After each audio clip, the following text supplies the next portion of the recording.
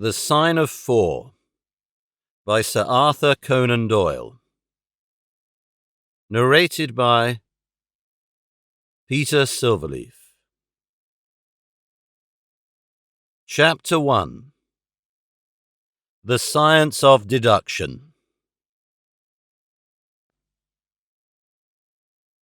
Sherlock Holmes took his bottle from the corner of the mantelpiece and his hypodermic syringe from its neat morocco case.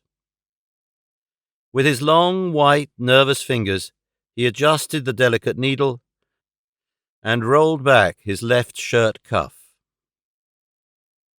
For some little time his eyes rested thoughtfully upon the sinewy forearm and wrist, all dotted and scarred with innumerable puncture marks. Finally, he thrust the sharp point home, pressed down the tiny piston, and sank back into the velvet-lined armchair with a long sigh of satisfaction. 3 times a day for many months I had witnessed this performance, but custom had not reconciled my mind to it. On the contrary, from day to day I had become more irritable at the sight, and my conscience swelled nightly within me at the thought that I had lacked the courage to protest. Again and again I had registered a vow that I should deliver my soul upon the subject, but there was that in the cool, nonchalant air of my companion which made him the last man with whom one would care to take anything approaching to a liberty. His great powers, his masterly manner, and the experience which I had had of his many extraordinary qualities all made me diffident and backward in crossing him. Yet, upon that afternoon, whether it was the bone which I had taken with my lunch, or the additional exasperation produced by the extreme deliberation of his manner, I suddenly felt that I could hold out no longer. "Which is it today?" I asked. "Morphine or cocaine?" He raised his eyes languidly from the old black-letter volume which he had opened. "It is cocaine," he said. "A 7% solution. Would you care to try it?" "No, indeed," I answered brusquely. "My constitution has not got over the Afghan campaign yet. I cannot afford to throw any extra strain upon it." He smiled at my vehemence. "Perhaps you are right, Watson," he said. "I suppose that its influence is physically a bad one. I find it, however, so transcendently stimulating and clarifying to the mind that its secondary action is a matter of small moment." "But consider," I said earnestly. "Count the cost. Your brain may, as you say, be roused and excited, but it is a pathological and morbid process, which involves increased tissue action, and may at last leave a permanent weakness. You know, too, what a black reaction comes upon you. Surely the game is hardly worth the candle. Why should you, for a mere passing pleasure, risk the loss of those great powers with which you have been endowed? Remember that I speak not only as one comrade to another, but as a medical man to one for whose constitution he is to some extent answerable." He did not seem offended.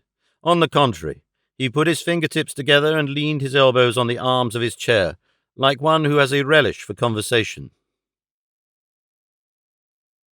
"My mind," he said, "rebels at stagnation. Give me problems, give me work, give me the most abstruse cryptogram or the most intricate analysis, and I am in my own proper atmosphere. I can dispense then with artificial stimulants. But I abhor the dull routine of existence. I crave for mental exaltation. That is why I have chosen my own particular profession, or rather created it, for I am the only one in the world." "The only unofficial detective," I said, raising my eyebrows. "The only unofficial consulting detective," he answered. "I am the last and highest court of appeal in detection. When Gregson or Lestrade or Athelney Jones are out of their depths, which, by the way, is their normal state, the matter is laid before me.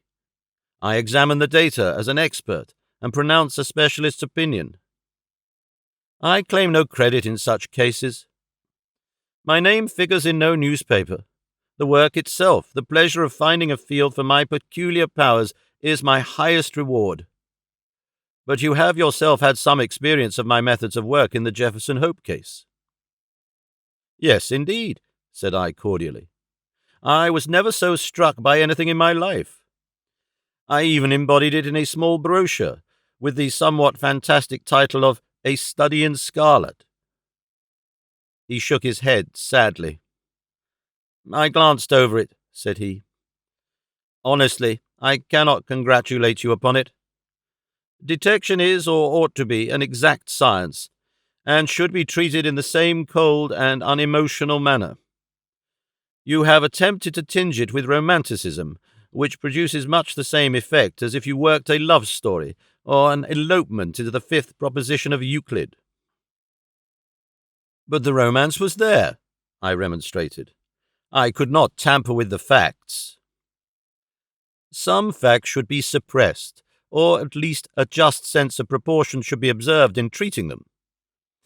The only point in the case which deserved mention was the curious analytical reasoning from effects to causes by which I succeeded in unravelling it. I was annoyed at this criticism of a work which had been specially designed to please him. I confess, too, that I was irritated by the egotism which seemed to demand that every line of my pamphlet should be devoted to his own special doings. More than once during the years that I had lived with him in Baker Street, I had observed that a small vanity underlay my companion's quiet and didactic manner. I made no remark, however, but sat nursing my wounded leg. I had a Giselle bullet through it some time before, and though it did not prevent me from walking, it ached wearily at every change of the weather. My practice has extended recently to the continent, said Holmes after a while, filling up his old briar-root pipe.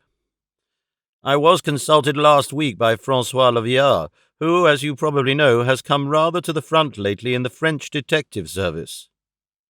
He has all the Celtic power of quick intuition, but he is deficient in the wide range of exact knowledge which is essential to the higher developments of his art. The case was concerned with a will and possessed some features of interest. I was able to refer him to two parallel cases, the one at Riga in 1857 and the other at St. Louis in 1871, which have suggested to him the true solution. Here is the letter which I had this morning acknowledging my assistance. He tossed over, as he spoke, a crumpled sheet of foreign notepaper. I glanced my eyes down it, catching a profusion of notes of admiration, with stray magnifiques, coups de maître, and tours de force, all testifying to the ardent admiration of the Frenchman. He speaks as a pupil to his master, said I. Oh, he rates my assistance too highly, said Sherlock Holmes lightly. He has considerable gifts himself. He possesses 2 out of the 3 qualities necessary for the ideal detective. He has the power of observation and that of deduction. He is only wanting in knowledge, and that may come in time. He is now translating my small works into French. Your works? Oh, didn't you know? He cried, laughing. Yes, I have been guilty of several monographs. They are all upon technical subjects. Here, for example, is one upon the distinction between the ashes of the various tobaccos. In it I enumerate 140 forms of cigar, cigarette, and pipe tobacco, with coloured plates illustrating the difference in the ash. It is a point which is continually turning up in criminal trials, and which is sometimes of supreme importance as a clue. If you can say definitely, for example, that some murder has been done by a man who was smoking an Indian lanka, it obviously narrows your field of search. To the trained eye, there is as much difference between the black ash of trichinopoly and the white fluff of bird's eye as there is between a cabbage and a potato. You have an extraordinary genius for minutiae, I remarked. I appreciate their importance. Here is my monograph upon the tracing of footsteps, with some remarks upon the uses of plaster of Paris as a preserver of impresses. Here, too, is a curious little work upon the influence of a trade upon the form of the hand, with lithotypes of the hands of slaters, sailors, cork cutters, compositors, weavers, and diamond polishers. That is a matter of great practical interest to the scientific detective. especially in cases of unclaimed bodies or in discovering the antecedents of criminals. But I weary you with my hobby." "Not at all," I answered earnestly. "It is of the greatest of interest to me, especially since I have had the opportunity of observing your practical application of it. But you spoke just now of observation and deduction. Surely the one to some extent implies the other."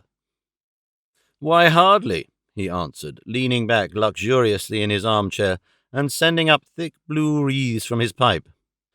"For example, observation shows me that you have been to the Wigmore Street post office this morning, but deduction lets me know that when there you dispatched a telegram." "Right," said I. "Right on both points. But I confess that I don't see how you arrived at it. It was a sudden impulse upon my part, and I have mentioned it to no one." "It is simplicity itself," he remarked, chuckling at my surprise. "So absurdly simple that an explanation is superfluous, and yet it may serve to define the limits of observation and of deduction. Observation tells me that you have a little reddish mould adhering to your instep. Just opposite the Seymour Street office, they have taken up the pavement and thrown up some earth which lies in such a way that it is difficult to avoid treading in it in entering. The earth is of this particular reddish tint, which is found, as far as I know, nowhere else in the neighbourhood. So much is observation, the rest is deduction." "How, then, did you deduce the telegram?"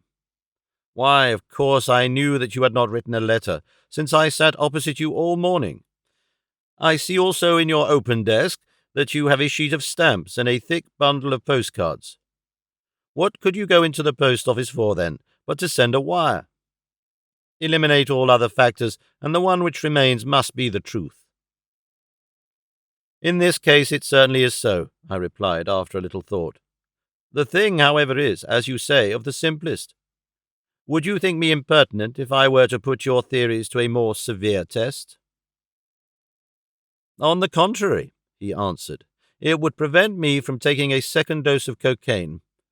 I should be delighted to look into any problem which you might submit to me.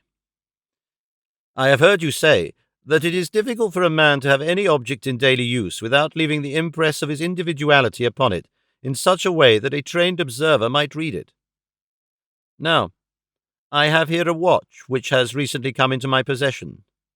Would you have the kindness to let me have an opinion upon the character or habits of the late owner?" I handed him over the watch with some slight feeling of amusement in my heart, for the test was, as I thought, an impossible one, and I intended it as a lesson against the somewhat dogmatic tone which he occasionally assumed. He balanced the watch in his hand, gazed hard at the dial, opened the back, and examined the works, first with his naked eyes, and then with a powerful convex lens.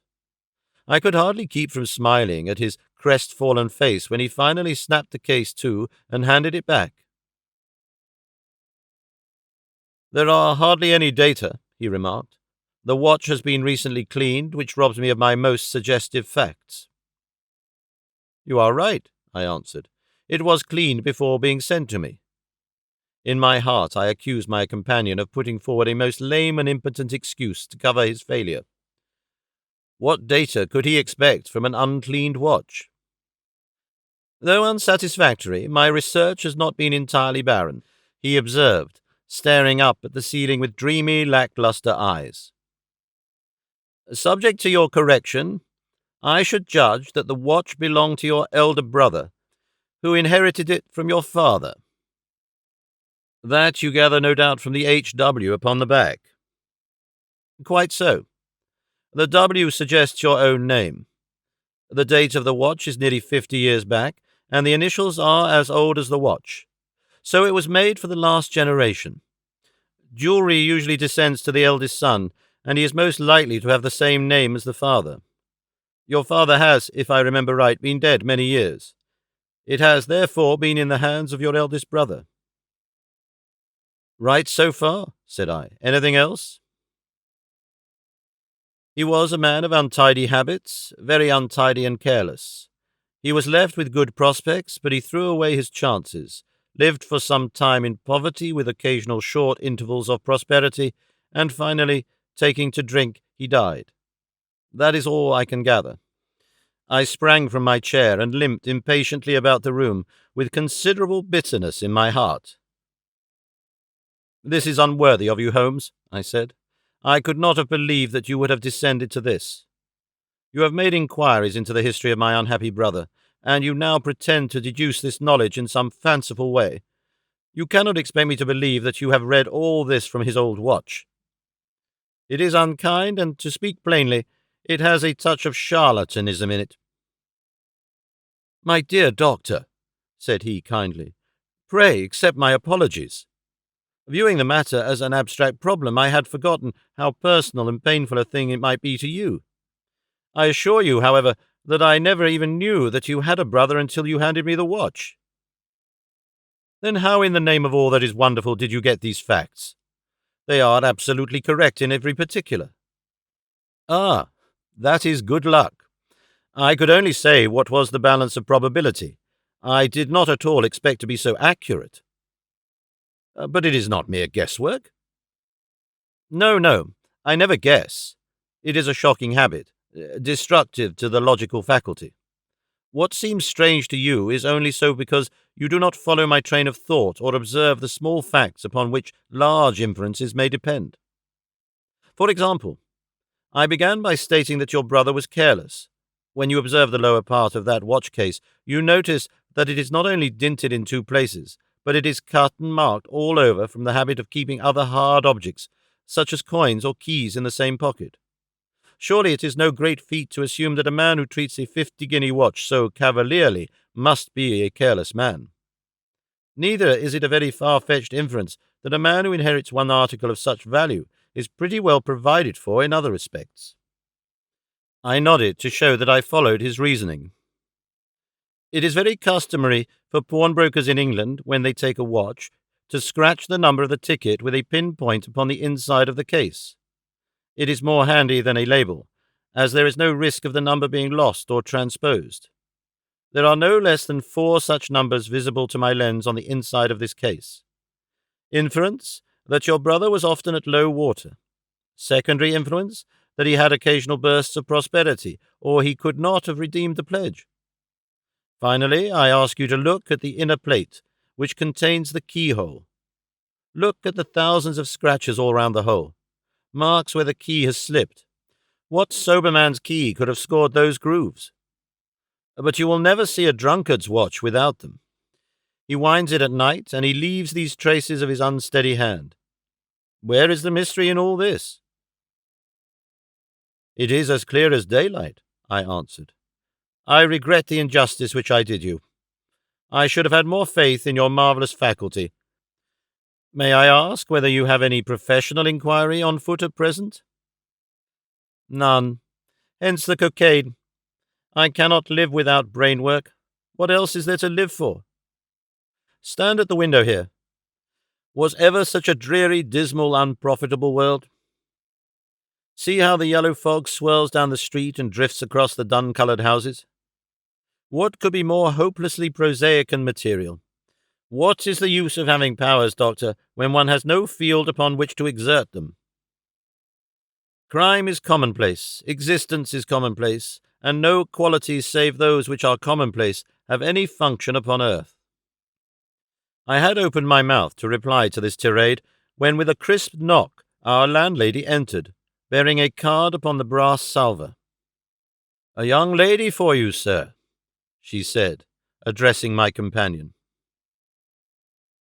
"Miss Mary Morstan," he read. I have no recollection of the name. Ask the young lady to step up, Mrs. Hudson. Don't go, Doctor. I should prefer that you remain."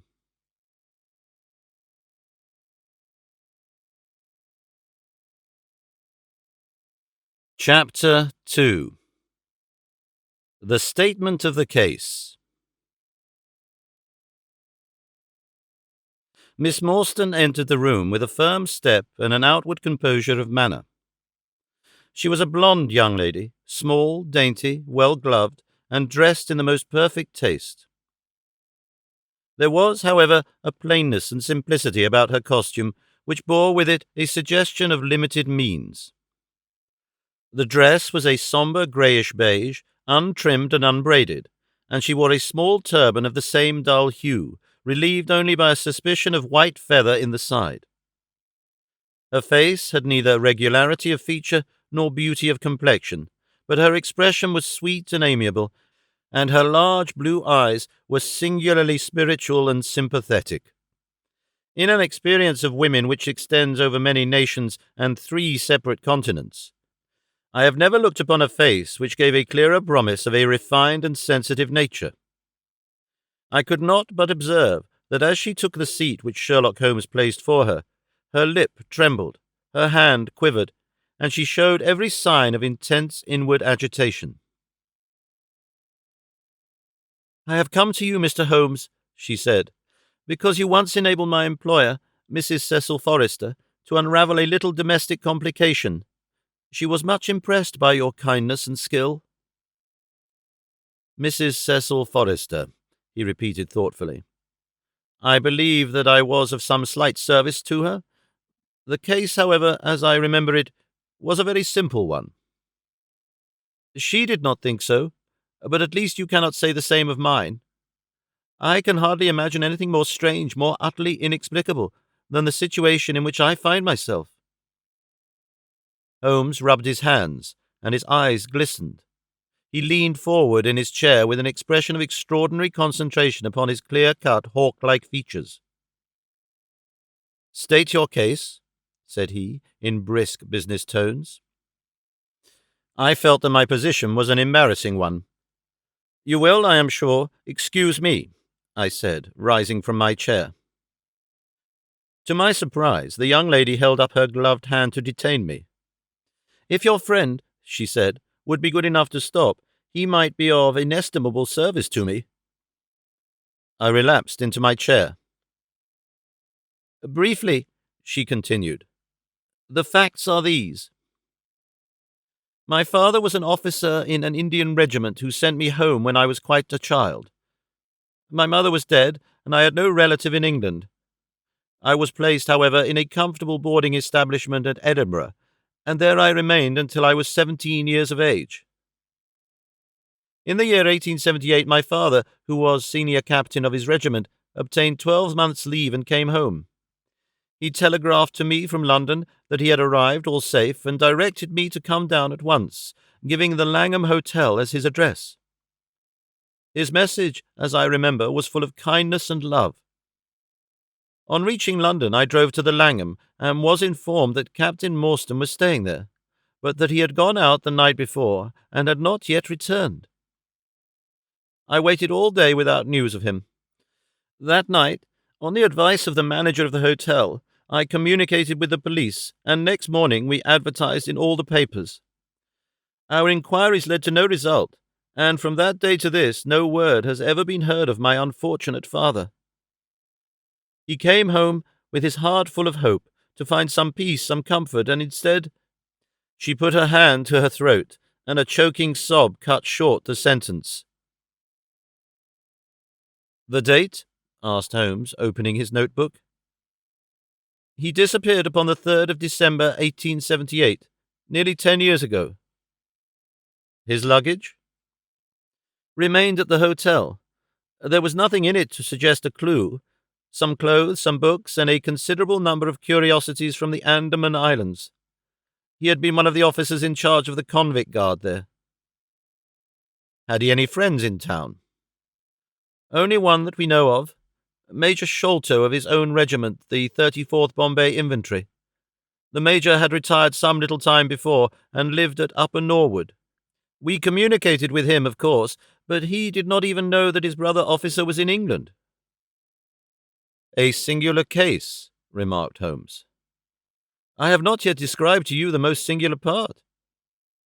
About 6 years ago, to be exact, upon the 4th of May, 1882, an advertisement appeared in the Times asking for the address of Miss Mary Morstan and stating that it would be to her advantage to come forward.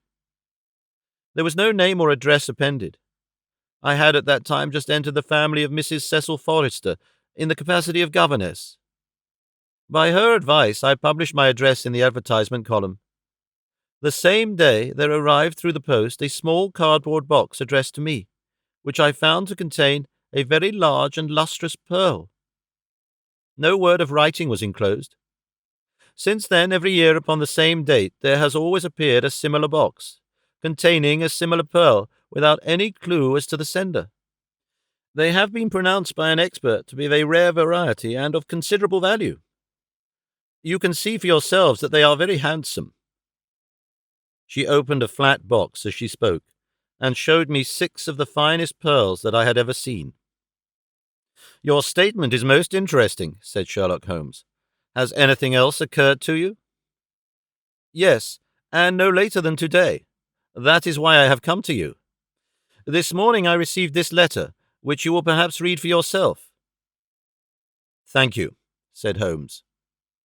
"The envelope too, please. Postmark, London, S.W. Date, July 7. Man's thumb mark on corner, probably postman. Best quality paper. Envelopes at 6 pence a packet. Particular man in his stationery. No address. Be at the 3rd pillar from the left outside the Lyceum Theatre tonight at 7 o'clock. If you are distrustful, bring 2 friends. You are a wronged woman and shall have justice. Do not bring police. If you do, all will be in vain. Your unknown friend." Well, really, this is a very pretty little mystery. What do you intend to do, Miss Morstan? That is exactly what I want to ask you. Then we shall most certainly go.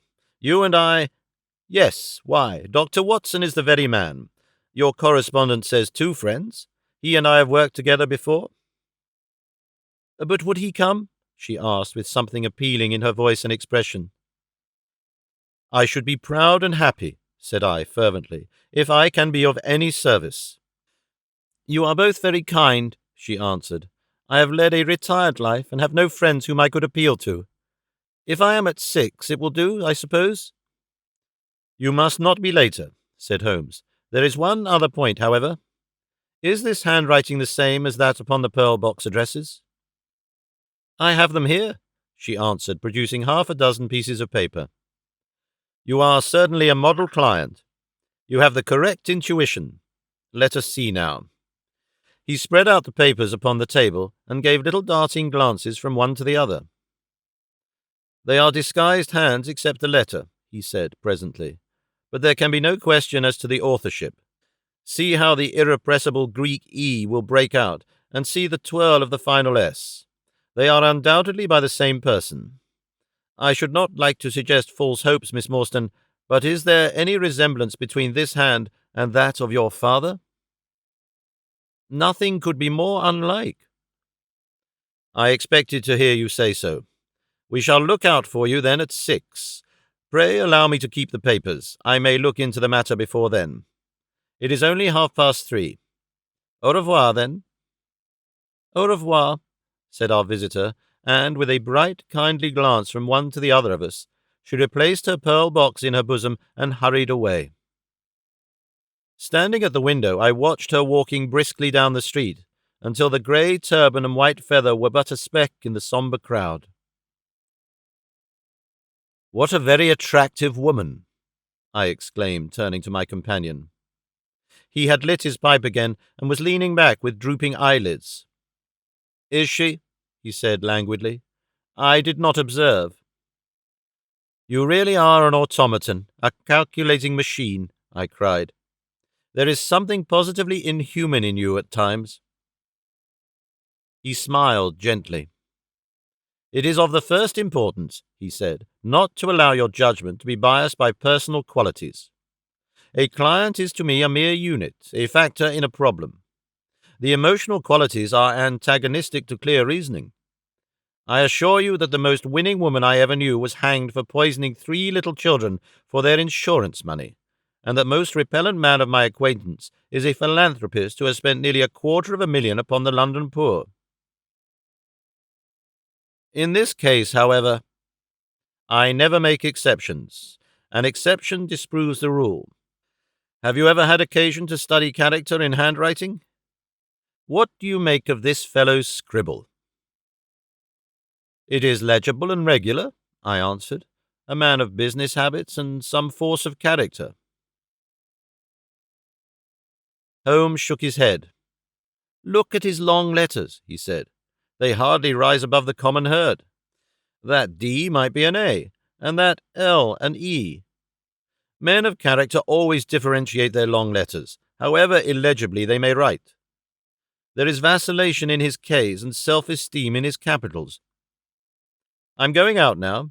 I have some few references to make. Let me recommend this book, one of the most remarkable ever penned. It is Winwood Reade's Martyrdom of Man. I shall be back in an hour. I sat in the window with the volume in my hand, but my thoughts were far from the daring speculations of the writer. My mind ran upon our late visitor. Her smiles, the deep, rich tones of her voice, the strange mystery which overhung her life. If she were 17 at the time of her father's disappearance, she must be 27 now. A sweet age, when youth has lost its self-consciousness and become a little sobered by experience. So I sat and mused until such dangerous thoughts came into my head that I hurried away to my desk and plunged furiously into the latest treatise upon pathology. What was I, an army surgeon with a weak leg and a weaker banking account, that I should dare to think of such things? She was a unit, a factor, nothing more. If my future were black, it was better surely to face it like a man than to attempt to brighten it by mere will-o'-the-wisps of the imagination.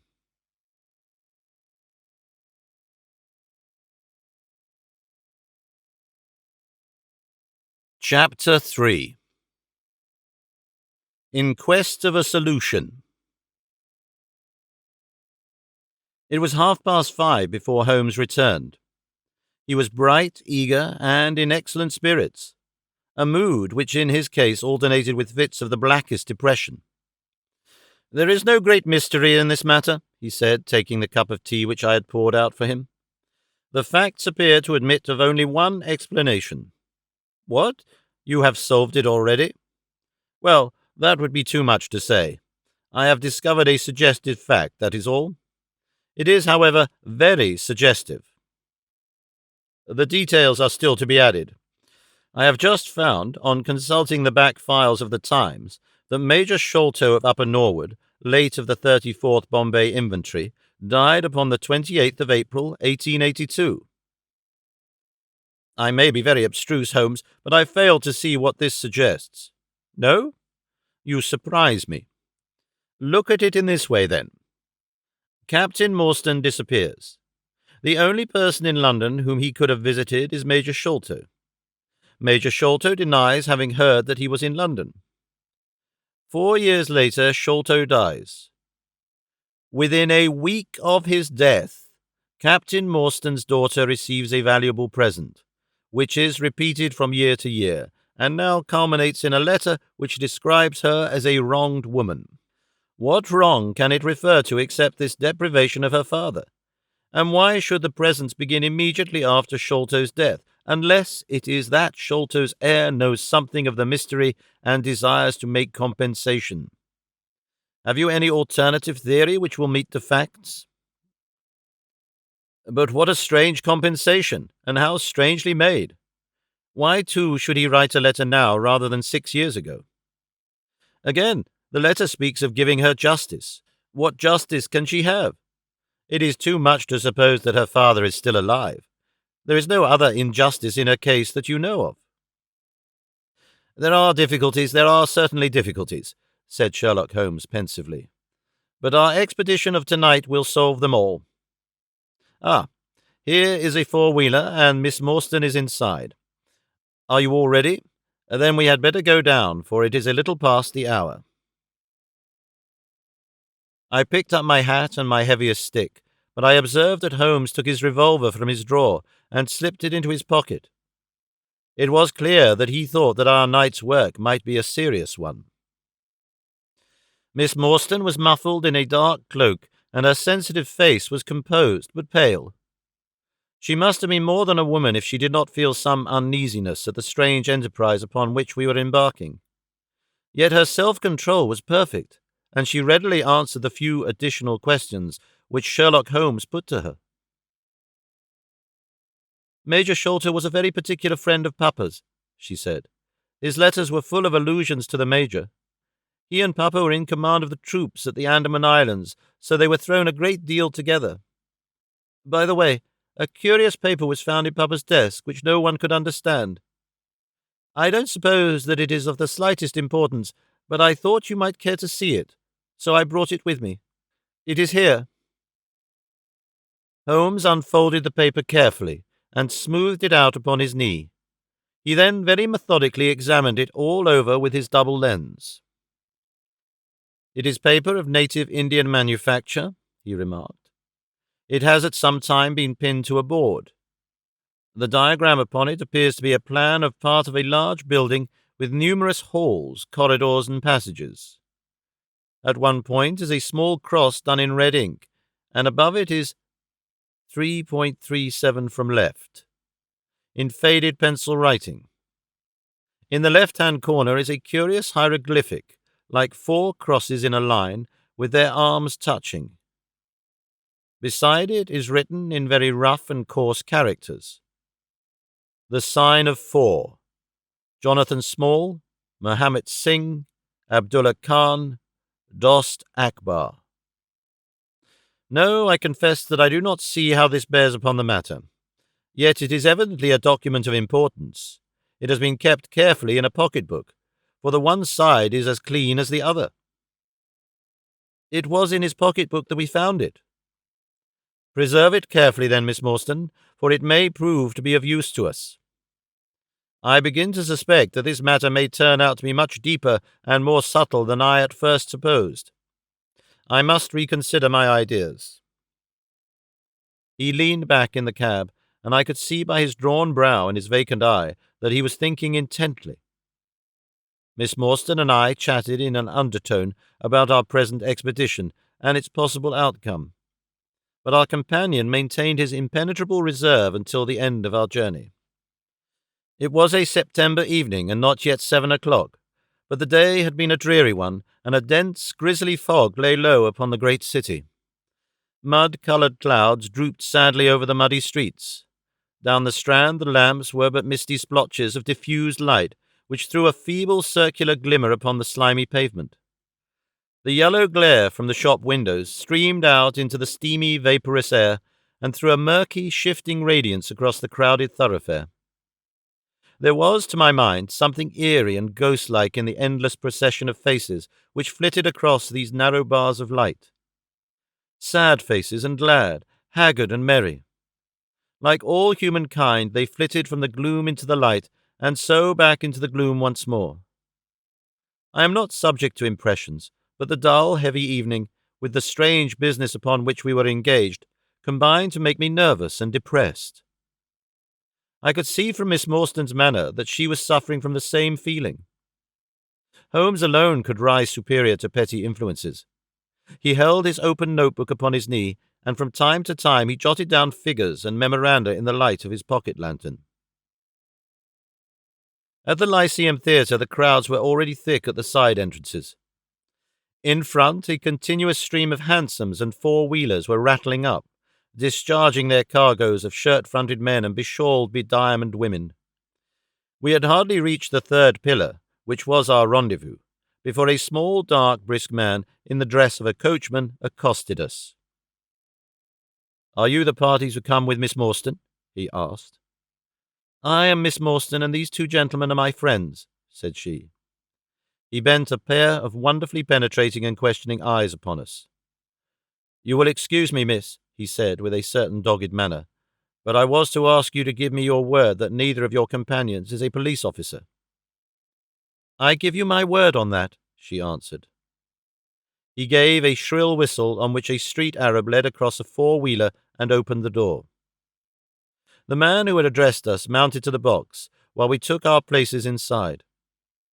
We had hardly done so before the driver whipped up his horse, and we plunged away at a furious pace through the foggy streets. The situation was a curious one. We were driving to an unknown place, on an unknown errand. Yet our invitation was either a complete hoax which was an inconceivable hypothesis, or else we had good reason to think that important issues might hang upon our journey. Miss Morstan's demeanour was as resolute and collected as ever. I endeavoured to cheer and amuse her by my reminiscences of my adventures in Afghanistan. But to tell the truth, I was myself so excited at our situation and so curious as to our destination that my stories were slightly involved. To this day she declares that I told her one moving anecdote as to how a musket looked into my tent at the dead of night, and how I fired a double-barreled tiger cub at it. At first I had some idea as to the direction in which we were driving, but soon, what with our pace, the fog, and my own limited knowledge of London, I lost my bearings, and knew nothing, save that we seemed to be going a very long way. Sherlock Holmes was never at fault, however, and he muttered the names as the cab rattled through squares and in and out by tortuous by-streets. "Rochester Row," said he. "Now Vincent Square. Now we come out on the Vauxhall Bridge Road. We are making for the Surrey side, apparently. Yes, I thought so. Now we are on the bridge. You can catch glimpses of the river." We did indeed get a fleeting view of a stretch of the Thames, with the lamps shining upon the broad, silent water, but our cab dashed on, and was soon involved in a labyrinth of streets upon the other side. "Wandsworth Road," said my companion, "Priory Road, Larkhall Lane, Stockwell Place, Robert Street, Cold Harbour Lane. Our quest does not appear to take us to very fashionable regions." We had indeed reached a questionable and forbidding neighbourhood. Long lines of dull brick houses were only relieved by the coarse glare and tawdry brilliancy of public houses at the corner. Then came rows of two-storied villas, each with a fronting of miniature garden, and then again interminable lines of new staring brick buildings, the monster tentacles which the giant city was throwing out into the country. At last the cab drew up at the third house in a new terrace. None of the other houses were inhabited, and that at which we stopped was as dark as its neighbours, save for a single glimmer in the kitchen window. On our knocking, however, the door was instantly thrown open by a Hindu servant clad in a yellow turban, white loose-fitting clothes, and a yellow sash. There was something strangely incongruous in this oriental figure, framed in the commonplace doorway of a third-rate suburban dwelling-house. "The Sahib awaits you," said he, and even as he spoke there came a high piping voice from some inner room. "Show them in to me, Kitmutka," he cried. "Show them straight in to me."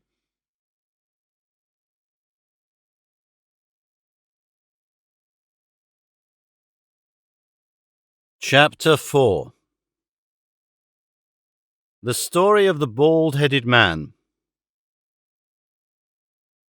We followed the Indian down a sordid and common passage, ill-lit and worse furnished, until he came to a door upon the right, which he threw open. A blaze of yellow light streamed out upon us, and in the centre of the glare there stood a small man with a very high head, a bristle of red hair all round the fringe of it, and a bald, shining scalp, which shot out from among it like a mountain peak from fir trees. He writhed his hands together as he stood, and his features were in a perpetual jerk, now smiling, now scowling, but never for an instant in repose. Nature had given him a pendulous lip and a too visible line of yellow and irregular teeth, which he strove feebly to conceal by constantly passing his hand over the lower part of his face. In spite of his obtrusive baldness, he gave the impression of youth. In point of fact, he had just turned his 30th year. "Your servant, Miss Morstan," he kept repeating in a thin, high voice. "Your servant, gentlemen. Pray step into my little sanctum. A small place, miss, but furnished to my own liking. An oasis of art in the howling desert of South London." We were all astonished by the appearance of the apartment into which he invited us. In that sorry house it looked as out of place as a diamond of the first water in a setting of brass. The richest and glossiest of curtains and tapestries draped the walls, looped back here and there to expose some richly mounted painting or oriental vase. The carpet was of amber and black, so soft and so thick that the foot sank pleasantly into it as into a bed of moss. Two great tiger skins thrown athwart it increased the suggestion of Eastern luxury, as did a huge hookah which stood upon a mat in the corner. A lamp in the fashion of a silver dove was hung from an almost invisible golden wire in the center of the room. As it burned, it filled the air with a subtle and aromatic odor. "Mr. Thaddeus Sholto," said the little man, still jerking and smiling. "That is my name. You are Miss Morstan, of course, and these gentlemen?" "This is Mr. Sherlock Holmes, and this is Dr. Watson." "A doctor, eh?" cried he, much excited. "Have you your stethoscope? Might I ask you, would you have the kindness? I have grave doubts as to my mitral valve, if you would be so very good. The aortic I may rely upon, but I should value your opinion upon the mitral." I listened to his heart as requested, but was unable to find anything amiss, save indeed that he was in an ecstasy of fear, for he shivered from head to foot. "It appears to be normal," I said. "You have no cause for uneasiness." "You will excuse my anxiety, Miss Morstan," he remarked airily. "I am a great sufferer, and have long had suspicions as to that valve. I am delighted to hear that they are unwarranted. Had your father, Miss Morstan, refrained from throwing a strain upon his heart, he might have been alive now." I could have struck the man across the face, so hot was I at this callous and offhand reference to so delicate a matter. Miss Morstan sat down, and her face grew white to the lips. "I knew in my heart that he was dead," said she. "I can give you every information," said he, "and what is more, I can do you justice, and I will, too, whatever Brother Bartholomew may say. I am so glad to have your friends here, not only as an escort to you, but also as witness to what I am about to do and say. The three of us can show a bold front to Brother Bartholomew, but let us have no outsiders, no police or officials. We can settle everything satisfactorily among ourselves without any interference. Nothing would annoy Brother Bartholomew more than any publicity." He sat down upon a low settee and blinked at us inquiringly with his weak, watery blue eyes. "For my part," said Holmes, "whatever you may choose to say will go no further." I nodded to show my agreement. That is well," said he. "May I offer you a glass of Chianti, Miss Morstan? Or of Tokai? I keep no other wines. Shall I open a flask? No. Well, then, I trust that you have no objection to tobacco smoke, to the mild balsamic odour of the Eastern tobacco. I am a little nervous, and I find my hookah an invaluable sedative." He applied a taper to the great bowl, and the smoke bubbled merrily through the rose water. We sat all three in a semicircle, with our heads advanced and our chins upon our hands, while the strange, jerky little fellow, with his high, shining head, puffed uneasily in the centre. "When I first determined to make this communication to you," said he, "I might have given you my address, but I feared that you might disregard my request and bring unpleasant people with you. I took the liberty, therefore, of making an appointment in such a way that my man Williams might be able to see you first. I have complete confidence in his discretion, and he had orders, if he were dissatisfied, to proceed no further in the matter. You will excuse these precautions, but I am a man of somewhat retiring, and I might even say refined tastes, and there is nothing more unaesthetic than a policeman. I have a natural shrinking from all forms of rough materialism. I seldom come in contact with the rough crowd. I live, as you see, with some little atmosphere of elegance around me. I may call myself a patron of the arts. It is my weakness. The landscape is a genuine Corot, and though a connoisseur might perhaps throw a doubt upon that Salvator Rosa, there can be the least question about the Bouguereau. I am partial to the modern French school."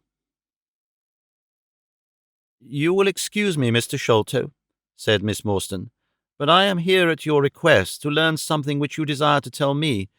It is very late, and I should desire the interview to be as short as possible." "At the best, it must take some time," he answered, "for we shall certainly have to go to Norwood and see Brother Bartholomew. We shall all go and try, if we can, get the better of Brother Bartholomew. He is very angry with me for taking the course which has seemed right to me. I had quite high words with him last night. You cannot imagine what a terrible fellow he is when he is angry." If we are to go to Norwood, it would perhaps be as well to start at once, I ventured to remark. He laughed until his ears were quite red. That would hardly do, he cried. I don't know what he would say if I brought you in at that sudden way. No, I must prepare you by showing you how we all stand to each other. In the first place, I must tell you that there are several points in the story which I am myself ignorant. I can only lay the facts before you as far as I know them myself. My father was, as you may have guessed, Major John Sholto, once of the Indian Army. He retired some 11 years ago and came to live at Pondicherry Lodge in Upper Norwood. He had prospered in India and brought back with him a considerable sum of money, a large collection of valuable curiosities, and a staff of native servants. With these advantages he bought himself a house and lived in great luxury. My twin brother Bartholomew and I were the only children. I very well remember the sensation which was caused by the disappearance of Captain Morstan. We read the details in the papers, and knowing that he had been a friend of our father's, we discussed the case freely in his presence. He used to join in our speculations as to what could have happened. Never for an instant did we suspect that he had the whole secret hidden in his own breast, that of all men he alone knew the fate of Arthur Morstan. We did know, however, that some mystery, some positive danger overhung our father. He was very fearful of going out alone, and he always employed 2 prize-fighters to act as porters at Pondicherry Lodge. Williams, who drove you tonight, was one of them. He was once lightweight champion of England. Our father would never tell us what it was he feared, but he had a most marked aversion to men with wooden legs. On one occasion he actually fired his revolver at a wooden-legged man who proved to be a harmless tradesman canvassing for orders. We had to pay a large sum to hush the matter up. My brother and I used to think this a mere whim of my father's, but events have since led us to change our opinion. Early in 1882 my father received a letter from India which was a great shock to him. He nearly fainted at the breakfast table when he opened it, and from that day he sickened to his death. What was in the letter we could never discover, but I could see as he held it that it was short and written in a scrawling hand. He had suffered for years from an enlarged spleen, but he now became rapidly worse, and towards the end of April we were informed that he was beyond all hope, and that he wished to make a last communication to us. When we entered his room he was propped up with pillows and breathing heavily. He besought us to lock the door and to come upon either side of the bed. Then, grasping our hands, he made a remarkable statement to us, in a voice which was broken as much by emotion as by pain. I shall try and give it to you in his own very words. I have only one thing, he said, which weighs upon my mind at this supreme moment. It is my treatment of poor Morstan's orphan. The cursed greed which has been my besetting sin through life has withheld from her the treasure, half at least of which should have been hers. And yet I have made no use of it myself. So blind and foolish a thing is avarice. The mere feeling of possession has been so dear to me that I could not bear to share it with another. See that chaplet dipped with pearls beside the quinine bottle? Even that I could not bear to part with, although I had got it out with the design of sending it to her. You, my sons, will give her a fair share of the Agra treasure, but send her nothing, not even the chaplet, until I am gone. After all, men have been as bad as this, and have recovered. I will tell you how Morstan died, he continued. He had suffered for years from a weak heart, but he concealed it from everyone. I alone knew it.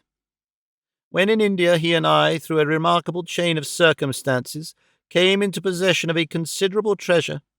I brought it over to England, and on the night of Morstan's arrival he came straight over here to claim his share. He walked over from the station and was admitted by my faithful Lal Chowdar, who is now dead. Morstan and I had a difference of opinion as to the division of the treasure, and we came to heated words. Morstan had sprung out of his chair in a paroxysm of anger, when he suddenly pressed his hand to his side. His face turned a dusky hue, and he fell backwards, cutting his head against the corner of the treasure chest. When I stooped over him, I found, to my horror, that he was dead. For a long time I sat half distracted, wondering what I should do. My first impulse was, of course, to call for assistance, but I could not but recognize that there was every chance that I would be accused of his murder. His death at the moment of a quarrel and the gash in his head would be black against me. Again, an official inquiry could not be made without bringing out some facts about the treasure which I was particularly anxious to keep secret. He had told me that no soul upon earth knew where he had gone. There seemed to be no necessity why any soul should ever know. I was still pondering over the matter when, looking up, I saw my servant, Lal Chowdar, in the doorway. He stole in and bolted the door behind him. "Do not fear, Sahib," he said. "No one need know that you have killed him. Let us hide him away, and who is the wiser?" "I did not kill him," said I. Lal Chowdar shook his head and smiled. "I heard it all, Sahib," said he. "I heard you quarrel, and I heard the blow. But my lips are sealed. All are asleep in the house. Let us put him away together." That was enough to decide me. If my own servant could not believe my innocence, how could I hope to make it good before 12 foolish tradesmen in a jury box? Lal Chowdar and I disposed of the body that night, and within a few days the London papers were full of the mysterious disappearance of Captain Morstan. You will see from what I say that I can hardly be blamed in the matter. My fault lies in the fact that we concealed not only the body, but also the treasure, and that I have clung to Morstan's share as well as to my own. I wish you, therefore, to make restitution. Put your ears down to my mouth. The treasure is hidden in—" At this instant a horrible change came over his expression. His eyes stared wildly, his jaw dropped, and he yelled in a voice which I can never forget, "Keep him out! For Christ's sake, keep him out!" We both stared round at the window behind us upon which his gaze was fixed. A face was looking in at us out of the darkness. We could see the whitening of the nose where it was pressed against the glass. It was a bearded, hairy face with cruel eyes and an expression of concentrated malevolence. My brother and I rushed towards the window, but the man was gone. When we returned to my father, his head had dropped and his pulse had ceased to beat. We searched the garden that night, but found no sign of the intruder, save that just under the window a single footmark was visible in the flower-bed. But for that one trace, we might have thought that our imaginations had conjured up that wild, fierce face.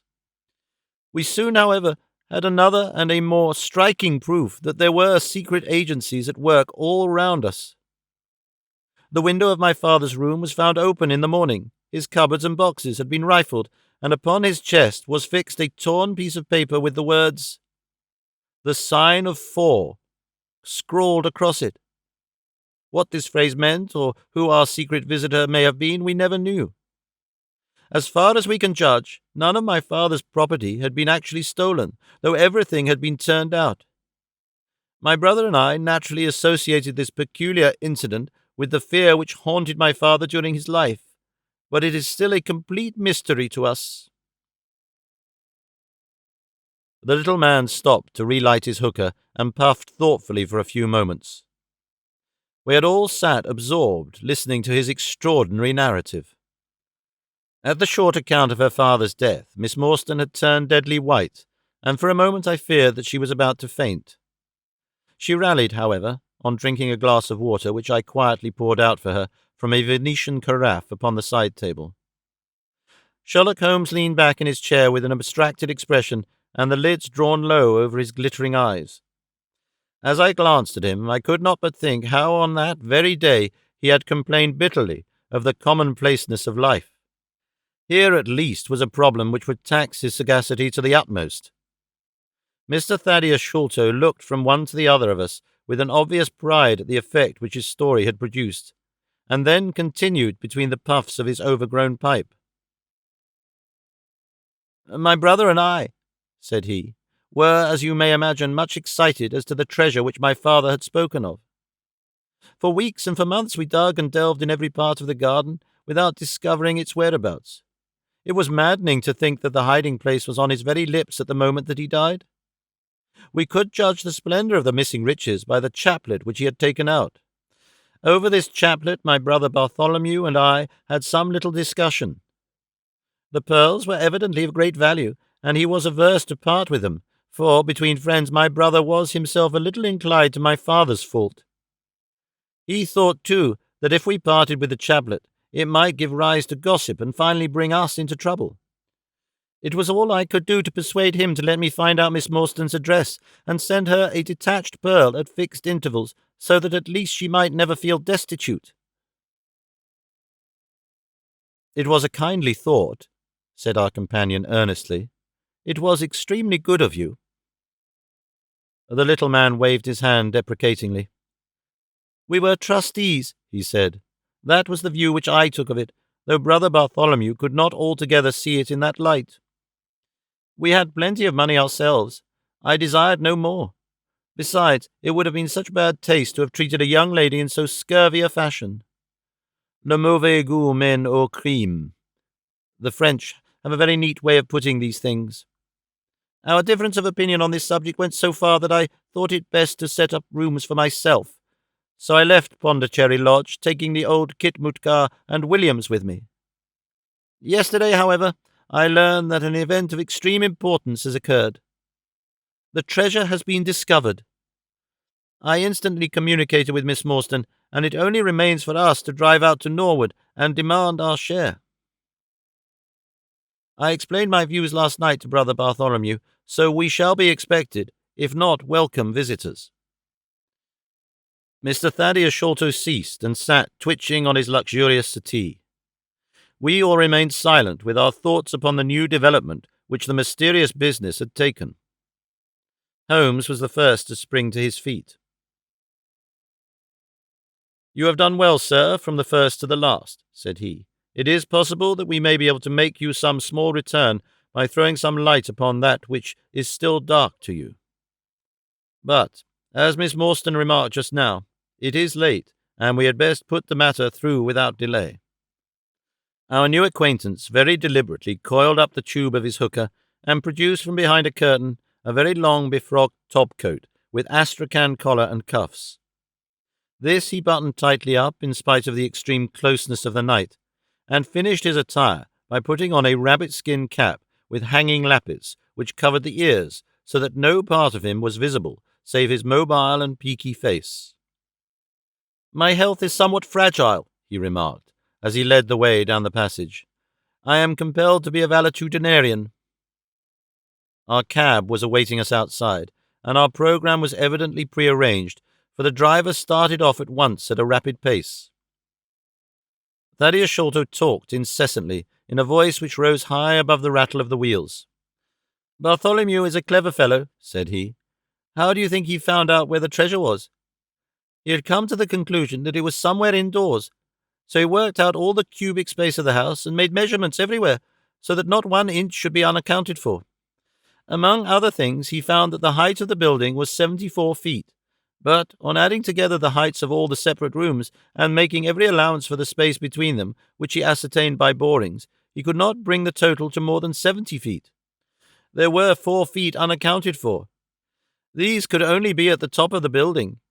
He knocked a hole, therefore, in the lath and plaster ceiling of the highest room, and there, sure enough, he came upon another little garret above it, which had been sealed up and was known to no one. In the centre stood the treasure chest, resting upon 2 rafters. He lowered it through the hole, and there it lies. He computes the value of the jewels at not less than 500,000 sterling. At the mention of this gigantic sum, we all stared at one another open-eyed. Miss Morstan, could we secure her rights, would change from a needy governess to the richest heiress in England. Surely it was the place of a loyal friend to rejoice at such news. Yet I am ashamed to say that selfishness took me by the soul, and that my heart turned as heavy as lead within me. I stammered out some few halting words of congratulation, and then sat downcast, with my head drooped, deaf to the babble of our new acquaintance. He was clearly a confirmed hypochondriac, and I was dreamily conscious that he was pouring forth interminable trains of symptoms and imploring information as to the composition and action of innumerable quack nostrums, some of which he bore about in a leather case in his pocket. I trust that he may not remember any of the answers which I gave him that night.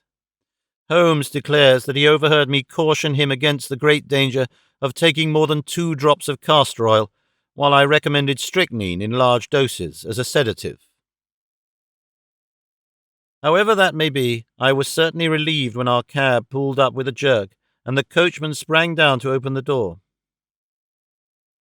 "This, Miss Morstan, is Pondicherry Lodge," said Mr. Thaddeus Sholto as he handed her out.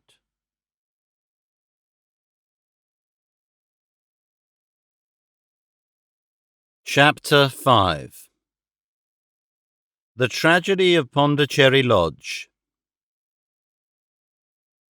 It was nearly 11 o'clock when we reached this final stage of our night's adventures. We had left the damp fog of the great city behind us, and the night was fairly fine. A warm wind blew from the westward, and heavy clouds moved slowly across the sky, with half a moon peeping occasionally through the rifts. It was clear enough to see for some distance, but Thaddeus Sholto took down one of the side lamps from the carriage to give us a better light upon our way. Pondicherry Lodge stood in its own grounds, and was girt round with a very high stone wall, topped with broken glass. A single narrow iron-clamped door formed the only means of entrance. On this our guide knocked with a peculiar postman-like rat-tat. "Who is there?" cried a gruff voice from within. "It is I, McMurdo. You surely know my knock by this time." There was a grumbling sound and a clanking and jarring of keys. The door swung heavily back, and a short, deep-chested man stood in the opening, with the yellow light of the lantern shining upon his protruded face and twinkling distrustful eyes. "Thank you, Mr. Thaddeus, but who are the others? I had no orders about them from the master." "No, McMurdo, you surprise me. I told my brother last night that I should bring some friends." "He ain't been out of his room today, Mr. Thaddeus, and I have no orders. You know very well that I must stick to regulations. I can let you in, but your friends must just stop where they are." This was an unexpected obstacle. Thaddeus Sholto looked about him in a perplexed and helpless manner. "This is too bad of you, McMurdo," he said. "If I guarantee them, that is enough for you. There is the young lady, too. She cannot wait on the public road at this hour." "Very sorry, Mr. Thaddeus," said the porter, inexorably. "Folk may be friends of yours, and yet no friends of the master's. He pays me well to do my duty, and my duty I'll do. I don't know none of your friends." "Oh, yes, you do, McMurdo," cried Sherlock Holmes, genially. "I don't think you can have forgotten me. Don't you remember the amateur who fought 3 rounds with you at Allison's rooms on the night of your benefit 4 years back?" "Not Mr. Sherlock Holmes," roared the prize-fighter. "God's truth, how could I have mistook you?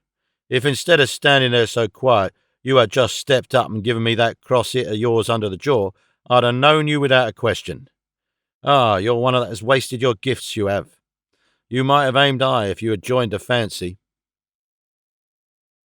"You see, Watson, if all else fails me, I have still one of the scientific professions open to me," said Holmes, laughing.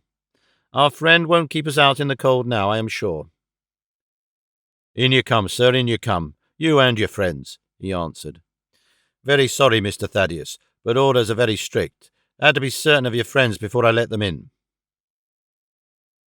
Inside, a gravel path wound through desolate grounds to a huge clump of a house, square and prosaic, all plunged in shadow, save where a moonbeam struck one corner and glimmered in a garret window. The vast size of the building, with its gloom and its deathly silence, struck a chill to the heart. Even Thaddeus Sholto seemed ill at ease, and the lantern quivered and rattled in his hand. "I cannot understand it," he said. "There must be some mistake. I distinctly told Bartholomew that we should be here, and yet there is no light in his window. I do not know what to make of it." "Does he always guard the premises in this way?" asked Holmes. "Yes, he has followed my father's custom. He was the favourite son, you know, and I sometimes think that my father may have told him more than he ever told me. That is Bartholomew's window up there, where the moonshine strikes. It is quite bright, but there is no light from within, I think." "None," said Holmes, but I see the glint of a light in that little window beside the door. Ah, that is the housekeeper's room. That is where old Mrs. Bernstone sits. She can tell us all about it. But perhaps you would not mind waiting here for a minute or two, for if we all go in together, and she has no word of our coming, she may be alarmed. But hush! What is that?" He held up the lantern, and his hand shook until the circles of light flickered and wavered all round us. Miss Morstan seized my wrist, and we all stood with clumping hearts, straining our ears. From the great black house there sounded through the silent night the saddest and most pitiful of sounds, the shrill, broken whimpering of a frightened woman. "It is Mrs. Bernstone," said Sholto. "She is the only woman in the house. Wait here, I shall be back in a moment." He hurried for the door and knocked in his peculiar way. We could see a tall woman admit him and sway with pleasure at the very sight of him. "Oh, Mr. Thaddeus, sir, I'm so glad you have come. I'm so glad you have come, Mr. Thaddeus, sir." We heard her reiterated rejoicings until the door was closed and her voice died away into a muffled monotone. Our guide had left us the lantern. Holmes swung it slowly round and peered keenly at the house, and at the great rubbish heaps which cumbered the grounds. Miss Morstan and I stood together, and her hand was in mine. A wondrous subtle thing is love, for here were we two, who had never seen each other before that day, between whom no word or even look of affection had ever passed, and yet now, in an hour of trouble, our hands instinctively sought for each other. I have marvelled at it since, but at the time it seemed the most natural thing that I should go out to her so, and, as she has often told me, there was in her also the instinct to turn to me for comfort and protection. So we stood hand in hand, like two children, and there was peace in our hearts for all the dark things that surrounded us. "What a strange place," she said, looking round. "It looks as though all the moles in England have been let loose in it. I have seen something of the sort on the side of a hill near Ballarat, where the prospectors had been at work." "And from the same cause," said Holmes. "These are the traces of the treasure-seekers. You must remember that they were 6 years looking for it. No wonder that the grounds look like a gravel pit." At that moment the door of the house burst open, and Thaddeus Sholto came running out with his hands thrown forward and terror in his eyes. "There is something amiss with Bartholomew," he cried. "I am frightened. My nerves cannot stand it." He was indeed half blubbering with fear, and his twitching, feeble face, peeping out from the great astrakhan collar, had the helpless, appealing expression of a terrified child. "Come into the house," said Holmes in his crisp, firm way. "Yes, do," pleaded Thaddeus Sholto. "I really do not feel equal to giving directions." We all followed him into the housekeeper's room, which stood upon the left-hand side of the passage. The old woman was pacing up and down with a scared look and restless picking fingers, but the sight of Miss Morstan appeared to have a soothing effect upon her. "God bless your sweet, calm face," she cried, with an hysterical sob. "It does me good to see you. Oh, but I have been sorely tried this day." Our companion patted her thin, work-worn hand, and murmured some few words of kindly womanly comfort, which brought the colour back into the other's bloodless cheeks. "Master has locked himself in and will not answer me," she explained. "All day I have waited to hear from him, for he often likes to be alone, but an hour ago I feared that something was amiss, so I went up and peeped through the keyhole. You must go up, Mr. Thaddeus. You must go up and look for yourself. I have seen Mr. Bartholomew Sholto in joy and in sorrow for 10 long years, but I never saw him with such a face on him as that." Sherlock Holmes took the lamp and led the way, for Thaddeus Sholto's teeth were chattering in his head. So shaken was he that I had to pass my hand under his arm as we went up the stairs, for his knees were trembling under him. Twice, as we ascended, Holmes whipped his lens out of his pocket and carefully examined marks which appeared to me to be mere shapeless smudges of dust upon the cocoa-nut matting which served as a stair carpet. He walked slowly from step to step, holding the lamp, and shooting keen glasses to right and left. Miss Morstan had remained behind with the frightened housekeeper. The third flight of stairs ended in a straight passage of some length, with a great picture in Indian tapestry upon the right of it, and 3 doors upon the left. Holmes advanced along it in the same slow and methodical way, while we kept close at his heels, with our long black shadows streaming backwards down the corridor. The third door was that which we were seeking. Holmes knocked without receiving any answer, and then tried to turn the handle and force it open. It was locked on the inside, however, and by a broad and powerful bolt, as we could see when we set our lamp up against it. The key being turned, however, the hole was not entirely closed. Sherlock Holmes bent down to it, and instantly rose again with a sharp intaking of the breath. "There is something devilish in this, Watson," said he, more moved than I had ever before seen him. "What do you make of it?" I stooped to the hole and recoiled in horror.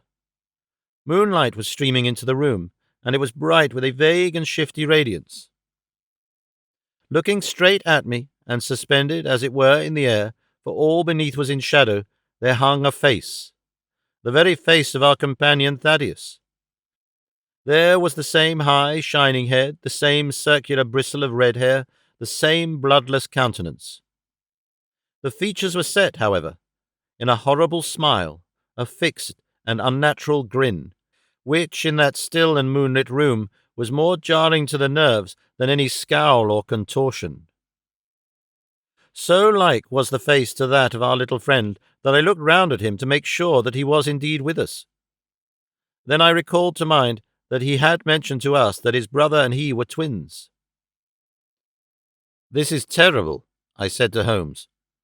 "What is to be done?"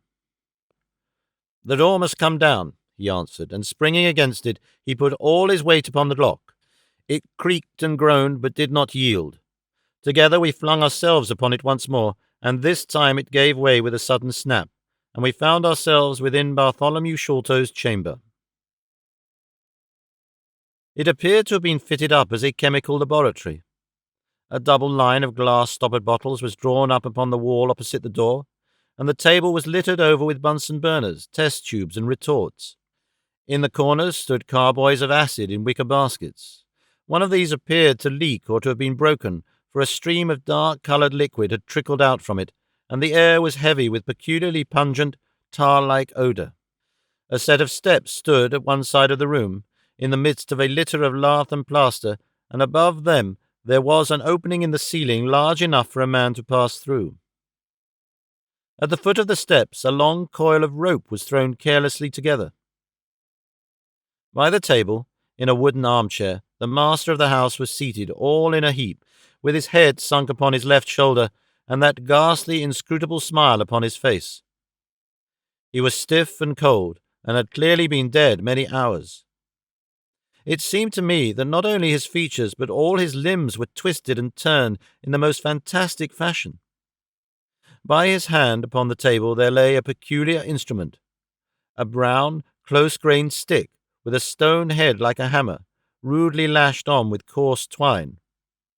Beside it was a torn sheet of notepaper with some words scrawled upon it. Holmes glanced at it, and then handed it to me. "You see," he said, with a significant raising of the eyebrows. In the lantern of the light I read, with a thrill of horror, "The sign of 4." "In God's name, what does it all mean?" I asked. "It means murder," said he, stooping over the dead man. "Ah, I expected it. Look here." He pointed to what looked like a long, dark thorn stuck in the skin just above the ear. "It looks like a thorn," said I. "It is a thorn. You may pick it out, but be careful, for it is poisoned." I took it up between my finger and thumb. It came away from the skin so readily that hardly any mark was left behind. One tiny speck of blood showed where the puncture had been. "This is all an insoluble mystery to me," said I. "It grows darker instead of clearer." "On the contrary," he answered, "it clears every instant. I only require a few missing links to have an entirely connected case." We had almost forgotten our companion's presence since we entered the room. He was still standing in the doorway, the very picture of terror, wringing his hands and moaning to himself. Suddenly, however, he broke out into a sharp, querulous cry. "The treasure is gone," he said. "They have robbed him of the treasure. There is the hole through which he lowered it. I helped him to do it. I was the last person who saw him. I left him here last night, and I heard him lock the door as I came downstairs." What time was that? It was 10 o'clock, and now he is dead, and the police will be called in, and I shall be suspected of having had a hand in it. Oh, yes, I am sure I shall. But you don't think so, gentlemen? Surely you don't think that it was I? Is it likely that I would have brought you here if it were I? Oh dear, I know that I shall go mad." He jerked his arms and stamped his feet in a kind of convulsive frenzy. "You have no reason for fear, Mr. Sholto," said Holmes kindly, putting his hand upon his shoulder. "Take my advice and drive down to the station to report this matter to the police. Offer to assist them in every way. We shall wait here until your return." The little man obeyed in a half-stupefied fashion, and we heard him stumbling down the stairs in the dark.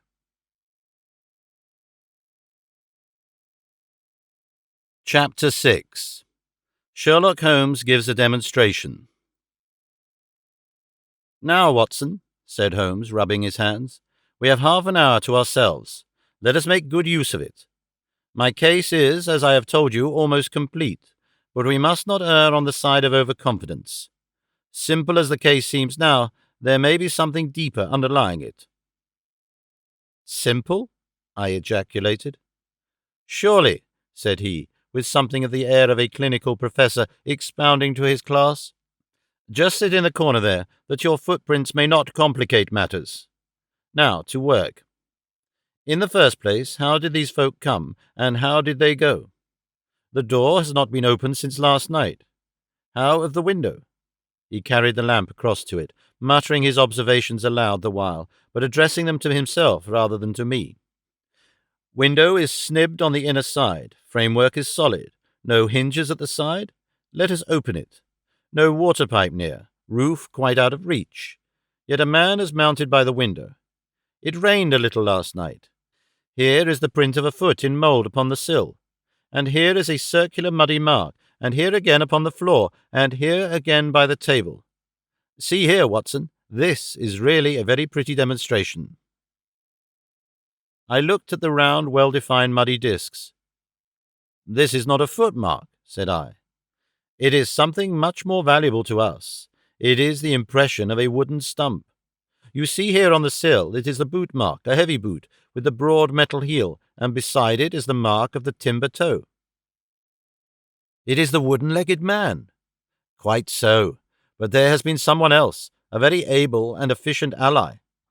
Could you scale that wall, Doctor?" I looked out of the open window. The moon still shone brightly on that angle of the house.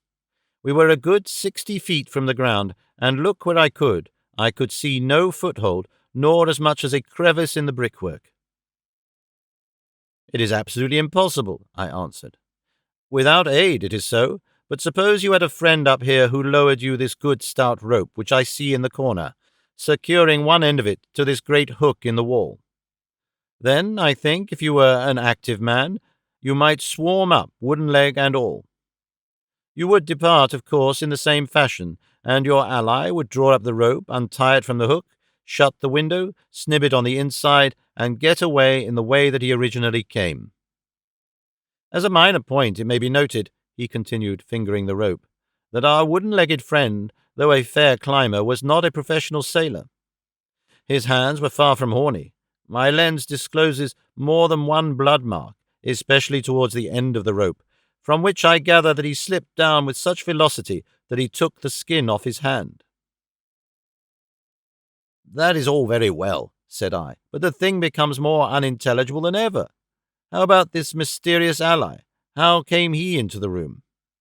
"Yes, the ally," repeated Holmes pensively. "There are features of interest about this ally. He lifts the case from the regions of the commonplace. I fancy that this ally breaks fresh ground in the annals of crime in this country, though parallel cases suggest themselves from India, and, if my memory serves me, from Senegambia." "How came he, then?" I reiterated. "The door is locked, the window is inaccessible. Was it through the chimney?" "The grate is much too small," he answered. "I had already considered that possibility." "How then?" I persisted. "You will not apply my precept," he said, shaking his head. "How often have I said to you that when you have eliminated the impossible, whatever remains, however improbable, must be the truth. We know that he did not come through the door, the window, or the chimney. We also know that he could not have been concealed in the room, as there is no concealment possible. Whence, then, did he come? He came through the hole in the roof, I cried. Of course he did. He must have done so. If you will have the kindness to hold the lamp for me, we shall now extend our researches to the room above, the secret room in which the treasure was found. He mounted the steps, and, seizing a rafter with either hand, he swung himself up into the garret. Then, lying on his face, he reached down for the lamp and held it while I followed him. The chamber in which we found ourselves was about 10 feet one way and 6 the other.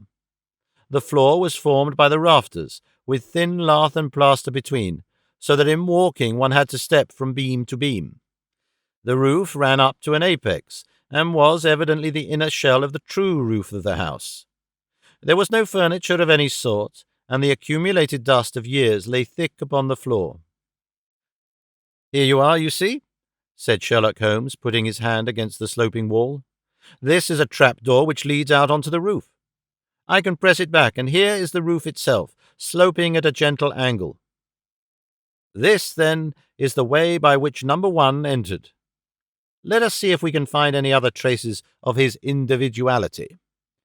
He held down the lamp to the floor, and as he did so, I saw for the second time that night a startled, surprised look come over his face. For myself, as I followed his gaze, my skin was cold under my clothes. The floor was covered thickly with the prints of a naked foot.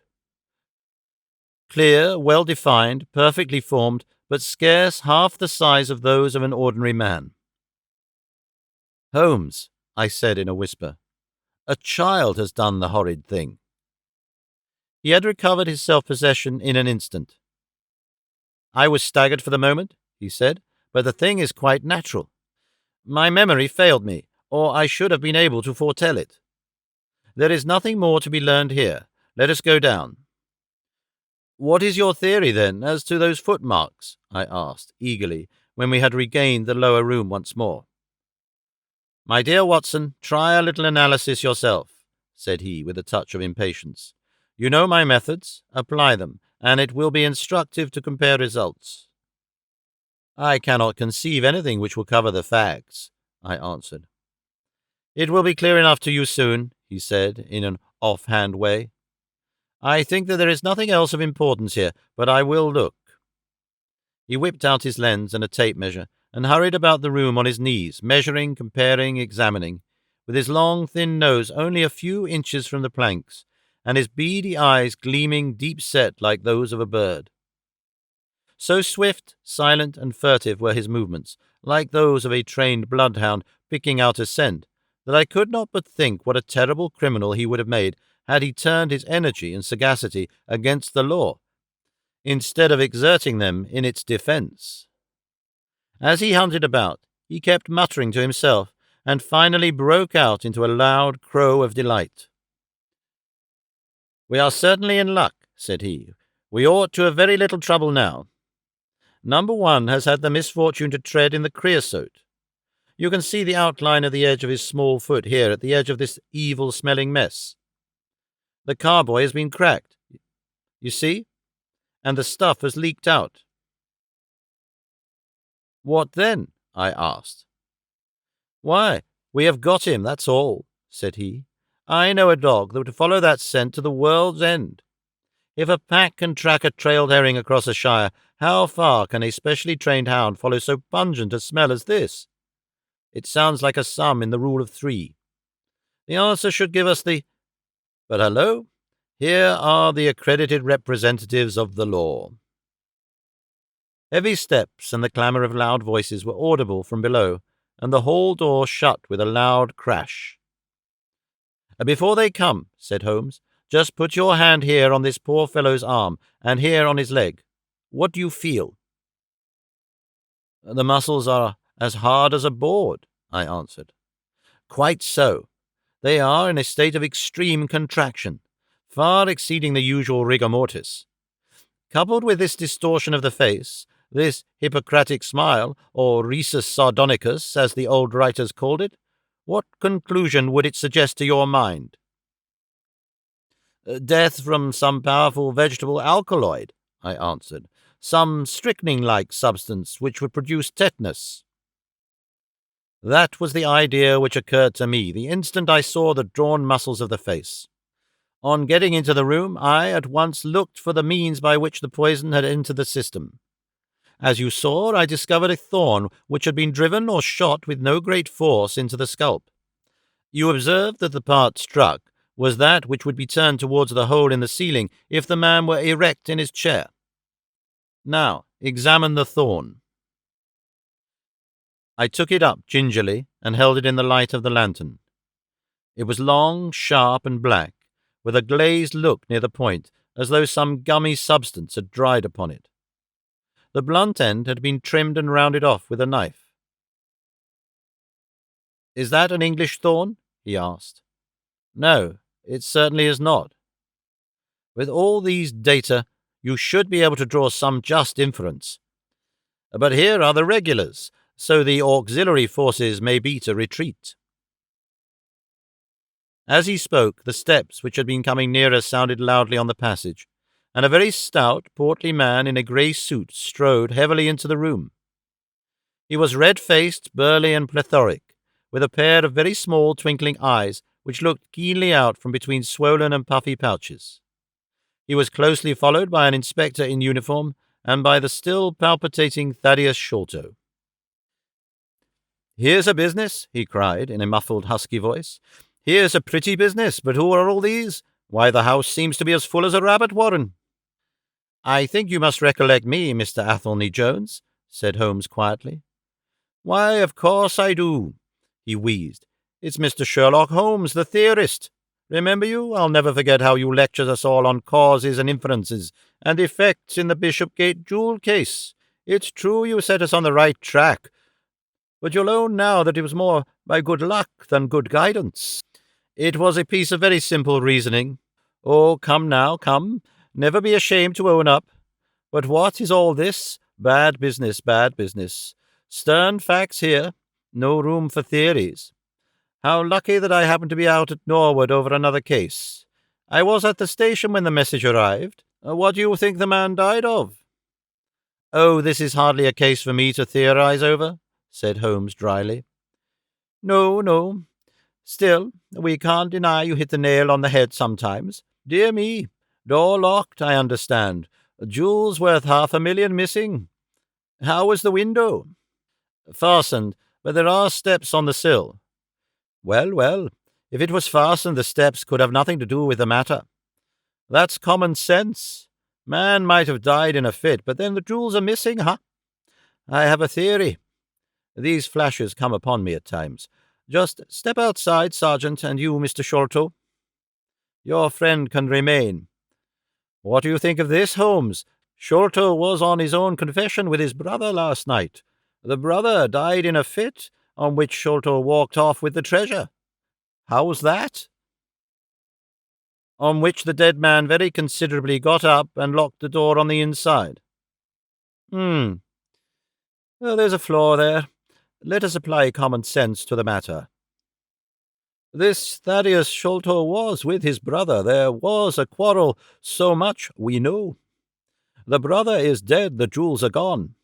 So much also we know.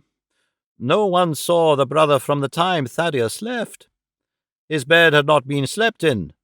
Thaddeus is evidently in a most disturbed state of mind. His appearance is, well, not attractive. You see that I am weaving my web around Thaddeus. The net begins to close upon him."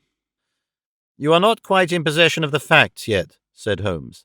"This splinter of wood, which I have every reason to believe to be poisoned, was in the man's scalp where you still see the mark. This card, inscribed as you see it, was on the table, and beside it lay this rather curious stone-headed instrument. How does that all fit into your theory?" "Confirms it in every respect," said the fat detective pompously. "House is full of Indian curiosities.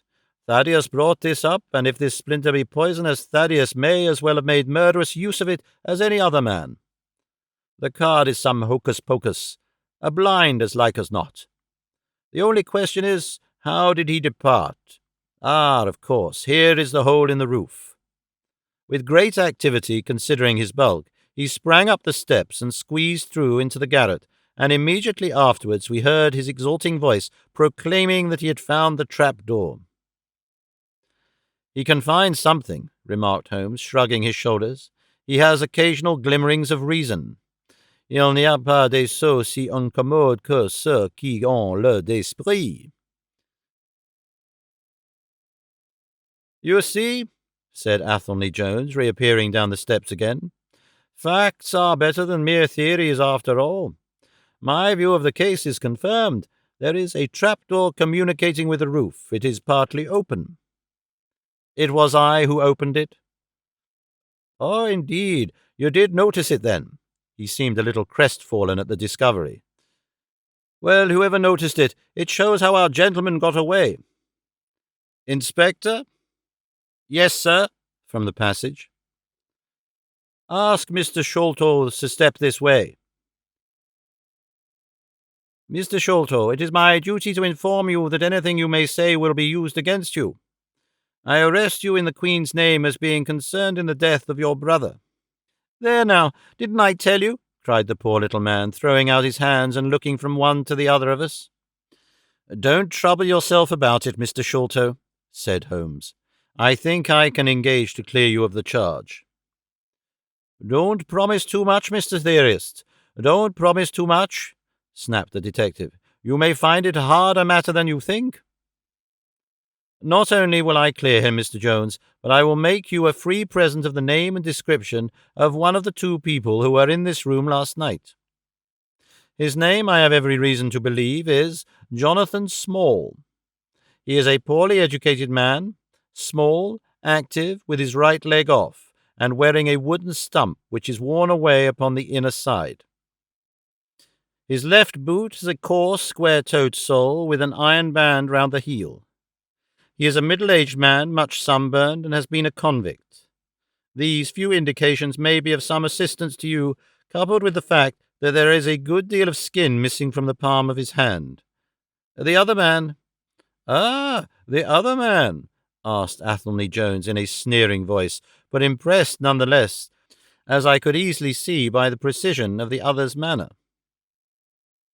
"Is a rather curious person," said Sherlock Holmes, turning upon his heel. "I hope before very long to be able to introduce you to the pair of them. A word with you, Watson." He led me out to the head of the stair. "This unexpected occurrence," he said, "has caused us rather to lose sight of the original purpose of our journey." "I have just been thinking so," I answered. "It is not right that Miss Morstan should remain in this stricken house." "No, you must escort her home. She lives with Mrs. Cecil Forrester in Lower Camberwell, so it is not very far. I will wait for you here, if you will drive out again, or perhaps you are too tired." "By no means. I don't think I could rest until I know more of this fantastic business.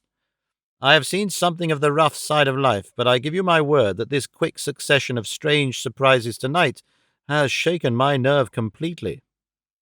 I should like, however, to see the matter through with you, now that I have got so far." "Your presence will be of great service to me," he answered. "We shall work the case out independently and leave this fellow Jones to exult over any mare's nest which he may choose to construct. When you have dropped Miss Morstan, I wish you to go on to number 3 Pinchin Lane, down near the water's edge at Lambeth. The third house on the right-hand side is a bird stuffer's. Sherman is the name. You will see a weasel holding a young rabbit in the window. Knock old Sherman up and tell him, with my compliments, that I want Toby at once. You will bring Toby back in the cab with you." "A dog, I suppose?" "Yes, a queer mongrel with a most amazing power of scent. I would rather have Toby's help than that of the whole detective force of London." "I shall bring him, then," said I. "It is 1 now. I ought to be back before 3 if I can get a fresh horse." "And I," said Holmes, "shall see what I can learn from Mr. Bernstone, and from the Indian servant who, Mr. Thaddeus tell me, sleeps in the next garret. Then I shall study the great Jones's methods, and listen to his not too delicate sarcasms. Wer sind gewollt, dass wie Menschen verhöhnen, was sie nicht verstehen? Goethe is always pithy.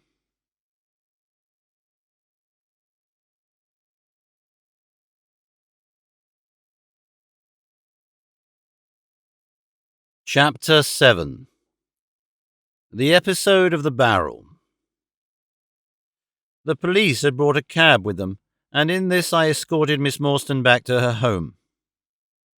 After the angelic fashion of women, she had borne trouble with a calm face, as long as there was someone weaker than herself to support, and I had found her bright and placid by the side of the frightened housekeeper. In the cab, however, she first turned faint, and then burst into a passion of weeping. So sorely had she been tried by the adventures of the night. She has told me since that she thought me cold and distant upon that journey. She little guessed the struggle within my breast, or the effort of self-restraint which held me back. My sympathies and my love went out to her, even as my hand had in the garden. I felt that years of the conventionalities of life could not teach me to know her sweet, brave nature as had this one day of strange experiences. Yet there were two thoughts which sealed the words of affection upon my lips. She was weak and helpless, shaken in mind and nerve. It was to take her at a disadvantage to obtrude love upon her at such a time. Worse still, she was rich. If Holmes' researches were successful, she would be an heiress. Was it fair, was it honourable, that a half-pay surgeon should take such an advantage of an intimacy which chance had brought about? Might she not look upon me as a mere vulgar fortune-seeker? I could not bear to risk that such a thought should cross her mind. This Agra treasure intervened like an impassable barrier between us. It was nearly 2 o'clock when we reached Mrs. Cecil Forrester's. The servants had retired hours ago, but Mrs. Forrester had been so interested by the strange message which Miss Morstan had received that she had sat up in the hope of her return. She opened the door herself, a middle-aged, graceful woman, and it gave me joy to see how tenderly her arm stole round the other's waist, and how motherly was the voice in which she greeted her.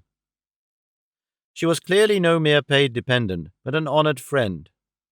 I was introduced, and Mrs. Forrester earnestly begged me to step in and tell her our adventures. I explained, however, the importance of my errand, and promised faithfully to call and report any progress which we might make with the case. As we drove away, I stole a glance back, and I still seemed to see that little group on the step. The two graceful clinging figures, the half-open door, the hall light shining through stained glass, the barometer, and the bright stair-rods. It was soothing to catch even that passing glimpse of a tranquil English home in the midst of the wild, dark business which had absorbed us. And the more I thought of what had happened, the wilder and darker it grew. I reviewed the whole extraordinary sequence of events as I rattled on through the silent gaslit streets. There was the original problem. That, at least, was pretty clear now. The death of Captain Morstan, the sending of the pearls, the advertisement, the letter. We had had light upon all those events. They had only led us, however, to a deeper and far more tragic mystery.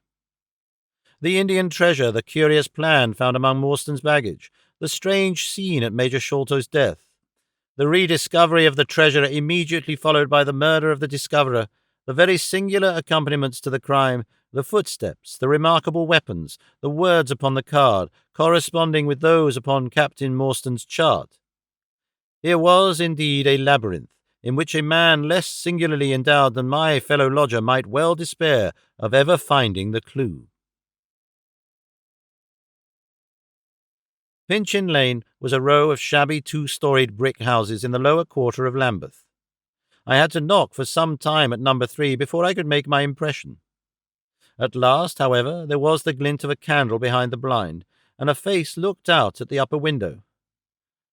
"Go on, you drunken vagabond," said the face. "If you kick up any more row, I'll open the kennels and let out 43 dogs upon you." "If you'll let one out, it's just what I have come for," said I. "Go on," yelled the voice. "So help me gracious, I have a viper in the bag, and I'll drop it on your head if you don't hook it." "But I want a dog." "I won't be argued with," shouted Mr. Sherman. Now stand clear, for when I say 3, down goes the viper." "Mr. Sherlock Holmes," I began, but the words had a most magical effect, for the window instantly slammed down, and within a minute the door was unbarred and open. Mr. Sherman was a lanky, lean old man, with stooping shoulders, a stringy neck, and blue-tinted glasses. "A friend of Mr. Sherlock is always welcome," said he. "Step in, sir. Keep clear of the badger, for he bites. Ah, naughty, naughty, would you take a nip at the gentleman?" This to a stoat which thrust its wicked head and red eyes between the bars of its cage. "Don't mind that, sir. It's only a slow worm. He ain't got no fangs, so I gives it the run of the room, for it keeps the beetles down. You must not mind my being just a little short with you at first, for I'm guyed up by the children, and there's many a one just comes down this lane to knock me up. What was it that Mr. Sherlock Holmes wanted, sir?" "He wanted a dog of yours." "Oh, that'd be Toby." "Yes, Toby was the name. Toby lives at number 7 on the left here." He moved slowly forward with his candle among the queer animal family which he had gathered round him. In the uncertain shadowy light I could see dimly that there were glancing, glimmering eyes peeping down at us from every cranny and corner. Even the rafters above our heads were lined by solemn fowls, who lazily shifted their weight from one leg to the other as our voices disturbed their slumbers. Toby proved to be an ugly, long-haired, lop-eared creature, half spaniel and half lurcher, brown and white in colour, with a very clumsy, waddling gait. It accepted after some hesitation a lump of sugar which the old naturalist handed to me, and, having thus sealed an alliance, it followed me to the cab and made no difficulties about accompanying me. It had just struck 3 on the palace clock when I found myself back once more at Pondicherry Lodge. The ex-prize-fighter McMurdo had, I found, been arrested as an accessory, and both he and Mr. Sholto had been marched off to the station. 2 constables guarded the narrow gate, but they allowed me to pass with the dog on my mentioning the detective's name. Holmes was standing on the doorstep with his hands in his pockets, smoking his pipe. "Ah, you have him there," said he. "Good dog, then." "Athelney Jones has gone. We have had an immense display of energy since you left. He has arrested not only friend Thaddeus, but the gatekeeper, the housekeeper, and the Indian servant. We have the place to ourselves, but for a sergeant upstairs. Leave the dog here and come up." We tied Toby to the hall table and reascended the stairs. The room was as we had left it, save that a sheet had been draped over the central figure. A weary-looking police sergeant reclined in the corner. "Lend me your bull's-eye, Sergeant," said my companion. "Now tie this bit of card round my neck, so as to hang it in front of me. Thank you. Now I must kick off my boots and stockings. Just you carry them down with you, Watson. I am going to do a little climbing. And dip my handkerchief into the creosote. That will do. Now, come up into the garret with me for a moment." We clambered up through the hole. Holmes turned his light once more upon the footsteps in the dust. "I wish you to particularly notice these footmarks," he said. "Do you observe anything noteworthy about them?" "They belong," I said, "to a child or a small woman." "Apart from the size, though, is there nothing else?" "They appear to be much as other footmarks." "Not at all. Look here. This is the print of a right foot in the dust. Now, I make one with my naked foot beside it. What is the chief difference?" "Your toes are all cramped together, the other print has each toe distinctly divided." "Quite so. That is the point. Bear that in mind. Now, would you kindly step over to that flap window and smell the edge of the woodwork? I shall stay here, as I have this handkerchief in my hand."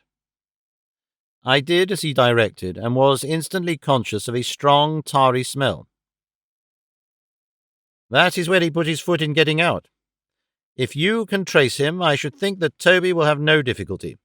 Now run downstairs, loose the dog, and look out for Blondin."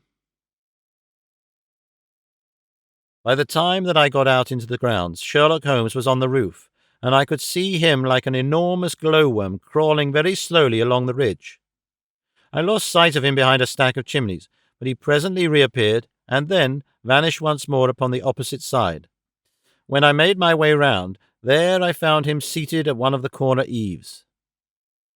"That you, Watson?" he cried. "Yes. This is the place. What is that black thing down there?" "A water barrel." "Top on it?" "Yes." "No sign of a ladder?" "No." "Confound the fellow. It's a most breakneck place. I ought to be able to come down where he could climb up. The water pipe feels pretty firm. Here goes, anyhow." There was a scuffling of feet, and the lantern began to come steadily down the side of the wall. Then, with a light spring, he came on to the barrel, and from there to the earth. "It was easy to follow him," he said, drawing on his stockings and boots. "Tiles were loosened the whole way along, and in his hurry he had dropped this. It confirms my diagnosis, as you doctors express it."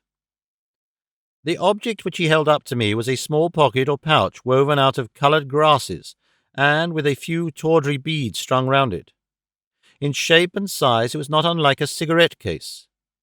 Inside were 6 spines of dark wood, sharp at one end and rounded at the other, like that which had struck Bartholomew Sholto. "They are hellish things," said he. "Look out that you don't prick yourself." "I am delighted to have them, for the chances are that they are all he has. There is the less fear of you or me finding one in our skin before long. I would sooner face a martini bullet myself. Are you game for a 6-mile trudge, Watson?" "Certainly," I answered. "Your leg will stand it?" "Oh, yes." "Here you are, doggy. Good old Toby. Smell it, Toby, smell it." He pushed the creosote handkerchief under the dog's nose, while the creature stood with its fluffy legs separated, and with a most comical cock to its head, like a connoisseur sniffing the bouquet of a famous vintage. Holmes then threw the handkerchief to a distance, fastened a stout cord to the mongrel's collar, and led him to the foot of the water barrel. The creature instantly broke into a succession of high, tremulous yelps, and, with his nose on the ground and his tail in the air, pattered off upon the trail at a pace which strained his leash and kept us at the top of our speed. The east had been gradually whitening, and we could now see some distance in the cold grey light. The square, massive house, with its black, empty windows and high, bare walls, towered up, sad and forlorn, behind us. Our course led right across the grounds, in and out among the trenches and pits with which they were scarred and intersected. The whole place, with its scattered dirt heaps and ill-grown shrubs, had a blighted, ill-omened look which harmonized with the black tragedy which hung over it. On reaching the boundary wall, Toby ran along, whining eagerly, underneath its shadow, and stopped finally in a corner screened by a young beech. Where the two walls joined, several bricks had been loosened, and the crevices left were worn down and rounded upon the lower side, as though they had frequently been used as a ladder. Holmes clambered up, and, taking the dog from me, he dropped it over upon the other side. "There's the print of Woodenleg's hand," he remarked, as I mounted up beside him. "You see the slight smudge of blood upon the white plaster? What a lucky thing it is that we have had no very heavy rain since yesterday. The scent will lie upon the road in spite of their 28 hours' start." I confess that I had my doubts myself when I reflected upon the great traffic which had passed along the London road in the interval. My fears were soon appeased, however. Toby never hesitated or swerved, but waddled on in his peculiar rolling fashion. Clearly the pungent smell of the creosote rose high above all other contending scents. "Do not imagine," said Holmes, "that I depend for my success in this case upon the mere chance of one of these fellows having put his foot in the chemical. I have knowledge now which would enable me to trace them in many different ways. This, however, is the readiest, and, since fortune has put it into our hands, I should be culpable if I neglected it. It has, however, prevented the case from becoming the pretty little intellectual problem which it at one time promised to be. There might have been some credit to be gained out of it, but for this too palpable clue." "There is credit and to spare," said I. "I assure you, Holmes, that I marvel at the means by which you obtain your results in this case, even more than I did in the Jefferson Hope murder. The thing seems to me to be deeper and more inexplicable. How, for example, could you describe with such confidence the wooden-legged man?" "Pshaw, my dear boy. It was simplicity itself. I don't wish to be theatrical. It is all patent and above board. Two officers who are in command of a convict guard learn an important secret as to buried treasure. A map is drawn for them by an Englishman named Jonathan Small. You remember that we saw the name upon the chart in Captain Morstan's possession? He had signed it in behalf of himself and his associates, the sign of 4, as he somewhat dramatically called it. Aided by this chart, the officers, or one of them, gets the treasure and brings it to England, leaving, we will suppose, some condition under which he received it unfulfilled. Now, then, why did not Jonathan Small get the treasure himself? The answer is obvious. The chart is dated at a time when Morstan was brought into close association with convicts. Jonathan Small did not get the treasure because he and his associates were themselves convicts and could not get away. But this is mere speculation, said I. It is more than that. It is the only hypothesis which covers the facts. Let us see how it fits in with the sequel. Major Sholto remains at peace for some years, happy in the possession of his treasure. Then he receives a letter from India, which gives him a great fright. What was that? A letter to say that the men whom he had wronged had been set free, or had escaped. That is much more likely, for he would have known what their term of imprisonment was. It would then not have been a surprise to him. What does he do then?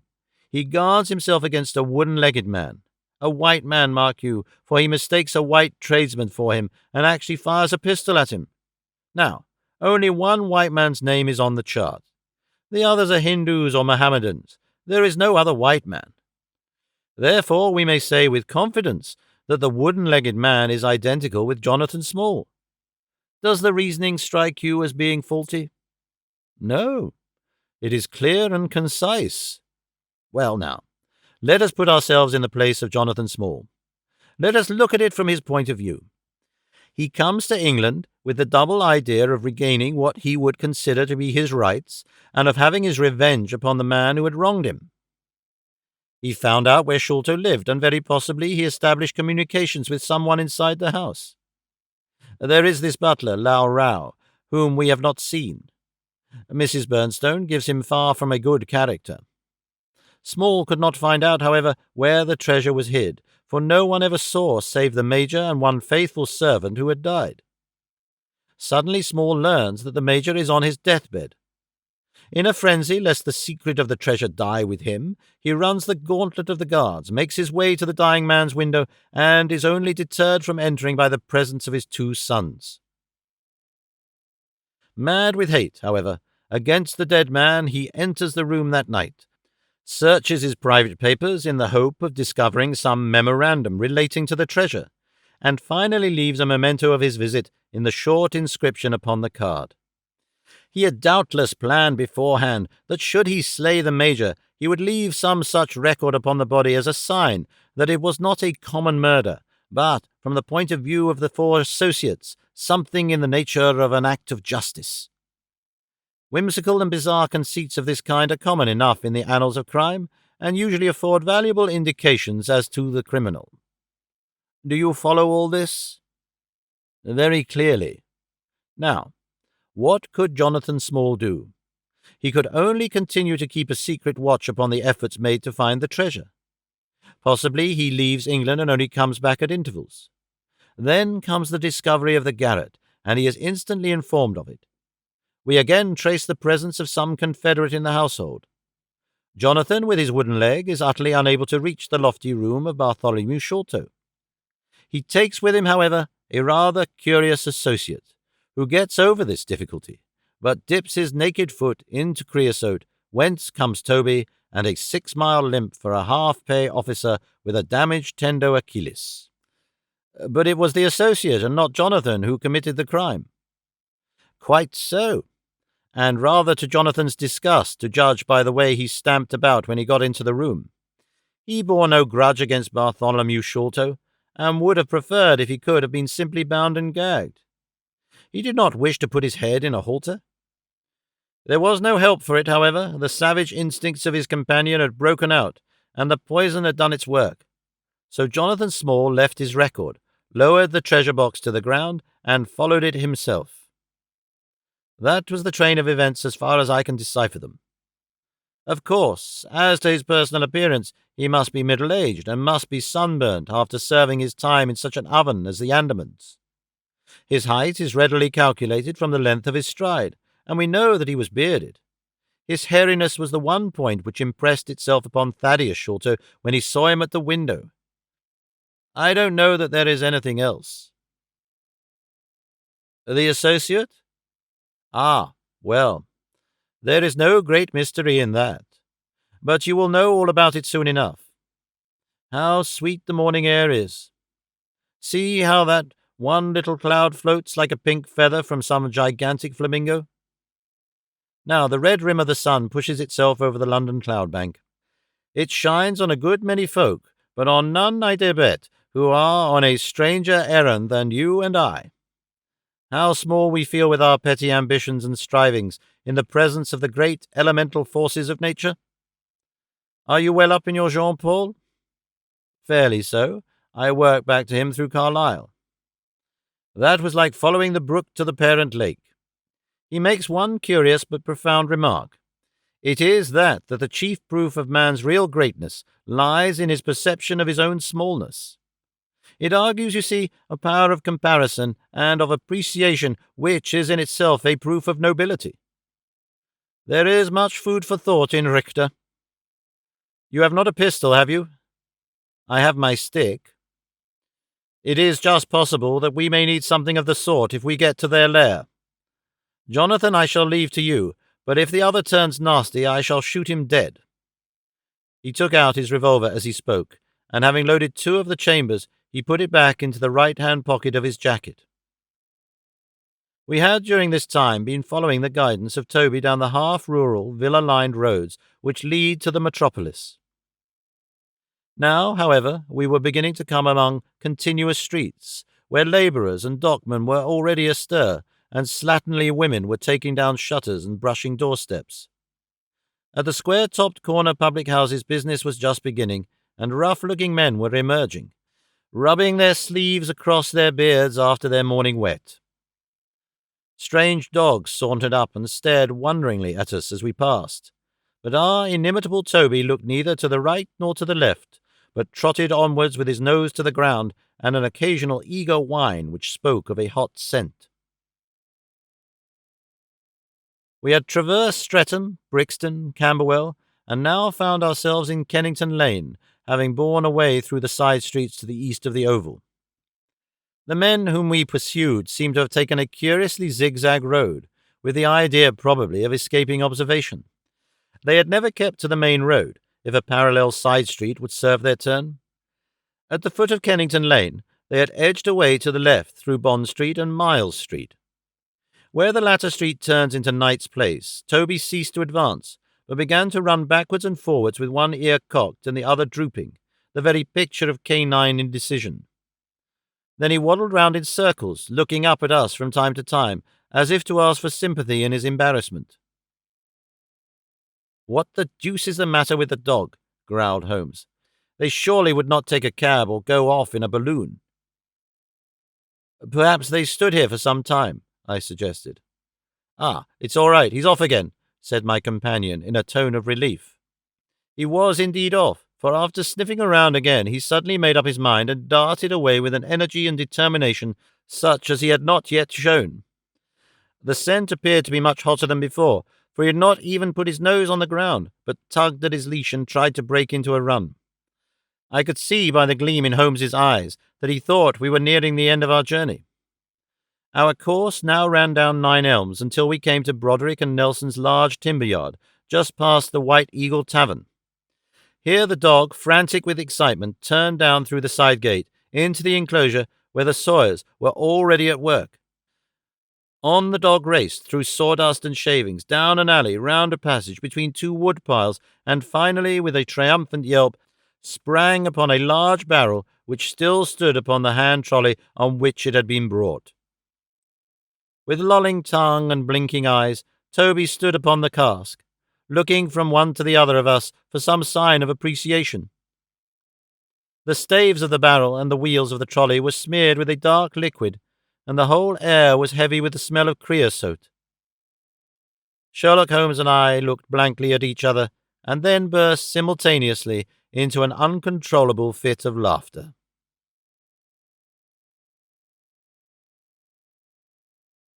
Chapter 8. The Baker Street Irregulars. "What now?" I asked. "Toby has lost his character for infallibility." "He acted according to his lights," said Holmes, lifting him down from the barrel and walking him out of the timber yard. "If you consider how much creosote is carted about London in one day, it is no great wonder that our trail should have been crossed. It is much used now, especially for the seasoning of wood. Poor Toby is not to blame. We must get on the main scent again, I suppose." "Yes, and fortunately we have no distance to go." Evidently what puzzled the dog at the corner of Knight's Place was that there were two different trails running in opposite directions.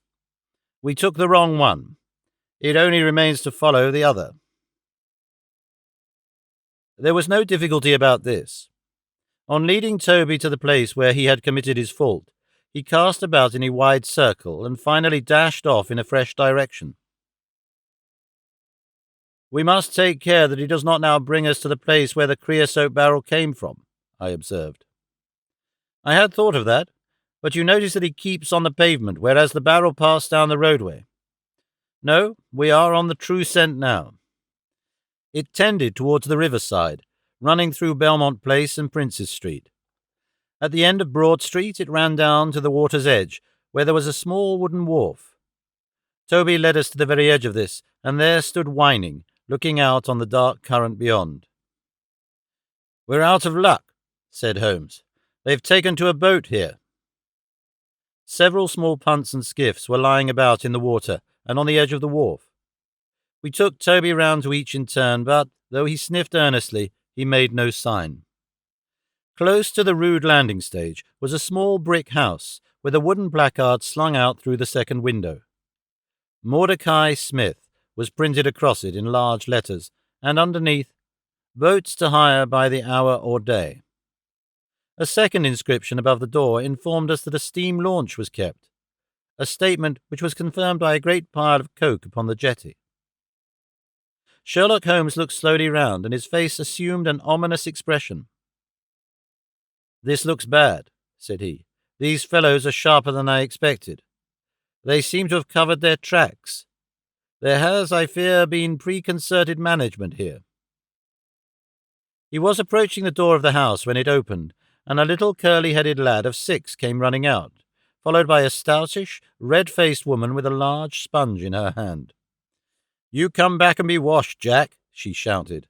"Come back, you young imp, for if your father comes home and finds you like that, he'll let us hear of it." "Dear little chap," said Holmes strategically. "What a rosy-cheeked young rascal. Now, Jack, is there anything you would like?" The youth pondered for a moment. "I'd like a shilling," said he. "Nothing you would like better?" "I'd like 2 shilling better," the prodigy answered after some thought. "Here you are, then. Catch. A fine child, Mrs. Smith." "Lord bless you, sir, he is that, and forward. He gets a'most too much for me to manage, especially when my man is away days at a time." "Away, is he?" said Holmes in a disappointed voice. "I am sorry for that, for I wanted to speak to Mr. Smith." "He's been away since yesterday morning, sir, and truth to tell, I'm beginning to feel frightened about him. But if it was about a boat, sir, maybe I could serve as well." "I wanted to hire his steam launch." "Why, bless you, sir, it is in the steam launch that he has gone. That's what puzzles me, for I know there ain't more coals in her than would take her to about Woolwich and back. If he'd been away in the barge, I'd have thought nothing, for many a time a job has taken him as far as Gravesend, and then, if there was not much doing, he might have stayed over. But what good is a steam launch without coals?" "He might have bought some at a wharf down the river." "He might have, sir, but it weren't his way. Many a time I've heard him call out the prices they charge for a few odd bags. Besides, I don't like that wooden-legged man with his ugly face and outlandish talk. What did he want always knocking about here for?" "A wooden-legged man?" said Holmes, with a bland surprise. "Yes, sir, a brown monkey-faced chap that's called more than once for my old man. It was him that roused him up yesternight, and what's more, my man knew he was coming, for he had steam up in the launch. I'll tell you straight, sir, I don't feel easy in my mind about it." "But, my dear Mrs. Smith," said Holmes, shrugging his shoulders, "you are frightening yourself about nothing. How could you possibly tell that it was the wooden-legged man who came in the night? I don't quite understand how you can be so sure." "His voice, sir. I knew his voice, which is kind of thick and foggy. He tapped at a window, about 3 it would be. 'Show a leg, mate,' says he. 'Time to turn out guard.' My old man woke up Jim, that's my eldest, and away they went, without so much as a word to me. I could hear the wooden leg clacking on the stones." "And was this wooden-legged man alone?" "Couldn't say, I'm sure, sir. I didn't hear no one else." "I am sorry, Mrs. Smith, but I wanted a steam launch, and I have heard good reports of let me see, what is her name?" "The Aurora, sir." "Ah, she's not that old green launch with a yellow line, very broad in the beam?" "No, indeed. She's as trim a little thing as any on a river. She's been fresh painted, black with 2 red streaks." "Thanks. I hope that you will hear soon from Mr. Smith. I'm going down the river, and if I should see anything of the Aurora, I shall let him know that you are uneasy. A black funnel, you say?" "No, sir, black with a white band." "Ah, of course. It was the sides which were black. Good morning, Mrs. Smith. There is a boatman here with a wherry, Watson. We shall take it and cross the river." "The main thing with people of that sort," said Holmes, as we sat in the sheets of the wherry, "is never let them think that their information can be of the slightest importance to you. If you do, they will instantly shut up like an oyster. If you listen to them under protest, as it were, you are very likely to get what you want." "Of course, now seems pretty clear," said I. "What would you do then?" "I would engage a launch and go down the river on the track of the Aurora." "My dear fellow, it would be a colossal task. She may have touched at any wharf on either side of the stream between here and Greenwich. Below the bridge there is a perfect labyrinth of landing places for miles. It would take you days and days to exhaust them if you set about it alone." "Employ the police, then?" "No, I shall probably call Athelney Jones in at the last moment.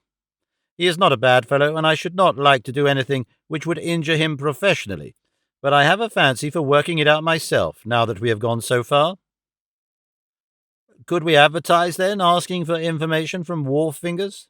"Worse and worse. Our men would know that the chase was hot on their heels, and they would be off out of the country.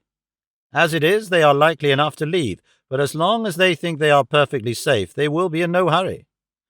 Jones's energy will be of use to us there, for his view of the case is sure to push itself into the daily press, and the runaways will think that everyone is off on the wrong scent." "What are we to do, then?" I asked, as we landed near Millbank Penitentiary. "Take this hansom, drive home, have some breakfast, and get an hour's sleep. It is quite on the cards that we may be afoot tonight again. Stop at a telegraph office, cabby. We will keep Toby, for he may be of use to us yet." We pulled up at the Great Peter Street post office, and Holmes dispatched his wire. "Whom do you think that is to?" he asked as we resumed our journey. "I'm sure I don't know. You remember the Baker Street division of the detective police force whom I employed in the Jefferson Hope case?" "Well," said I, laughing, "this is just the case where they might be invaluable. If they fail, I have other resources, but I shall try them first. That wire was to my dirty little Lieutenant Wiggins, and I expect that he and his gang will be with us before we have finished our breakfast." It was between 8 and 9 o'clock now, and I was conscious of a strong reaction after the successive excitements of the night. I was limp and weary, befogged in mind and fatigued in body. I had not the professional enthusiasm which carried my companion on, nor could I look at the matter as a mere abstract intellectual problem. As far as the death of Bartholomew Sholto went, I had heard little good of him, and could feel no intense antipathy to his murderers. The treasure, however, was a different matter. That, or part of it, belonged rightfully to Miss Morstan. While there was a chance of recovering it, I was ready to devote my life to the one object. True, if I found it, it would probably put her forever beyond my reach. Yet it would be a petty and selfish love which would be influenced by such a thought as that. If Holmes could work to find the criminals, I had a tenfold stronger reason to urge me on to find the treasure. A bath at Baker Street and a complete change freshened me up wonderfully. When I came down to our room, I found the breakfast laid and Holmes pouring out the coffee. "Here it is," said he, laughing and pointing to an open newspaper. "The energetic Jones and the ubiquitous reporter have fixed it up between them. But you have had enough of the case. Better have your ham and eggs first." I took the paper from him and read the short notice, which was headed, "Mysterious Business at Upper Norwood." "About 12 o'clock last night," said the Standard, "Mr. Bartholomew Sholto of Pondicherry Lodge, Upper Norwood, was found dead in his room under circumstances which point to foul play. As far as we can learn, no actual traces of violence were found upon Mr. Sholto's person, but a valuable collection of Indian gems, which the deceased gentleman had inherited from his father, had been carried off. The discovery was first made by Mr. Sherlock Holmes and Dr. Watson, who had called at the house with Mr. Thaddeus Sholto, brother of the deceased. By a singular piece of good fortune, Mr. Athelney Jones, the well-known member of the detective police force, happened to be at the Norwood police station and was on the ground within half an hour of the first alarm. His trained and experienced faculties were at once directed towards the detection of the criminals, with the gratifying result that the brother, Thaddeus Sholto, has already been arrested, together with the housekeeper, Mrs. Burnstone, an Indian butler named Lau Rao, and a porter or gatekeeper named McMurdo. It is quite certain that the thief or thieves were well acquainted with the house, for Mr. Jones's well-known technical knowledge and his powers of minute observation have enabled him to prove conclusively that the miscreants could not have entered by the door or by the window, but must have made their way across the roof of the building and so through a trap-door into a room which communicated with that in which the body was found. This fact, which has been very clearly made out, proves conclusively that it was no mere haphazard burglary. The prompt and energetic action of the officers of the law shows the great advantage of the presence on such occasions of a single vigorous and masterful mind. We cannot but think that it supplies an argument to those who would wish to see our detectives more decentralized and so brought into closer and more effective touch with the cases which it is their duty to investigate. "Isn't it gorgeous?" said Holmes, grinning over his coffee cup. "What do you think of it?" "I think we have had a close shave ourselves of being arrested for the crime." "So do I. I wouldn't answer for our safety now, if he should happen to have another of his attacks of energy." At this moment there was a loud ring at the bell, and I could hear Mrs. Hudson, our landlady, raising her voice in a wail of expostulation and dismay. "By heavens, Holmes," I said, half rising, "I believe that they really are after us." "No, it's not quite so bad as that. It's the unofficial force, the Baker Street irregulars." As he spoke, there came a swift pattering of naked feet upon the stairs, a clatter of high voices, and in rushed a dozen dirty and ragged little street Arabs. There was some show of discipline among them, despite their tumultuous entry, for they instantly drew up in a line and stood facing us with expectant faces. One of their number, taller and older than the others, stood forward with an air of lounging superiority, which was very funny in such a disreputable little scarecrow. "I got your message, sir," said he, "and brought 'em on sharp, 3 bob and a tanner for tickets." "Here you are," said Holmes, producing some silver. "In future they can report to you, Wiggins, and you to me. I cannot have the house invaded in this way. However, it is just as well that you should all hear the instructions. I want you to find the whereabouts of a steam launch called the Aurora. Owner, Mordecai Smith, black with 2 red streaks, funnel black with a white band. She's down the river somewhere. I want one boy to be at Mordecai Smith's landing stage opposite Millbank to say if the boat comes back. You must divide it out among yourselves and do both banks thoroughly. Let me know the moment you have news. Is all that clear?" "Yes, Governor," said Wiggins.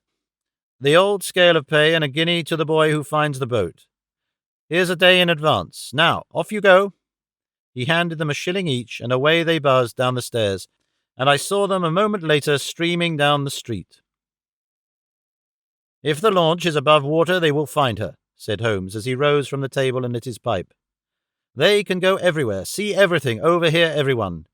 I expect to hear before evening that they have spotted her.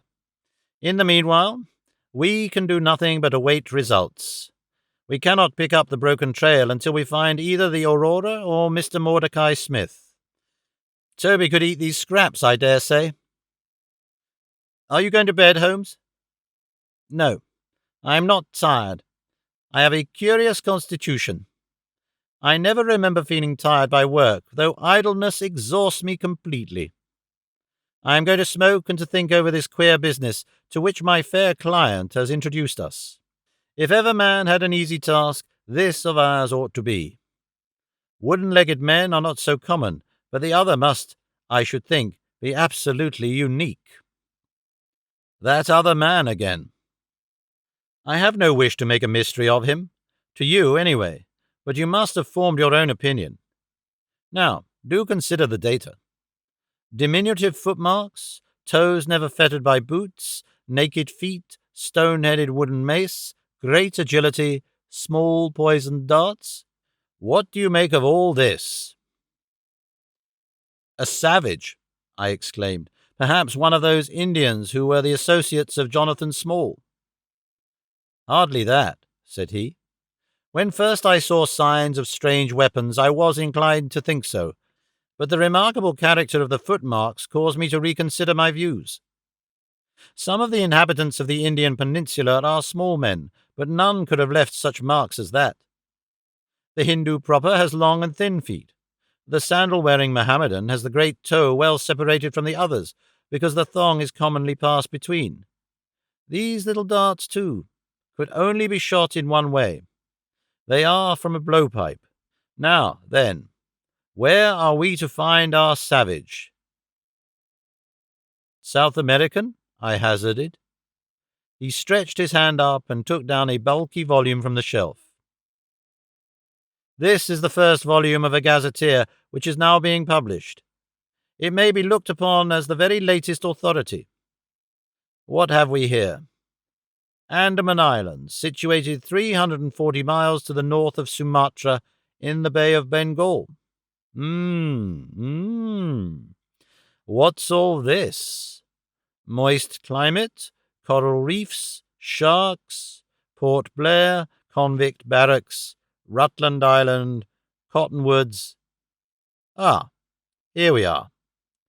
The aborigines of the Andaman Islands may perhaps claim the distinction of being the smallest race upon this earth, though some anthropologists prefer the Bushmen of Africa, the Digger Indians of America, and the Tierra del Fuegans. The average height is rather below 4 feet, although many full-grown adults may be found who are very much smaller than this. They are a fierce, morose, and intractable people, though capable of forming most devoted friendships when their confidence has once been gained. Mark that, Watson. Now, then, listen to this. They are naturally hideous, having large, misshapen heads, small, fierce eyes, and distorted features. Their feet and hands, however, are remarkably small. So intractable and fierce are they that all the efforts of the British official have failed to win them over in any degree. They have always been a terror to shipwrecked crews, braining the survivors with their stone-headed clubs or shooting them with their poisoned arrows. These massacres are invariably concluded by a cannibal feast. Nice, amiable people, Watson. If this fellow had been left to his own unaided devices, this affair might have taken an even more ghastly turn. I fancy that, even as it is, Jonathan Small would give a good deal not to have employed him. But how came he to have so singular a companion? Ah, that is more than I can tell. Since, however, we had already determined that Small had come from the Andamans, it is not so very wonderful that this islander should be with him. No doubt we shall know all about it in time. Look here, Watson, you look regularly done. Lie down there on the sofa and see if I can put you to sleep." He took up his violin from the corner and as I stretched myself out, he began to play some low, dreamy, melodious air. His own, no doubt, for he had a remarkable gift for improvisation. I have a vague remembrance of his gaunt limbs, his earnest face, and the rise and fall of his bow. Then I seemed to be floated peacefully away upon a soft sea of sound, until I found myself in dreamland, with the sweet face of Mary Morstan looking down upon me.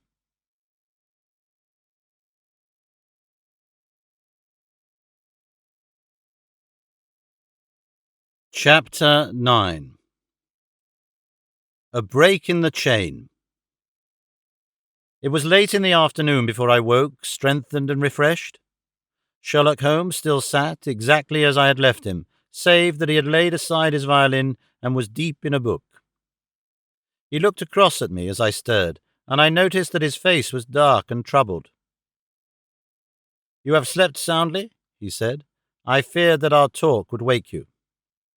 "I heard nothing," I answered. "Have you had fresh news, then?" "Unfortunately, no. I confess that I am surprised and disappointed. I expected something definite by this time. Wiggins has just been up to report. He says that no trace can be found of the launch. It is a provoking check, for every hour is of importance." "Can I do anything? I'm perfectly fresh now and quite ready for another night's outing." "No, we can do nothing. We can only wait. If we go ourselves, the message might come in our absence and delay be caused. You can do what you will, but I must remain on guard. Then I shall run over to Camberwell and call upon Mrs. Cecil Forrester. She asked me to yesterday." "On Mrs. Cecil Forrester?" asked Holmes, with the twinkle of a smile in his eyes. "Well, of course, Miss Morstan too. They were anxious to hear what happened." "I would not tell them too much," said Holmes. "Women are never to be entirely trusted, not the best of them." I did not pause to argue over this atrocious sentiment. "I shall be back in an hour or two," I remarked. "All right, good luck. But I say, if you are crossing the river, you may as well return Toby, for I don't think it is at all likely that we shall have any use for him now." I took our mongrel accordingly, and left him, together with a half-sovereign, at the old naturalist's in Pinchin Lane. At Camberwell I found Miss Morstan a little weary after her night's adventures, but very eager to hear the news. Mrs. Forrester, too, was full of curiosity. I told them all that we had done, suppressing, however, the more dreadful parts of the tragedy. Thus, although I spoke of Mr. Sholto's death, I said nothing of the exact manner and method of it. With all my omissions, however, there was enough to startle and amaze them. "It is a romance," cried Mrs. Forrester. "An injured lady, 500,000 in treasure, a black cannibal, and a wooden-legged ruffian. They take the place of the conventional dragon or wicked earl." "And 2 knight-errants to the rescue," added Miss Morstan, with a bright glance at me. "Why, Mary, your fortune depends upon the issue of this search. I don't think you are nearly excited enough. Just imagine what it must be to be so rich, and to have the world at your feet." It sent a little thrill of joy to my heart to notice that she showed no sign of elation at the prospect. On the contrary, she gave a toss of her proud head, as though the matter were one in which she took small interest. "It is for Mr. Thaddeus Sholto that I am anxious," she said. "Nothing else is of any consequence, but I think that he has behaved most kindly and honourably throughout. It is our duty to clear him of this dreadful and unfounded charge." It was evening before I left Camberwell, and quite dark by the time I reached home. My companion's book and pipe lay by his chair, but he had disappeared. I looked about in the hope of seeing a note, but there was none. "I suppose that Mr. Sherlock Holmes has gone out?" I said to Mrs. Hudson as she came up to lower the blinds. "No, sir. He has gone to his room, sir. You know, sir," sinking her voice into an impressive whisper, "I'm afraid for his health." "Why so, Mrs. Hudson?" "Well, he's that strange, sir. After you was gone, he walked and he walked up and down, until I was weary of the sound of his footstep.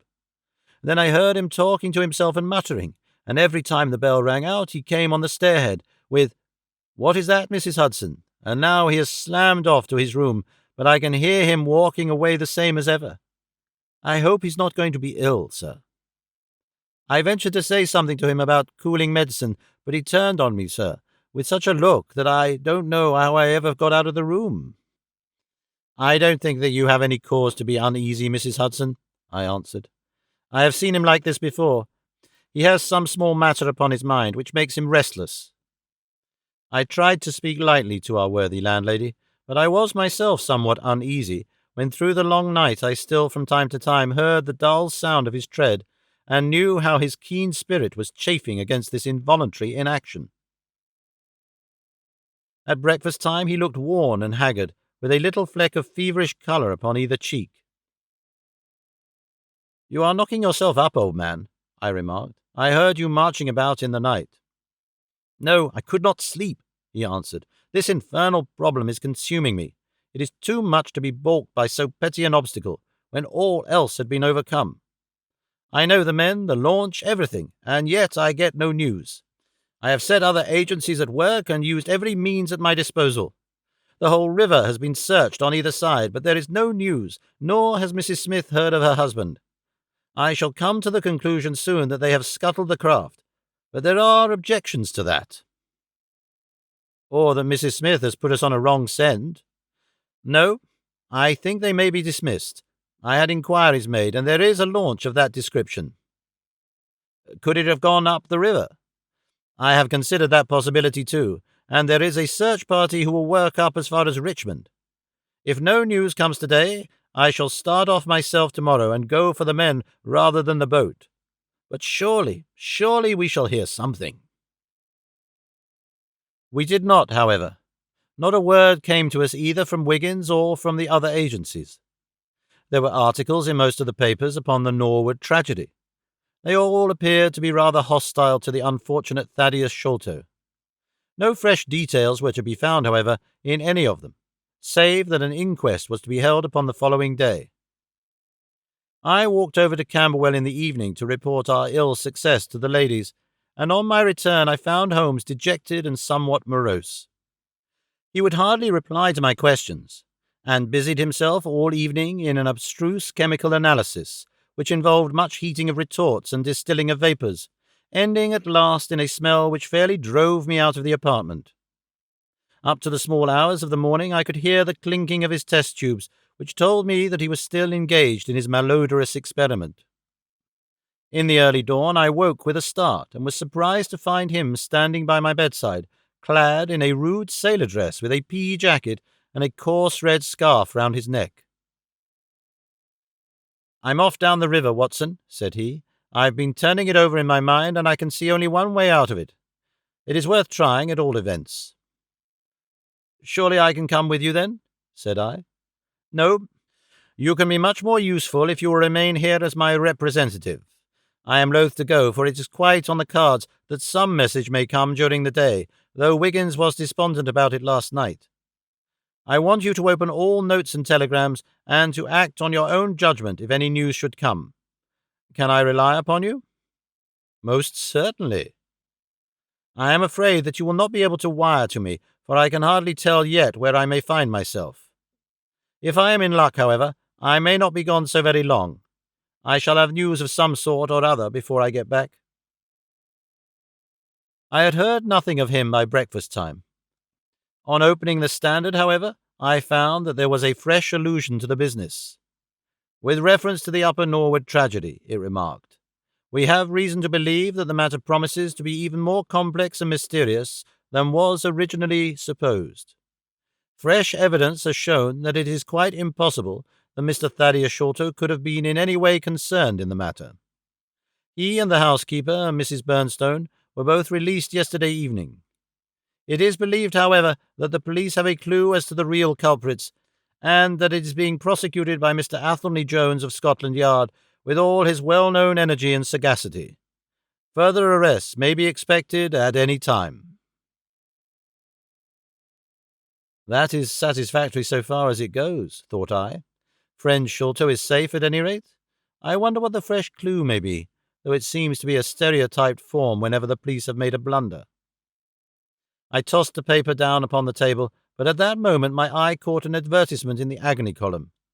It ran in this way: Lost. Whereas Mordecai Smith, boatman, and his son, Jim, left Smith's Wharf at about 3 o'clock last Tuesday morning in the steam launch Aurora, black with 2 red stripes, funnel black with a white band, the sum of £5 will be paid to anyone who can give information to Mrs. Smith at Smith's Wharf, or at 221B Baker Street, as to the whereabouts of the sad Mordecai Smith and the launch Aurora. This was clearly Holmes's doing. The Baker Street address was enough to prove that. It struck me as rather ingenious, because it might be read by the fugitives without their seeing in it more than the natural anxiety of a wife for her missing husband. It was a long day. Every time that a knock came to the door or a sharp step passed in the street, I imagined that it was either Holmes returning or an answer to his advertisement. I tried to read, but my thoughts would wander off to our strange quest and to the ill-assorted and villainous pair whom we were pursuing. Could there be, I wondered, some radical flaw in my companion's reasoning? Might he be suffering from some huge self-deception? Was it not possible that his nimble and speculative mind had built up this wild theory upon faulty premises? I had never known him to be wrong, and yet the keenest reasoner may occasionally be deceived. He was likely, I thought, to fall into error through the over-refinement of his logic, his preference for a subtle and bizarre explanation when a plainer and more commonplace one lay ready to his hand. Yet, on the other hand, I had myself seen the evidence, and I had heard the reasons for his deductions. When I looked back on the long chain of curious circumstances, many of them trivial in themselves, but all tending in the same direction, I could not disguise from myself that even if Holmes's explanation were incorrect, the true story must be equally outré and startling. At 3 o'clock in the afternoon there was a loud peal at the bell, an authoritative voice in the hall, and, to my surprise, no less a person than Mr. Athelney Jones was shown up to me. Very different was he, however, from the brusque and masterful professor of common sense who had taken over the case so confidently at Upper Norwood. His expression was downcast and his bearing meek and even apologetic. "Good day, sir, good day," said he. "Mr. Sherlock Holmes is out, I understand?" "Yes, I cannot be sure when he will be back. Perhaps you would care to wait. Take that chair. Try one of these cigars." "Thank you. I don't mind if I do," said he, mopping his face with a red bandana handkerchief. "And a whiskey and soda?" "Well, half a glass. It's very hot for the time of year, and I've had a good deal to worry and try me. You know my theory about this Norwood case?" "I remember that you expressed one." "Well, I've been obliged to reconsider it. I had my net drawn tightly round Mr. Sholto, sir, when Poppy went through a hole in the middle of it. He was able to prove an alibi which could not be shaken. From the time that he left his brother's room he was never out of sight of some one or other, so it could not be he who climbed over roofs and through trapdoors. It's a very dark case, and my professional credit is at stake. I should be very glad of a little assistance." "We all need help sometimes," said I. "Your friend Mr. Sherlock Holmes is a wonderful man, sir," said he in a husky and confidential tone. "He's a man who is not to be beat. I have known that young man go into a good many cases, but I never saw the case yet that he could not throw a light upon. He is irregular in his methods, and a little quick, perhaps, in jumping at theories, but on the whole, I think he would have made a most promising officer, and I don't care who knows it. I have had a wire from him this morning, by which I understand that he has got some clue to this Sholto business. Here is the message." He took the telegram out of his pocket and handed it to me. It was dated from Poplar at 12 o'clock. "Go to Baker Street at once," it said. "If I have not returned, wait for me. I am close on the track of the Sholto gang. You can come with us tonight if you want to be in at the finish." "That sounds well. He has evidently picked up the scent again," said I. "Ah, then he has been at fault too," exclaimed Jones with evident satisfaction. "Even the best of us are thrown off sometimes. Of course, this may prove to be a false alarm, but it is my duty as an officer of the law to allow no chance to slip. But there is someone at the door. Perhaps this is he." A heavy step was heard ascending the stair, with a great wheezing and rattling as from a man who was sorely put to it for breath. Once or twice he stopped, as though the climb were too much for him, but at last he made his way to our door and entered. His appearance corresponded to the sounds which we had heard. He was an aged man, clad in seafaring garb, with an old pea jacket buttoned up to his throat. His back was bowed, his knees were shaky, and his breathing was painfully asthmatic. As he leaned upon a thick oaken cudgel, his shoulders heaved in the effort to draw the air into his lungs. He had a coloured scarf round his chin, and I could see little of his face save a pair of keen dark eyes, overhung by bushy white brows and long grey side whiskers. Altogether, he gave me the impression of a respectable master mariner who had fallen into years and poverty. "What is it, my man?" I asked.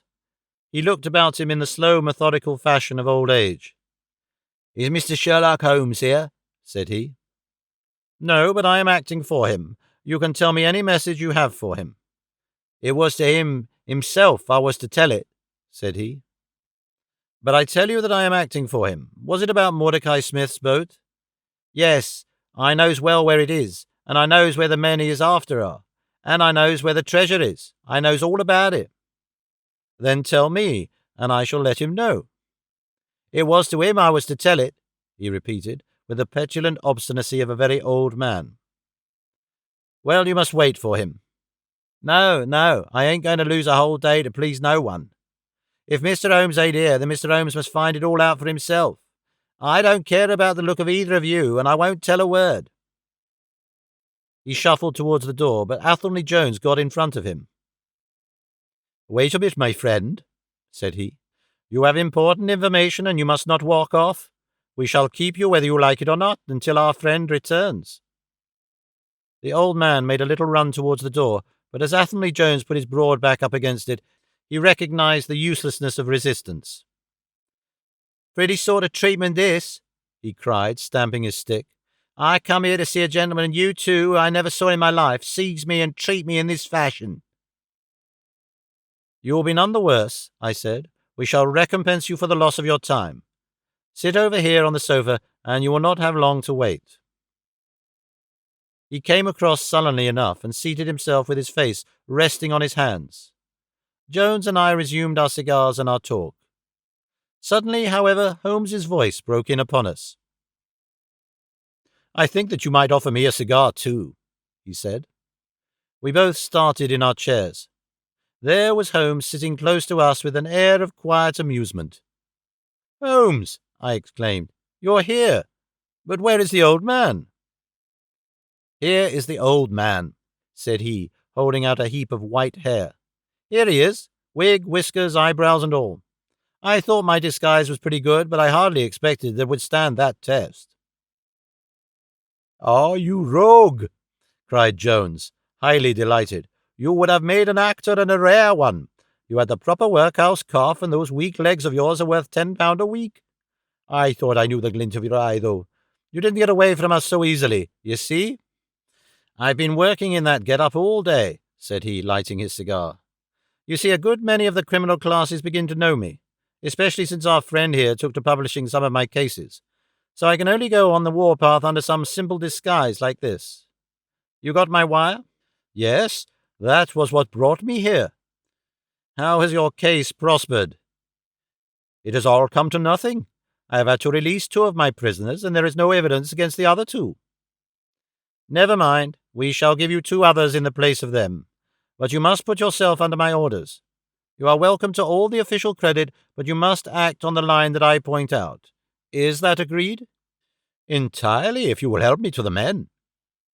"Well then, in the first place, I shall want a fast police boat, a steam launch, to be at the Westminster Stairs at 7 o'clock. "That is easily managed. There is always one about there, but I can step across the road and telephone to make sure. Then I shall want 2 staunch men in case of resistance." "There will be 2 or 3 in the boat. What else?" "When we secure the men, we shall get the treasure. I think it would be a pleasure to my friend here to take the box round to the young lady to whom half of it rightly belongs. Let her be the first to open it. Eh, Watson?" "It would be a great pleasure to me." "Rather an irregular proceeding," said Jones, shaking his head. However, the whole thing is irregular, and I suppose we must wink at it. The treasure must afterwards be handed over to the authorities until after the official investigation. Certainly. That is easily managed. One other point. I should much like to have a few details about this matter from the lips of Jonathan Small myself. You know I like to work the detail of my cases out. There is no objection to my having an unofficial interview with him, either here in my rooms or elsewhere, as long as he is efficiently guarded. Well, you are the master of the situation. I have had no proof yet of the existence of this Jonathan Small. However, if you can catch him, I don't see how I can refuse you an interview with him. That is understood, then. Perfectly. Is there anything else? Only that I insist upon your dining with us. It will be ready in half an hour. I have oysters and a brace of grouse, with something a little choice in white wines. Watson, you have never yet recognized my merits as a housekeeper.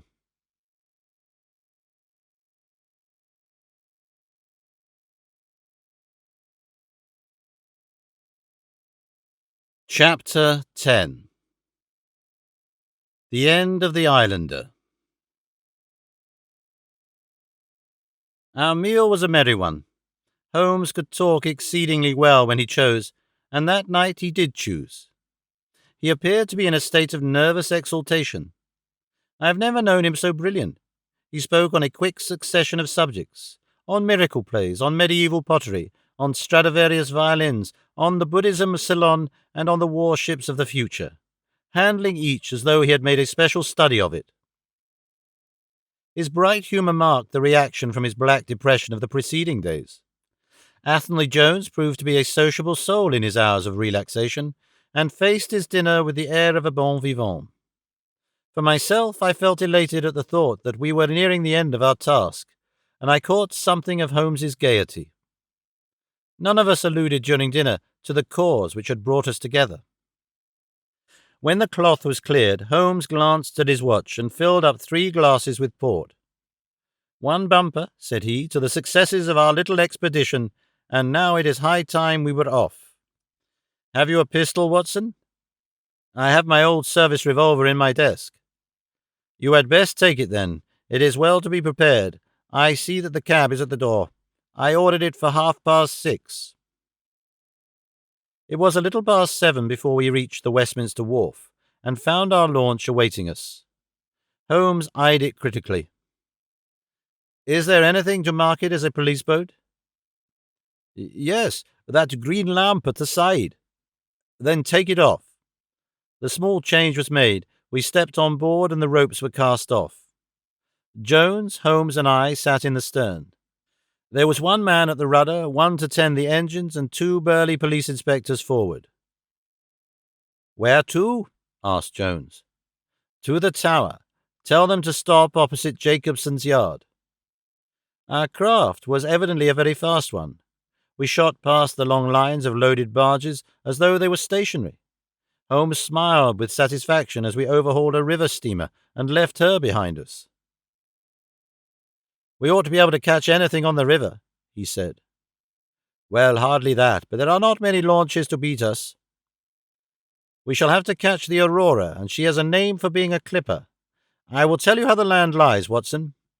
You recollect how annoyed I was at being balked by so small a thing?" "Yes." "Well, I gave my mind a thorough rest by plunging into a chemical analysis. One of our greatest statesmen has said that a change of work is the best rest. So it is. When I had succeeded in dissolving the hydrocarbon which I was at work at, I came back to our problem of the Sholtos, and thought the whole matter out again. My boys had been up the river and down the river without result. The launch was not at any landing stage or wharf, nor had it returned. Yet it could hardly have been scuttled to hide their traces, though that always remained as a possible hypothesis if all else failed. I knew this man Small had a certain degree of low cunning, but I did not think him capable of anything in the nature of delicate finesse. That is usually a product of higher education. I then reflected that since he had certainly been in London some time, as we had evidence that he maintained a continual watch over Pondicherry Lodge, he could hardly leave at a moment's notice, but would need some little time, if it were only a day, to arrange his affairs. That was the balance of probability at any rate. "It seems to me to be a little weak," said I. "It is more probable that he had arranged his affairs before he ever set out upon his expedition." "No, I hardly think so.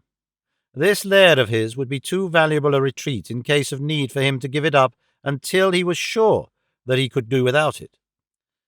But a second consideration struck me.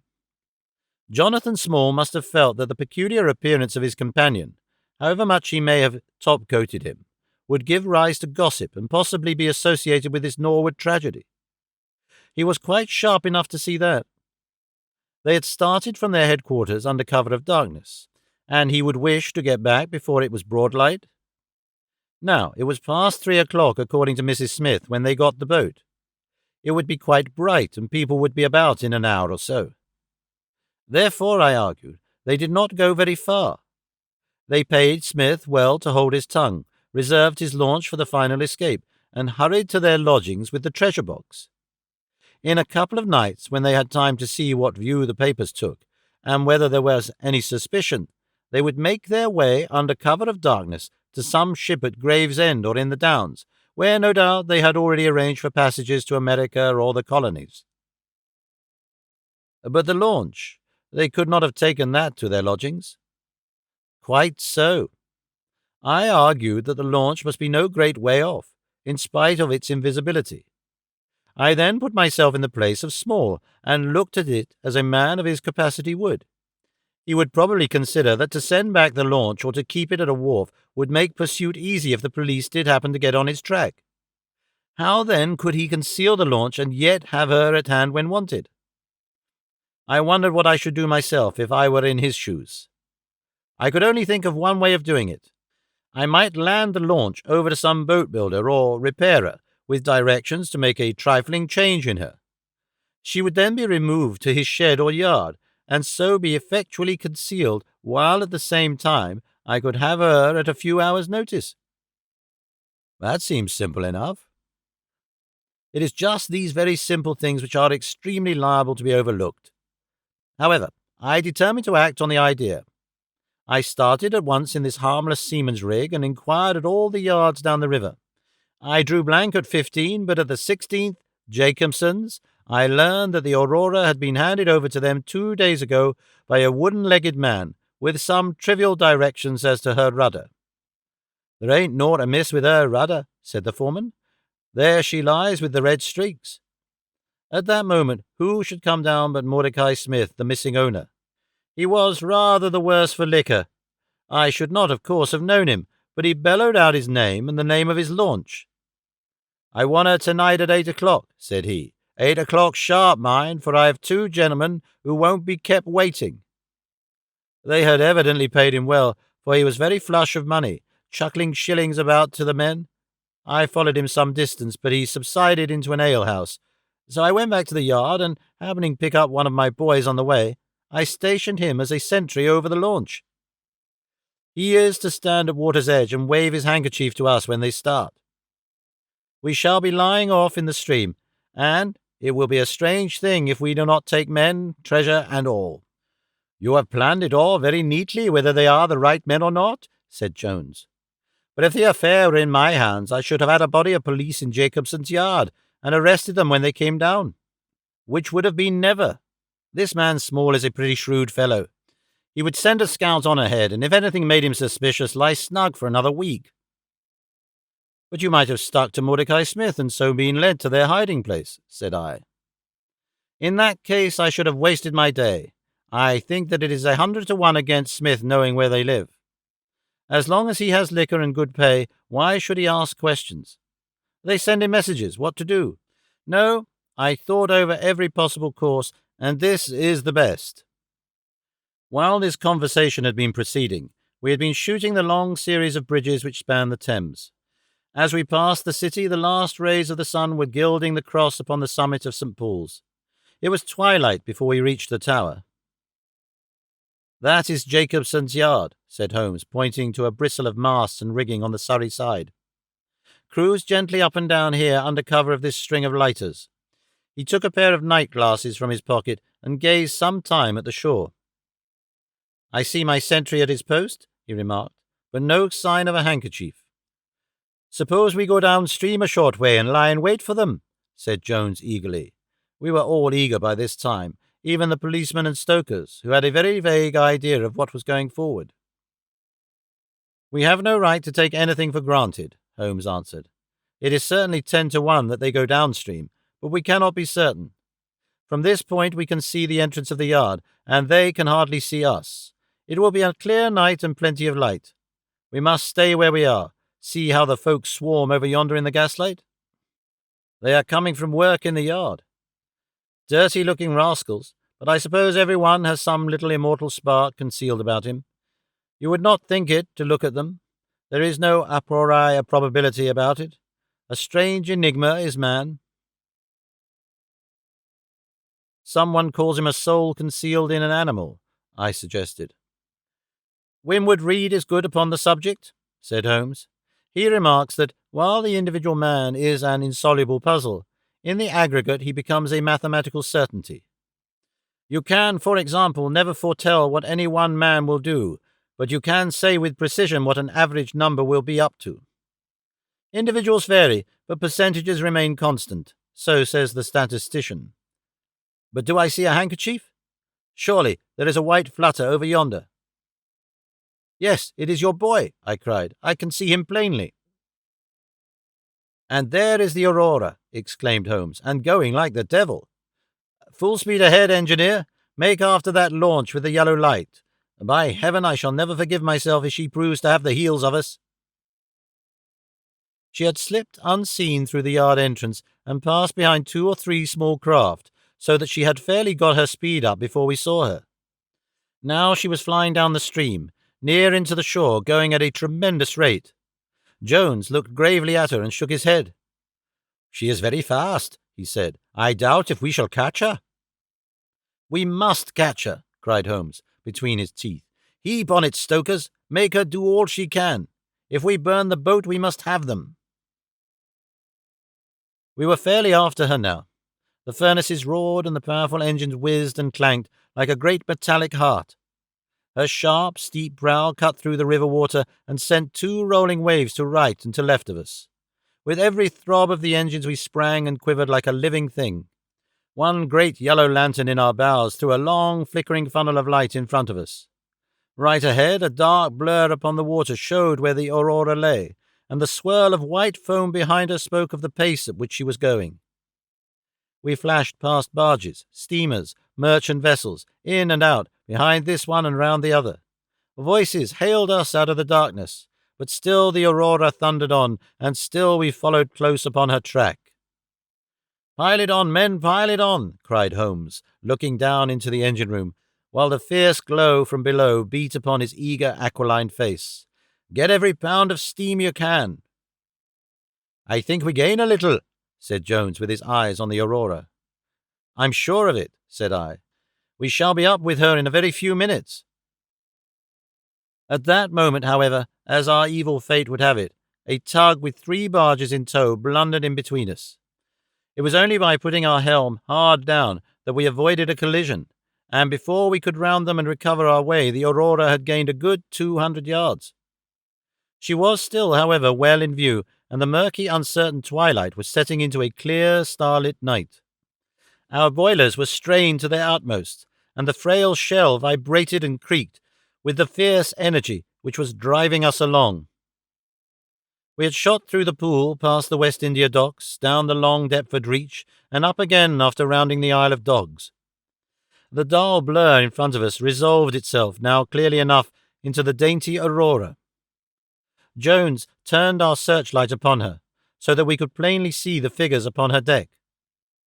One man sat by the stern, with something black between his knees over which he stooped. Beside him lay a dark mass which looked like a Newfoundland dog. The boy held the tiller, while against the red glare of the furnace I could see old Smith, stripped to the waist and shovelling coals for dear life.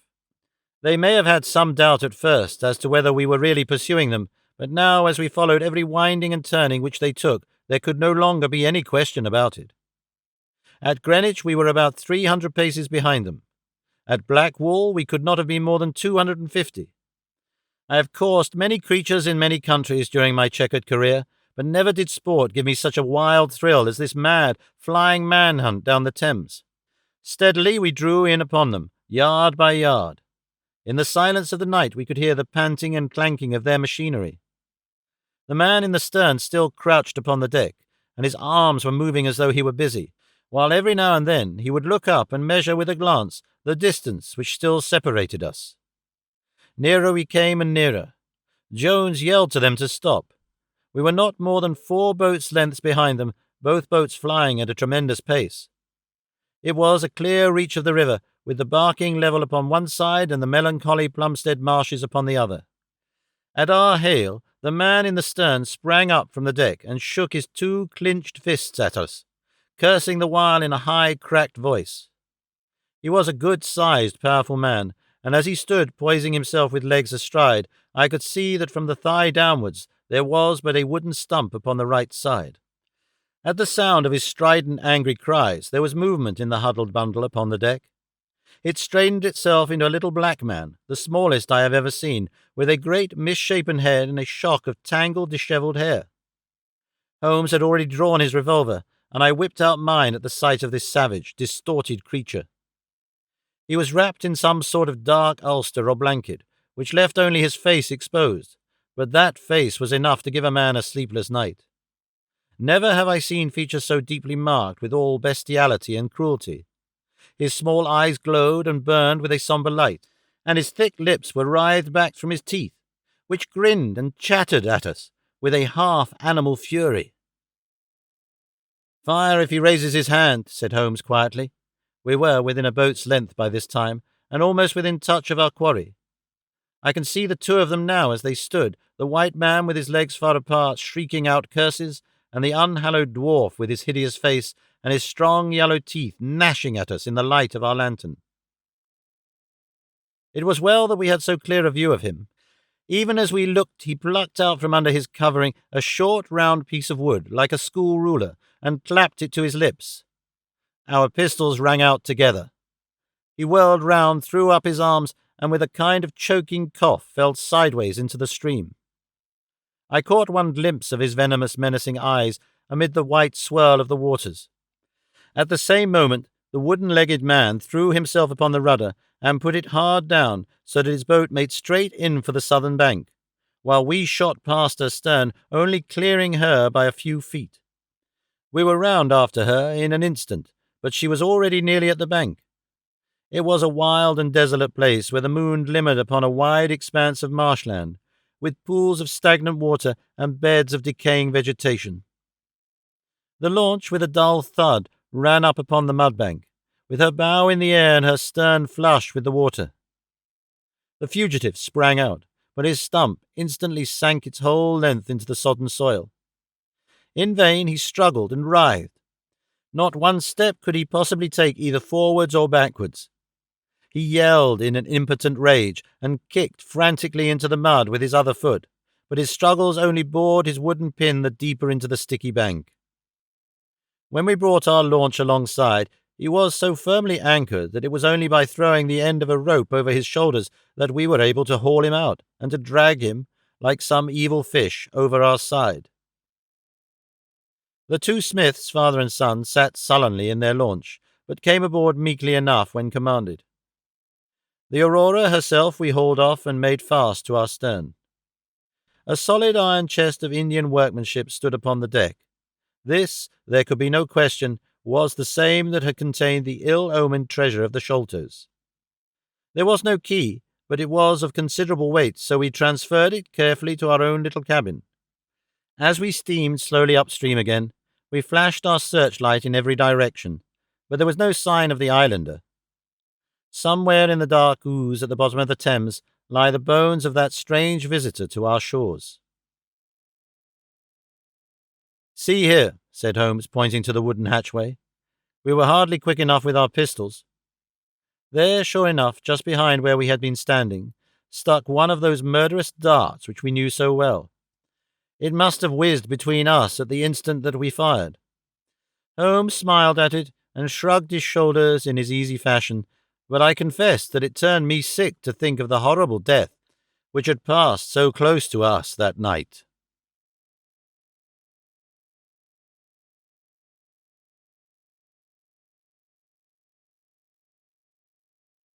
Chapter 11. The Great Agra Treasure. Our captive sat in the cabin opposite to the iron box, which we had done so much and waited so long to gain. He was a sunburned, reckless-eyed fellow with a network of lines and wrinkles all over his mahogany features, which told of a hard open-air life. There was a singular prominence about his bearded chin, which marked a man who was not to be easily turned from his purpose.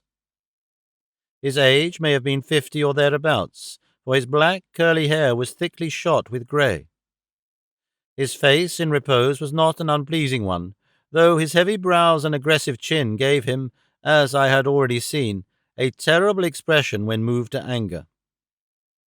He sat now with his handcuffed hands upon his lap, and his head sunk upon his breast, while he looked with his keen, twinkling eyes at the box which had been the cause of his ill-doings. It seemed to me that there was more sorrow than anger in his rigid and contained countenance. Once he looked up at me with a gleam of something like humour in his eyes. "Well, Jonathan Small," said Holmes, lighting a cigar, "I am sorry that it has come to this." "And so am I, sir," he answered frankly. "I don't believe that I can swing over the job. I give you my word on the book that I never raised a hand against Mr. Sholto. It was that little hellhound Tonga who shot one of his cursed darts into him. I had no part in it, sir. I was as grieved as if it had been my blood relation. I welted the little devil with the slack end of a rope for it, but it was done, and I could not undo it again." "Have a cigar," said Holmes, "and you had best take a pull out of my flask, for you are very wet. How could you expect so small and weak a man as this black fellow to overpower Mr. Sholto and hold him while you were climbing the rope?" "You seem to know as much about it as if you were there, sir. The truth is that I hoped to find the room clear. I knew the habits of the house pretty well, and it was the time when Mr. Sholto usually went down to his supper. I shall make no secret of the business. The best defence that I can make is just the simple truth. Now, if it had been the old Major, I would have swung for him with a light heart. I would have thought no more of knifing him than of smoking this cigar. But it's cursed hard that I should be lagged over this young Sholto, with whom I had no quarrel whatever. You are under the charge of Mr. Athelney Jones of Scotland Yard. He is going to bring you up to my rooms, and I shall ask you for a true account of the matter. You must make a clean breast of it, for if you do, I hope that I may be of use to you. I think I can prove that the poison acts so quickly that the man was dead before you ever reached the room." "That he was, sir. I never got such a turn in my life as when I saw him grinning at me, with his head on his shoulder, as I climbed through the window. It fairly shook me, sir. I'd have half killed Tonga for it, if he had not scrambled off. That was how he came to leave his club, and some of his darts, too, as he tells me, which I dare say helped to put you on our track. Though how you kept on it is more than I can tell. I don't feel no malice against you for it. But it does seem a queer thing," he added, with a bitter smile, "that I, who have a fair claim to nigh on upon $500,000 of money, should spend the first half of my life building a breakwater in the Andamans, and am like to spend the other half digging drains at Dartmoor. It was an evil day for me when first I clapped eyes upon the merchant Ahmed, and had to do with the Agra treasure, which never brought anything but a curse yet upon the man who owned it. To him it brought murder, to Major Sholto it brought fear and guilt, to me it has meant slavery for life." At this moment Athelney Jones thrust his broad face and heavy shoulders into the tiny cabin. "Quite a family party," he remarked. "I think I shall have a pull at that flask, Holmes. Well, I think we may all congratulate each other. Pity we didn't take the other alive, but there was no choice. I say, Holmes, you must confess that you cut it rather fine. It was all we could do to overhaul her." "All is well that ends well," said Holmes, "but I certainly did not know that the Aurora was such a clipper. Smith says she is one of the fastest launches on the river, and that if he had another man to help him with the engines, we should never have caught her. He swears he knew nothing of this Norwood business." "Neither he did," cried our prisoner. "Not a word. I chose his launch because I heard that she was a flyer. We told him nothing, but we paid him well, and he was to get something handsome if we reached our vessel, the Esmeralda, at Gravesend, outward bound for the Brazils. Well, if he has done no wrong, we shall see that no wrong comes to him. If we are pretty quick in catching our men, we are not so quick in condemning them." It was amusing to notice how the consequential Jones was already beginning to give himself airs on the strength of the capture. From the slight smile which played over Sherlock Holmes's face, I could see that the speech had not been lost upon him. "We will be at Vauxhall Bridge presently," said Jones, "and shall land you, Dr. Watson, with a treasure box. I need hardly tell you that I am taking a very grave responsibility upon myself in doing this. It is most irregular, but of course an agreement is an agreement. I must, however, as a matter of duty, send an inspector with you since you have so valuable a charge. You will drive, no doubt?" "Yes, I shall drive." "It is a pity there is no key that we may make an inventory first. You will have to break it open. Where is the key, my man?" "At the bottom of the river," said Small shortly. There was no use your giving us this unnecessary trouble. We have had work enough already, though. However, Doctor, I need not warn you to be careful. Bring the box back with you to Baker Street rooms. You will find us there on our way to the station." They landed me at Vauxhall with my heavy iron box, and with a bluff, genial inspector as my companion, a quarter of an hour's drive brought us to Mrs. Cecil Forrester's. The servant seemed surprised at so late a visitor. Mrs. Cecil Forrester was out for the evening, she explained, and likely to be very late. Miss Morstan, however, was in the drawing-room. So to the drawing-room I went, box in hand, leaving the obliging inspector in the cab. She was seated by the open window, dressed in some sort of white, diaphanous material, with a little touch of scarlet at the neck and waist. The soft light of a shaded lamp fell upon her as she leaned back in the basket chair, playing over her sweet, grave face and tinting with a dull, metallic sparkle the rich coils of her luxuriant hair. One white arm and hand drooped over the side of the chair, and her whole pose and figure spoke of an absorbing melancholy. At the sound of my footfall she sprang to her feet, however, and a bright flush of surprise and of pleasure coloured her pale cheeks. "I heard a cab drive up," she said. "I thought that Mrs. Forrester had come back very early, but I never dreamed that it might be you. What news have you brought me?" "I've brought you something better than news," said I, putting down the box upon the table and speaking jovially and boisterously, though my heart was heavy within me. "I have brought you something which is worth all the news in the world. I have brought you a fortune." She glanced at the iron box. "Is that the treasure, then?" she asked coolly enough. "Yes, this is the great Agra treasure. Half of it is yours and half is Thaddeus Sholto's. You'll have a couple of 100,000 each. Think of that. An annuity of £10,000. There will be few richer young ladies in England. Is it not glorious?"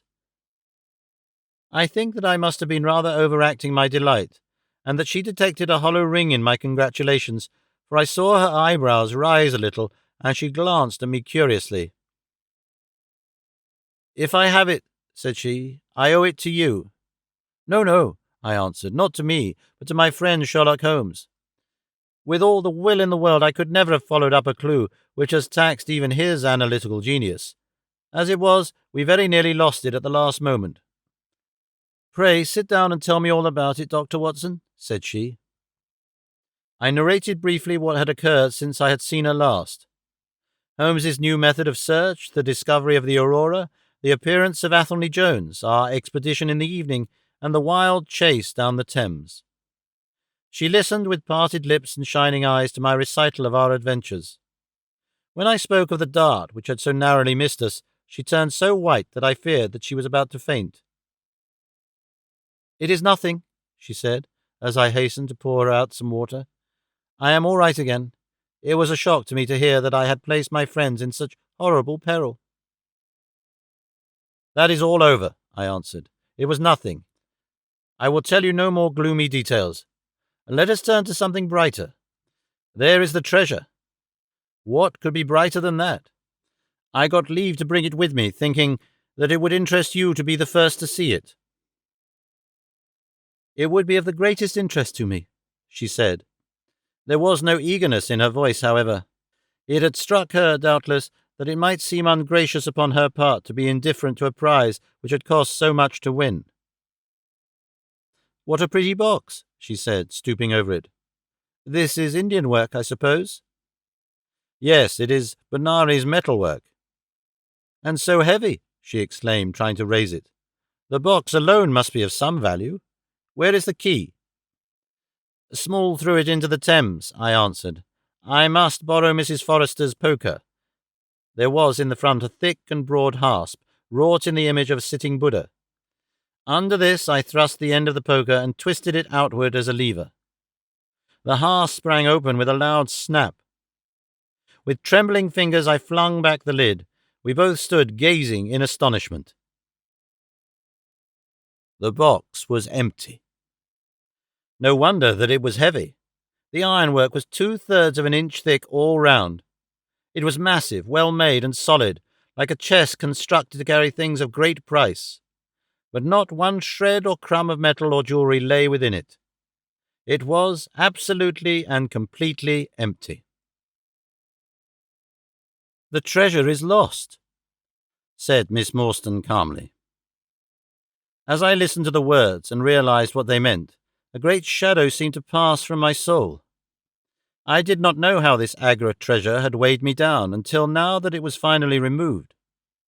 It was selfish, no doubt, disloyal, wrong, but I could realize nothing save that the golden barrier was gone from between us.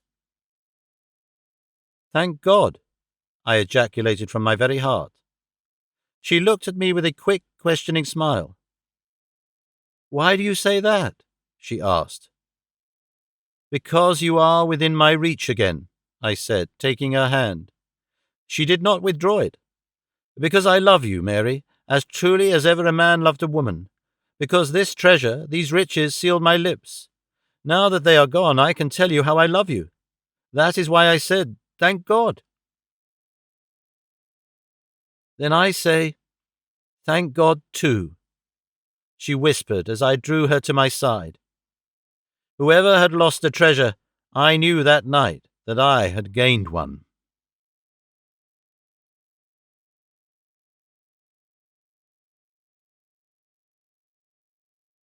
Chapter 12. The Strange Story of Jonathan Small. A very patient man was that inspector in the cab, for it was a weary time before I rejoined him. His face clouded over when I showed him the empty box. "There goes the reward," said he gloomily. "Where there is no money, there is no pay. This night's work would have been worth a tenner each to Sam Brown and me if the treasure had been there." "Mr. Thaddeus Sholto is a rich man," I said. "He will see that you are rewarded, treasure or no." The inspector shook his head despondently, however. "It's a bad job," he repeated, "and so Mr. Athelney Jones will think." His forecast proved to be correct, for the detective looked blank enough when I got to Baker Street and showed him the empty box.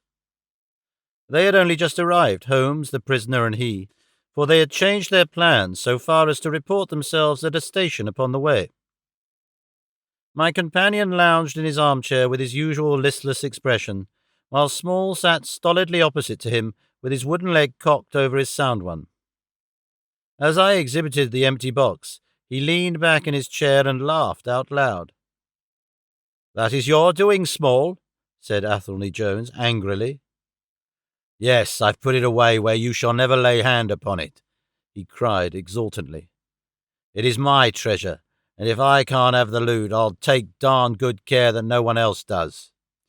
I tell you that no living man has any right to it, unless it is the 3 men who are in the Andaman convict barracks and myself. I know now that I cannot have the use of it, and I know that they cannot. I have acted all through for them as much as for myself. It has been the sign of 4 with us, always. Well, I know that they would have had me do just what I have done, and throw the treasure into the Thames rather than let it go to kith or kin of Sholto or of Morstan. It was not to make them rich that we did for Ahmed. You'll find the treasure where the key is, and where little Tonga is. When I saw that your launch must catch us, I put the loot away in a safe place.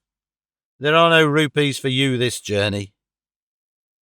"You are deceiving us, Small," said Athelney Jones sternly. "If you had wished to throw the treasure into the Thames, it would have been easier for you to have thrown the box and all." "Easier for me to throw and easier for you to recover," he answered with a shrewd sidelong look. "The man that was clever enough to hunt me down is clever enough to pick an iron box from the bottom of a river. Now that they are scattered over 5 miles or so, it may be a harder job. It went to my heart to do it, though. I was half mad when you came up with us. However, there's no good grieving over it. I've had enough ups in my life and I've had downs, but I've learned not to cry over spilled milk." "This is a very serious matter, Small," said the detective. "If you had helped justice, instead of thwarting it in this way, you would have had a better chance at your trial." "Justice," snarled the ex-convict. "A pretty justice. Whose loot is this, if it is not ours? Where is the justice that I should give it up to those who have never earned it? Look how I have earned it.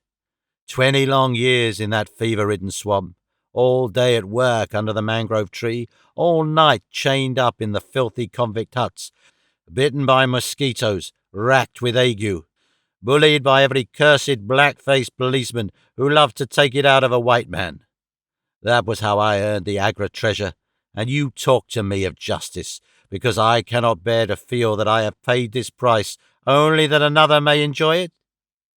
I would rather swing a score of times, or have one of Tonga's darts in my hide, than live in a convict's cell and feel that another man is at ease in a palace with the money that should be mine."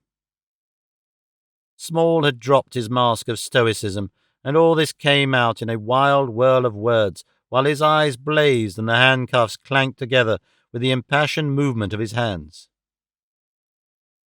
I could understand, as I saw the fury and the passion of the man, that it was no groundless or unnatural terror which had possessed Major Sholto when he first learned that the injured convict was upon his track. "You forget that we know nothing of all this," said Holmes quietly. "We have not heard your story, and we cannot tell how far justice may originally have been on your side."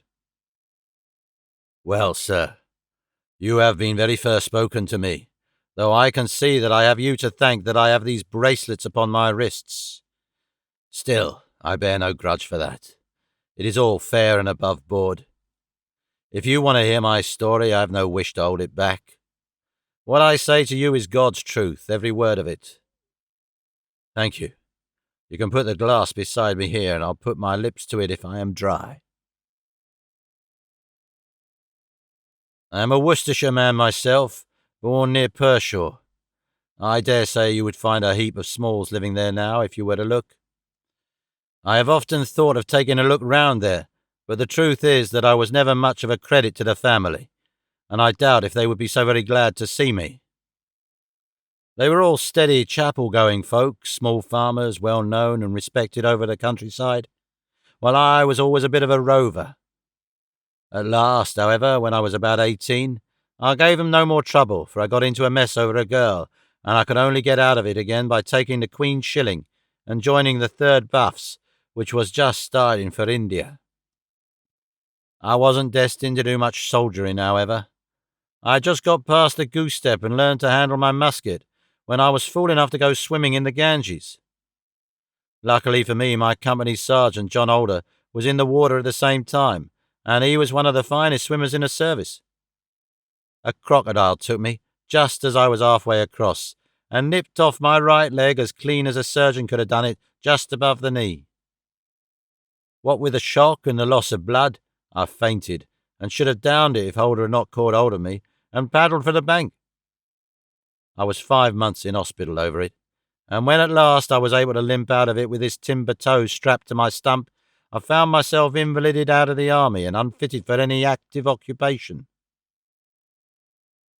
I was, as you can imagine, pretty down on my luck at this time, for I was a useless cripple, though not yet in my 20th year. However, my misfortunes soon proved to be a blessing in disguise. A man named Ablewhite, who had come out there as an indigo planter, wanted an overseer to look after his coolies and keep them up to their work. He happened to be a friend of our colonel's, who had taken an interest in me since the accident. To make a long story short, the colonel recommended me strongly for the post, and, as the work was mostly to be done on horseback, my leg was no great obstacle, for I had enough knee left to keep good grip on the saddle. What I had to do was to ride over the plantation, to keep an eye on the men as they worked, and to report the idlers. The pay was fair, I had comfortable quarters, and altogether I was content to spend the remainder of my life in indigo planting. Mr. Ablewhite was a kind man, and he would often drop into my little shanty and smoke a pipe with me, for white folk out there feel their hearts warm to each other as they never do here at home. Well, I was never in luck's way long. Suddenly, without a note of warning, the great mutiny broke upon us. 1 month India lay as still and peaceful to all appearance as Surrey or Kent. The next there were 200,000 black devils let loose, and the country was a perfect hell. Of course you know all about it, gentlemen. A deal more than I do, very like, since reading is not my line.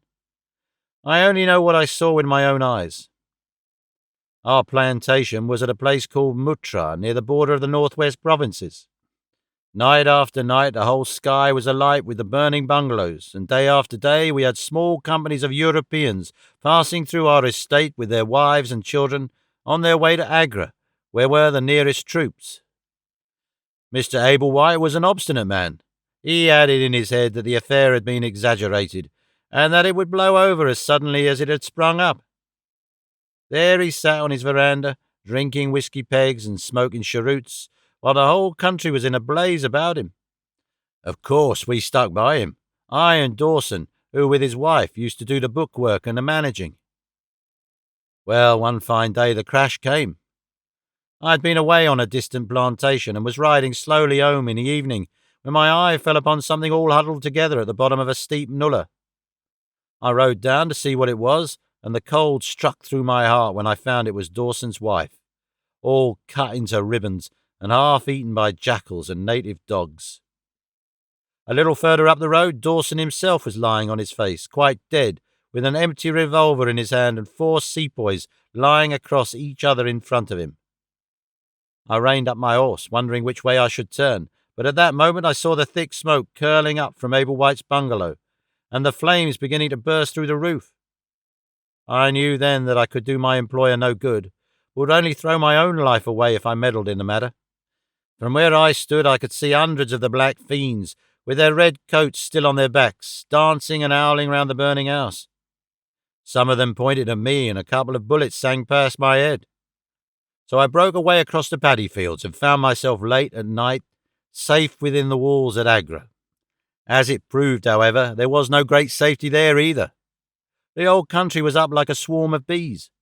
Wherever the English could collect in little bands, they held just the ground that their guns commanded. Everywhere else they were helpless fugitives. It was a fight of the millions against the hundreds, and the cruelest part of it was that these men that we fought against, foot, horse, and gunners, were our own picked troops, whom we had taught and trained, handling our own weapons and blowing our own bugle calls. At Agra there were the 3rd Bengal Fusiliers, some Sikhs, 2 troops of horse, and a battery of artillery. A volunteer corps of clerks and merchants had been formed, and this I joined, wooden leg and all. We went out to meet the rebels at Sharjunj early in July, and we beat them back for a time, but our powder gave out, and we had to fall back upon the city. Nothing but the worst news came to us from every side, which is not to be wondered at, for if you look at the map you will see that we were right in the heart of it. Lucknow is rather better than 100 miles to the east, and Cawnpore about as far to the south. From every point on the compass there was nothing but torture and murder and outrage. The city of Agra is a great place, swarming with fanatics and fierce devil worshippers of all sorts. A handful of men were lost among the narrow winding streets. Our leader moved across the river, therefore, and took up his position in the old fort at Agra. I don't know if any of you gentlemen have ever read or heard anything of that old fort. It is a very queer place. The queerest that ever I was in, and I have been in some rum corners too. First of all, it is enormous in size. I should think that the enclosure must be acres and acres. There is a modern part which took all our garrison, women, children, stores, and everything else, with plenty of room over.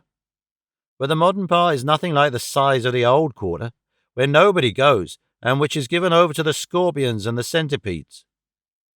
It is all full of great deserted halls and winding passages, and long corridors twisting in and out, so that it is easy for folk to get lost in it. For this reason it was seldom that anyone went into it, though now and again a party with torches might go exploring. The river washes along the front of the old fort, and so protects it, but on the sides and behind there are many doors, and these had to be guarded, of course, in the old quarter as well as in that which was actually held by our troops. We were short-handed, with hardly men enough to man the angles of the building and to serve the guns. It was impossible for us, therefore, to station a strong guard at every one of the innumerable gates. What we did was to organize a central guardhouse in the middle of the fort, and to leave each gate under the charge of one white man and 2 or 3 natives. I was selected to take charge during certain hours of the night of a small isolated door upon the southwest side of the building. 2 Sikh troopers were placed under my command, and I was instructed, if anything went wrong, to fire my musket, when I might rely upon help coming at once from the central guard. As the guard was a good 200 paces away, however, and as the space between was cut up into a labyrinth of passages and corridors, I had great doubts as to whether they could arrive in time to be of any use in case of an actual attack. Well, I was pretty proud at having this small command given me, since I was a raw recruit, and a gammy-legged one at that. For 2 nights I kept the watch with my Punjabis. They were tall, fierce-looking chaps, Muhammad Singh and Abdullah Khan by name, both old fighting men who had borne arms against us at Chilianwalla. They could talk English pretty well, but I could get little out of them. They preferred to stand together and jabber all night in their queer Sikh lingo. For myself, I used to stand outside the gateway, looking down on the broad, winding river and on the twinkling lights of the great city. The beating of drums, the rattle of tom-toms, and the yells and howls of the rebels, drunk with opium and with bang, were enough to remind us all night of our dangerous neighbours across the stream. Every 2 hours the officer of the night used to come round to all the posts to make sure that all was well. The 3rd night of my watch was dark and dirty, with a small driving rain. It was dreary work, standing in the gateway hour after hour in such weather. I tried again and again to make my Sikhs talk, but without much success. At 2 in the morning the rounds passed, and broke for a moment the weariness of the night. Finding that my companions would not be led into conversation, I took out my pipe and laid down my musket to strike the match. In an instant the 2 Sikhs were upon me. One of them snatched my firelock up and levelled it at my head, while the other held a great knife to my throat and swore between his teeth that he would plunge it into me if I moved a step.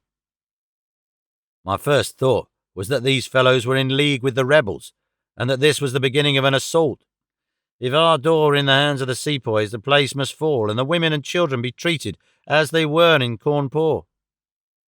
Maybe you gentlemen think that I am just making out a case for myself, but I give you my word that when I thought of that, though I felt the point of the knife at my throat, I opened my mouth with the intention of giving a scream, if it was my last one, which might alarm the main guard. The man who held me seemed to know my thoughts, for even as I braced myself to it, he whispered, "Don't make a noise, the fort is safe enough. There are no rebel dogs on this side of the river." There was the ring of truth in what he said, and I knew that if I raised my voice I was a dead man. I could read it in the fellow's brown eyes. I waited, therefore, in silence, to see what it was they wanted from me. "Listen to me, Sahib," said the taller and fiercer of the pair, the one whom they called Abdullah Khan. "You must either be with us now or you must be silenced forever. The thing is too great a one for us to hesitate. Either you are heart and soul with us on your oath on the cross of the Christians, or your body this night shall be thrown into the ditch, and we shall pass over to our brothers in the rebel army. There is no middle way. Which is it to be, death or life? We can only give you 3 minutes to decide, for the time is passing, and all must be done before the rounds come again." "How can I decide?" said I. "You have not told me what you want of me. But I tell you now that if it is anything against the safety of the fort, I will have no truck with it, so you can drive home your knife and welcome." "It is nothing against the fort," said he. "We only ask you to do that which your countrymen came to this land for. We ask you to be rich.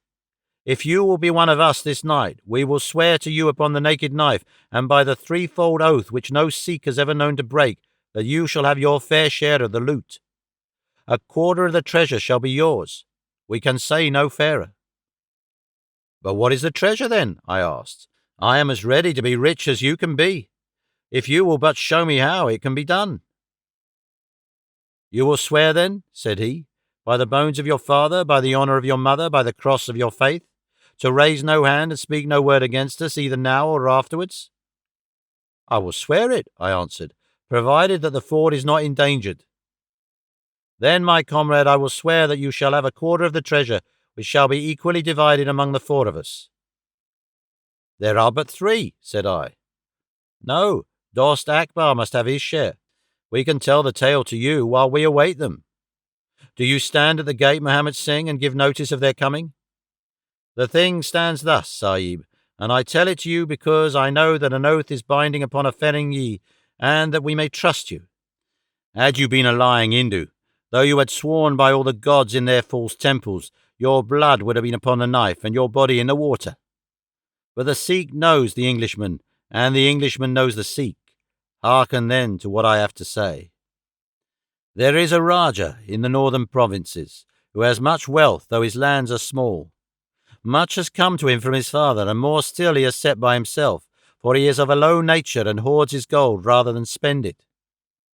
When the troubles broke out, he would be friends both with the lion and the tiger, with the sepoy and with the company's Raj. Soon, however, it seemed to him that the white man's day was come, for through all the land he could hear of nothing but of their death and their overthrow. Yet, being a careful man, he made such plans that, come what might, half at least of his treasure should be left to him. That which was in gold and silver he kept by him in the vaults of his palace, but the most precious stones and the choicest pearls that he had he put in an iron box and sent it by a trusty servant who, under the guise of a merchant, should take it to the fort at Agra, there to lie until the land is at peace. Thus, if the rebels won, he would have his money, but if the company conquered, his jewels would be saved to him. Having thus divided his hoard, he threw himself into the cause of the sepoys, since they were strong upon his borders. By doing this, mark you, Sahib, his property becomes the due of those who have been true to their salt. The pretended merchant who travels under the name of Ahmed is now in the city of Agra, and desires to gain his way into the fort. He has with him as travelling companion my foster brother, Dost Akbar, who knows his secret. Dost Akbar has promised this night to lead him to a side postern of the fort, and has chosen this one for his purpose. Here he will come presently, and here he will find Mohammed Singh and myself awaiting him. The place is lonely, and none shall know of his coming. The world shall know of the merchant Ahmed no more, but the great treasure of the Rajah shall be divided among us. What say you to it, Sahib? In Worcestershire the life of a man seems a great and a sacred thing, but it is very different when there is fire and blood all around you, and you have been used to meeting death at every turn. Whether Ahmed the merchant lived or died was a thing as light as air to me, but at the talk about the treasure my heart turned to it, and I thought of what I might do in the old country with it, and how my folk would stare when they saw their ne'er-do-well coming back with his pockets full of gold moidores. I had therefore already made up my mind. Abdullah Khan, however, thinking that I hesitated, pressed the matter more closely. "Consider, Sahib," said he, "that if this man is taken by the commandant, he will be hung or shot, and his jewels taken by the government, so that no man will be a rupee better for them. Now, since we do the taking of him, why should we not do the rest as well? The jewels will be as well with us as in the company's coffers. There will be enough to make every one of us rich men and great chiefs. No one can know about the matter, for here we are cut off from all men. What could be better for the purpose? Say again then, Sahib, whether you are with us, or if we must look upon you as an enemy. I am with you, heart and soul, said I. It is well, he answered, handing me back my firelock. You see that we trust you, for your word, like ours, is not to be broken. We have now only to wait for my brother and the merchant. Does your brother know, then, of what you will do? I asked. The plan is his. He has devised it. We will go to the gate and share the watch with Mahomet Singh. The rain was still falling steadily, for it was just the beginning of the wet season. Brown, heavy clouds were drifting across the sky, and it was hard to see more than a stone cast. A deep moat lay in front of our door, but the water was in places nearly dried up, and it could easily be crossed. It was strange to me to be standing there with those two wild Punjabis waiting for the man who was coming to his death. Suddenly, my eye caught the glint of a shaded lantern at the other side of the moat. It vanished among the mound heaps and then appeared again, coming slowly in our direction. Here they are, I exclaimed. You will challenge him, Sahib, as usual, whispered Abdullah. Give him no cause for fear. Send us in with him, and we shall do the rest while you stay here on guard. Have the lantern ready to uncover, that we may be sure that it is indeed the man. The light had flickered onwards, now stopping and now advancing, until I could see two dark figures upon the other side of the moat. I let them scramble down the sloping bank, splash through the mire, and climb halfway up to the gate before I challenged them. Who goes there? Said I in a subdued voice. Friends, came the answer. I uncovered my lantern and threw a flood of light upon them. The first was an enormous Sikh with a black beard which swept nearly down to his cummerbund. Outside of a show I have never seen so tall a man. The other was a little fat, round fellow with a great yellow turban and a bundle in his hand, done up in a shawl. He seemed to be all in a quiver with fear, for his hands twitched as if he had the ague, and his head kept turning to the left and right with two bright little twinkling eyes, like a mouse when he ventures out from his hole. It gave me the chills to think of killing him, but I thought of the treasure, and my heart set as hard as flint within me. When he saw my white face, he gave a little chirrup of joy and came running up towards me. Your protection, Sahib, he panted, your protection for the unhappy merchant Ahmed.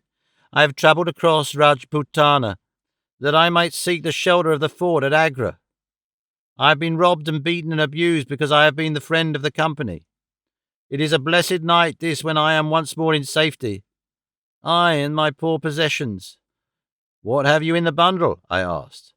An iron box, he answered, which contains one or two little family matters, which are of no value to others, but which I should be sorry to lose. Yet I am no beggar, and I shall reward you, young Sahib, and your governor also, if he will give me the shelter I ask. I could not trust myself to speak longer with the man. The more I looked at his fat, frightened face, the harder did it seem that we should slay him in cold blood. It was best to get it over. Take him to the main guard, said I. The two Sikhs closed in upon him on each side, and the giant walked behind, while they marched in through the dark gateway. Never was a man so encompassed round with death. I remained at the gateway with the lantern. I could hear the measured tramp of their footsteps sounding through the lonely corridors. Suddenly it ceased, and I heard voices and a scuffle with the sound of blows. A moment later there came, to my horror, a rush of footsteps coming in my direction, with the loud breathing of a running man. I turned my lantern down the long, straight passage, and there was the fat man, running like the wind with a smear of blood across his face, and close at his heels, bounding like a tiger, the great black-bearded Sikh with a knife flashing in his hand. I have never seen a man run so fast as that little merchant. He was gaining on the Sikh, and I could see that if he once passed me and got to the open air, he would save himself yet. My heart softened to him, but again the thought of his treasure turned me hard and bitter. I cast my firelock between his legs as he raced past, and he rolled twice over like a shot rabbit. Ere he could stagger to his feet, the Sikh was upon him, and buried his knife twice in his side. The man never uttered moan nor moved muscle, but lay where he had fallen. I think myself that he may have broken his neck with the fall. You see, gentlemen, that I am keeping my promise. I am telling you every work of the business just exactly as it happened, whether it is in my favour or not."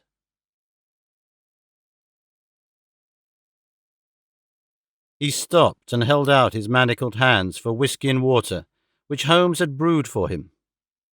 For myself, I confess that I had now conceived the utmost horror of the man, not only for this cold-blooded business in which he had been concerned, but even more for the somewhat flippant and careless way in which he narrated it. Whatever punishment was in store for him, I felt that he might expect no sympathy from me. Sherlock Holmes and Jones sat with their hands upon their knees, deeply interested in the story, but with the same disgust written upon their faces. He may have observed it, for there was a touch of defiance in his voice and manner as he proceeded. "It was all very bad, no doubt," said he. "I should like to know how many fellows in my shoes would have refused a share of this loot when they knew that they would have their own throats cut for their pains. Besides, it was my life or his when once he was in the fort. If he had got out, the whole business would come to light, and I should have been court-martialed and shot as likely as not, for people were not very lenient at a time like that." "Go on with your story," said Holmes shortly. "Well, we carried him in, Abdullah, Akbar and I. A fine weight he was, too, for all that he was so short. Mohammed Singh was left to guard the door. We took him to a place which the Sikhs had already prepared. It was some distance off, where a winding passage leads to a great empty hall, the brick walls of which were all crumbling to pieces. The earth floor had sunk in at one place, making a natural grave, so we left Ahmed the merchant there, having first covered him over with loose bricks. This done, we all went back to the treasure. It lay where we had dropped him when he was first attacked. The box was the same which now lies open upon your table. A key was hung by a silken cord to that curved handle upon the top. We opened it, and the light of the lantern gleamed upon a collection of gems, such as I have read of and thought about when I was a little lad at Pershore. It was blinding to look upon them. When we had feasted our eyes, we took them all out and made a list of them. There were 143 diamonds of the first water, including one which has been called, I believe, the Great Mogul, and is said to be the second largest stone in existence. Then there were 97 very fine emeralds, and 170 rubies, some of which, however, were small. There were 40 carbuncles, 210 sapphires, 61 agates, and a great quantity of beryls, onyxes, cat's eyes, turquoises, and other stones, the very names of which I did not know at the time, though I have become more familiar with them since. Besides this, there were nearly 300 very fine pearls, 12 of which were set in a gold coronet. By the way, these last had been taken out of the chest, and were not there when I recovered it. After we had counted our treasures, we put them back into the chest and carried them to the gateway to show them to Mohammed Singh. Then we solemnly renewed our oath to stand by each other and be true to our secret. We agreed to conceal our loot in a safe place until the country should be at peace again, and then to divide it equally among ourselves. There was no use dividing it at present, for if gems of such value were found upon us, it would cause suspicion, and there was no privacy in the fort, nor any place where we could keep them. We carried the box, therefore, into the same hall where we had buried the body, and there, under certain bricks in the best preserved wall, we made a hollow and put our treasure. We made careful note of the place, and next day I drew 4 plans, one for each of us, and put the sign of the 4 of us at the bottom, for we had sworn that we should each always act for all, so that none might take advantage. That is an oath that I can put my hand to my heart and swear that I have never broken. Well, there's no use my telling you, gentlemen, what came of the Indian Mutiny. After Wilson took Delhi and Sir Colin relieved Lucknow, the back of the business was broken. Fresh troops came pouring in, and Nana Sahib made himself scarce over the frontier. A flying column under Colonel Greathed came round to Agra and cleared the Pandys away from it. Peace seemed to be settling upon the country, and we four were beginning to hope that the time was at hand when we might safely go off with our shares of the plunder. In a moment, however, our hopes were shattered by our being arrested as the murderers of Ahmed. It came about in this way. When the Rajah put his jewels into the hands of Ahmed, he did it because he knew that he was a trusty man. There are suspicious folk in the East, however, so what does Rajah do but take a second, even more trusty servant and set him to play the spy upon the first? The second man was ordered never to let Ahmed out of his sight, and he followed him like his shadow. He went after him that night and saw him pass through the doorway. Of course, he thought he had taken refuge in the fort, and applied for admission there himself next day, but could find no trace of Ahmed. This seemed to him so strange that he spoke about it to a sergeant of guides, who brought it to the ears of the commandant. A thorough search was quickly made, and the body was discovered. Thus, at the very moment that we thought all was safe, we were all four seized and brought to trial on a charge of murder. 3 of us because we had held the gate that night, and the 4th because he was known to have been in the company of the murdered man. Not a word about the jewels came out at the trial, for the Rajah had been disposed and driven out of India, so no one had any particular interest in them. The murder, however, was clearly made out, and it was certain that we must all have been concerned in it. The 3 Sikhs got penal servitude for life, and I was condemned to death, though my sentence was afterwards commuted into the same as the others. It was rather a queer position that we found ourselves in then. There we were, all 4 tied by the leg, and with precious little chance of ever getting out again, while we each held a secret which might have put each of us in a palace if we could only have made use of it. It was enough to make a man eat his heart out, to have to stand the kick and the cuff of every petty jack in office, to have rice to eat and water to drink, when that gorgeous fortune was ready for him outside, just waiting to be picked up. It might have driven me mad, but I was always a pretty stubborn one, so I just held on and bided my time. At last it seemed to me to have come. I was changed from Agra to Madras, and from there to Blair Island in the Andamans. There are very few white convicts at this settlement, and as I had behaved well from the first, I soon found myself a sort of privileged person. I was given a hut in Hopetown, which is a small place on the slopes of Mount Harriet, and I was left pretty much to myself. It is a dreary, fever-stricken place, and all beyond our little clearings was infested with wild, cannibal natives, who were ready enough to blow a poisoned dart at us if they saw a chance. There was digging and ditching and yam planting, and a dozen other things to be done, so we were busy enough all day, though in the evening we had a little time to ourselves. Among other things, I learned to dispense drugs for the surgeon, and picked up a smattering of his knowledge. All the time I was on the lookout for a chance of escape, but it is hundreds of miles from any other land, and there is a little or no wind in those seas, so it was a terribly difficult job to get away. The surgeon, Dr. Somerton, was a fast, sporting young chap, and the other young officers would meet in his rooms of an evening and play cards.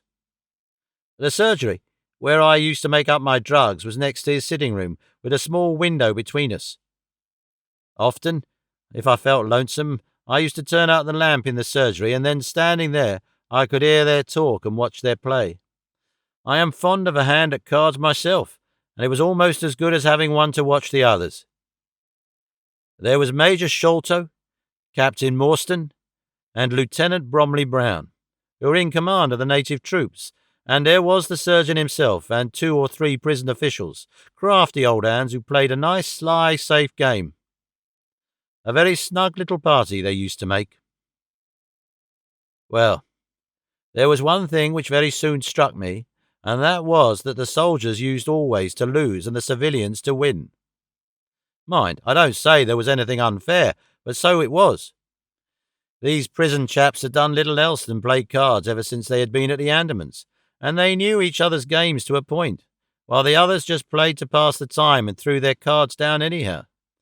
Night after night the soldiers got up poorer men, and the poorer they got up, the more keen they were to play. Major Sholto was the hardest hit. He used to pay in notes and gold at first, but soon it came to notes of hand and for big sums. He sometimes would win a few deals, just to give him heart, and then the luck would set in against him worse than ever. All day he would wander about as black as thunder, and he took to drinking a deal more than was good for him. One night he lost even more heavily than usual. I was sitting in my hut when he and Captain Morstan came stumbling along on the way to their quarters. They were bosom friends, those two, and never far apart. The Major was raving about his losses. "It's all up, Morstan," he was saying as they passed my hut. "I shall have to send in my papers. I'm a ruined man." "Nonsense, old chap," said the other, slapping him upon the shoulder. "I've had a nasty facer myself, but—" That was all I could hear, but it was enough to set me thinking. A couple of days later, Major Sholto was strolling on the beach, so I took the chance of speaking to him. "I wish to have your advice, Major," said I. "Well, Small, what is it?" he asked, taking his cheroot from his lips. "I wanted to ask you, sir," said I, "who is the proper person to whom hidden treasure should be handed over? I know where $500,000 worth lies, and as I cannot use it myself, I thought perhaps the best thing that I could do would be to hand it over to the proper authorities, and then perhaps they would get my sentence shortened for me." "$500,000, Small," he gasped, looking hard at me to see if I was in earnest. "Quite that, sir, in jewels and pearls. It lies there ready for anyone, and the queer thing about it is that the real owner is outlawed and cannot hold property, so that it belongs to the first comer."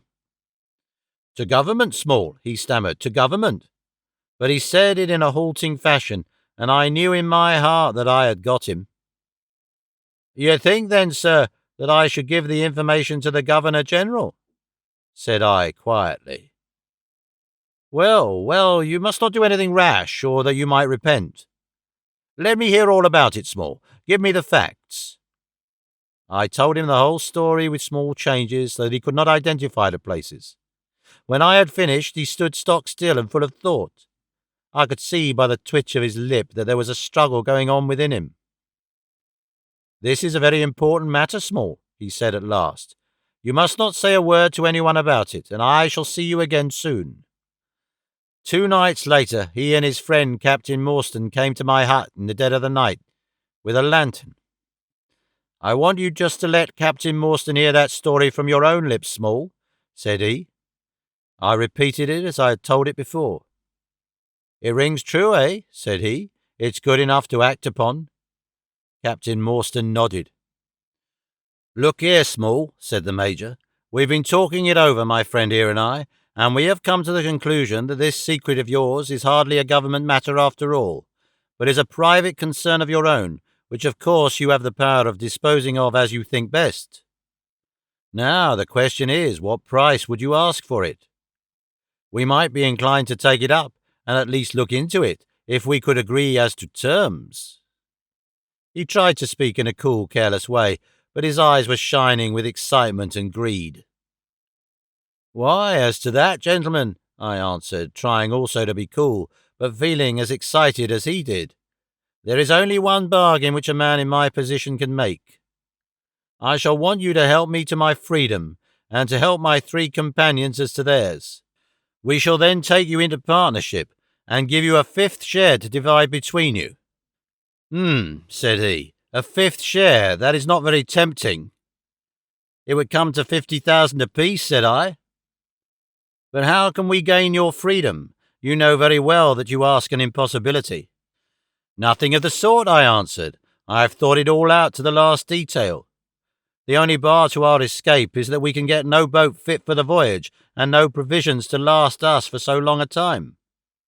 There are plenty of little yachts and yawls at Calcutta or Madras which would serve our turn well. Do you bring one over? We shall engage to get aboard her by night, and if you will drop us on any part of the Indian coast, you will have done your part of the bargain." "If there were only one," he said. "None or all," I answered. "We have sworn it. The 4 of us must always act together." "You see, Morstan," said he, Small is a man of his word. He does not flinch from his friend. I think we may very well trust him." "It's a dirty business," the other answered. "Yet, as you say, the money would save our commissions handsomely." "Well, Small," said the Major, "we must, I suppose, try and meet you. We must first, of course, test the truth of your story. Tell me where the box is hid, and I shall get leave of absence, and go back to India in the monthly relief boat to inquire into the affair." "Not so fast," said I, growing colder as he got hot. "I must have the consent of my 3 comrades. I tell you that it is 4 or none with us." "Nonsense," he broke in. "What have 3 black fellows to do with our agreement?" "Black or blue," said I, "they are in with me, and we all go together." Well, the matter ended by a second meeting, at which Mohammed Singh, Abdullah Khan, and Dost Akbar were all present. We talked the matter over again, and at last we came to an arrangement. We were to provide both the officers with charts of the part of the Agra fort, and mark the place in the wall where the treasure was hid. Major Shorter was to go to India to test our story. If he found the box, he was to leave it there, to send out a small yacht provisioned for a voyage, which was to lie off Rutland Island, and to which we were to make our way, and finally to return to his duties. Captain Morstan was then to apply for leave of absence, to meet us at Agra, and there we were to have a final division of the treasure, he taking the Major's share as well as his own. All this we sealed by the most solemn oaths that the mind could think or the lips could utter. I sat up all night with paper and ink, and by the morning I had the 2 charts all ready, signed with the sign of 4. That is, of Abdullah, Akbar, Mohammed, and myself. Well, gentlemen, I weary you with my long story, and I know that my friend Mr. Jones is impatient to get me safely stowed in Chokey. I'll make it as short as I can. The villain Sholto went off to India, but he never came back again. Captain Morstan showed me his name among a list of passengers in one of the mail boats very shortly afterwards. His uncle had died, leaving him a fortune, and he had left the army. Yet he could stoop to treat 5 men as he had treated us. Morstan went over to Agra shortly afterwards, and found, as we expected, that the treasure was indeed gone. The scoundrel had stolen it all, without carrying out one of the conditions on which we had sold him the secret. From that day, I lived only for vengeance. I thought of it by day, and I nursed it by night. It became an overpowering, absorbing passion with me. I cared nothing for the law, nothing for the gallows. To escape, to track down Sholto, to have my hand upon his throat, that was my one thought. Even the Agra treasure had come to be a smaller thing in my mind than the slaying of Sholto. Well, I have set my mind on many things in this life, and never one which I did not carry out. But it was weary years before my time came. I have told you that I picked up something of medicine. One day, when Dr. Somerton was down with a fever, a little Andaman islander was picked up by a convict gang in the woods. He was sick to death, and had gone to a lonely place to die. I took him in hand, though he was as venomous as a young snake, and after a couple of months I got him all right and able to walk. He took a kind of fancy to me then, and would hardly go back to his woods, but was always hanging about my hut. I learned a little of his lingo from him, and this made him all the fonder of me. Tonga, for that was his name, was a fine boatman and owned a big, roomy canoe of his own. When I found that he was devoted to me and would do anything to serve me, I saw my chance to escape. I talked it over with him. He was to bring his boat round on a certain night to an old wharf which was never guarded, and there he was to pick me up. I gave him directions to have several gourds of water and a lot of yams, coconuts, and sweet potatoes. He was staunch and true, was little Tonga. No man ever had a more faithful mate. At the night named, he had his boat at the wharf. As it chanced, however, there was one of the convict guard down there, a vile Pathan who had never missed a chance of insulting and injuring me. I had always vowed vengeance, and now I had my chance. It was as if fate had placed him in my way that I might pay my debt before I left the island. He stood on the bank with his back to me and his carbine on his shoulder. I looked about for a stone to beat out his brains with, but none could I see. Then a queer thought came into my head and showed me where I could lay my hand on a weapon. I sat down in the darkness and unstrapped my wooden leg. With 3 long hops I was on him. He put his carbine to his shoulder, but I struck him full and knocked the whole front of his skull in. You can see the split in the wood now where I hit him. We both went down together, for I could not keep my balance, but when I got up, I found him still lying quiet enough. I made for the boat, and in an hour we were well out to sea. Tonga had brought all his earthly possessions with him, his arms and his gods. Among other things, he had a long bamboo spear and some Andaman coconut matting, with which I made a sort of sail. For 10 days we were beaten about, trusting to luck, and on the 11th we were picked up by a trader which was going from Singapore to Jeddah, with a cargo of Malay pilgrims. They were a rum crowd, and Tonga and I soon managed to settle down among them. They had one very good quality. They let you alone and asked no questions. Well, if I were to tell you all the adventures that my little chum and I went through, you would not thank me, for I would have you here until the sun was shining. Here and there we drifted about the world, something always turning up to keep us from London. All the time, however, I never lost sight of my purpose. I would dream of Sholto at night. 100 times I have killed him in my sleep. At last, however, some 3 or 4 years ago, we found ourselves in England. I had no great difficulty in finding where Sholto lived, and I set work to discover whether he had realized the treasure, or if he still had it. I made friends with someone who could help me. I name no names, for I don't want to get anyone else in a hole, and I soon found that he still had the jewels. Then I tried to get at him in many ways, but he was pretty sly, had always 2 prize fighters, besides his sons and his Khitmutgar, on guard over him. One day, however, I got word that he was dying. I hurried at once to the garden, mad that he should slip out of my clutches like that, and, looking through the window, I saw him lying in his bed with his sons on each side of him.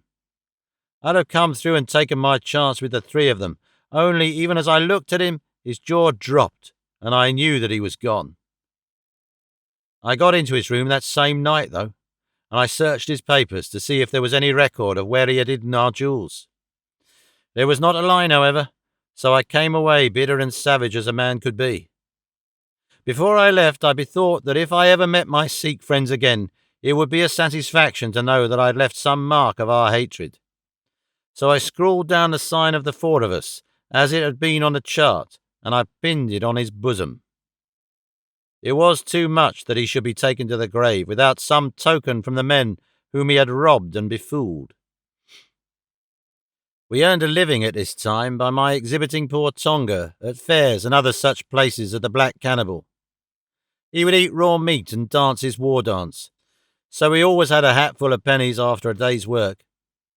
I still heard all the news from Pondicherry Lodge, and for some years there was no news to hear, except that they were hunting for the treasure.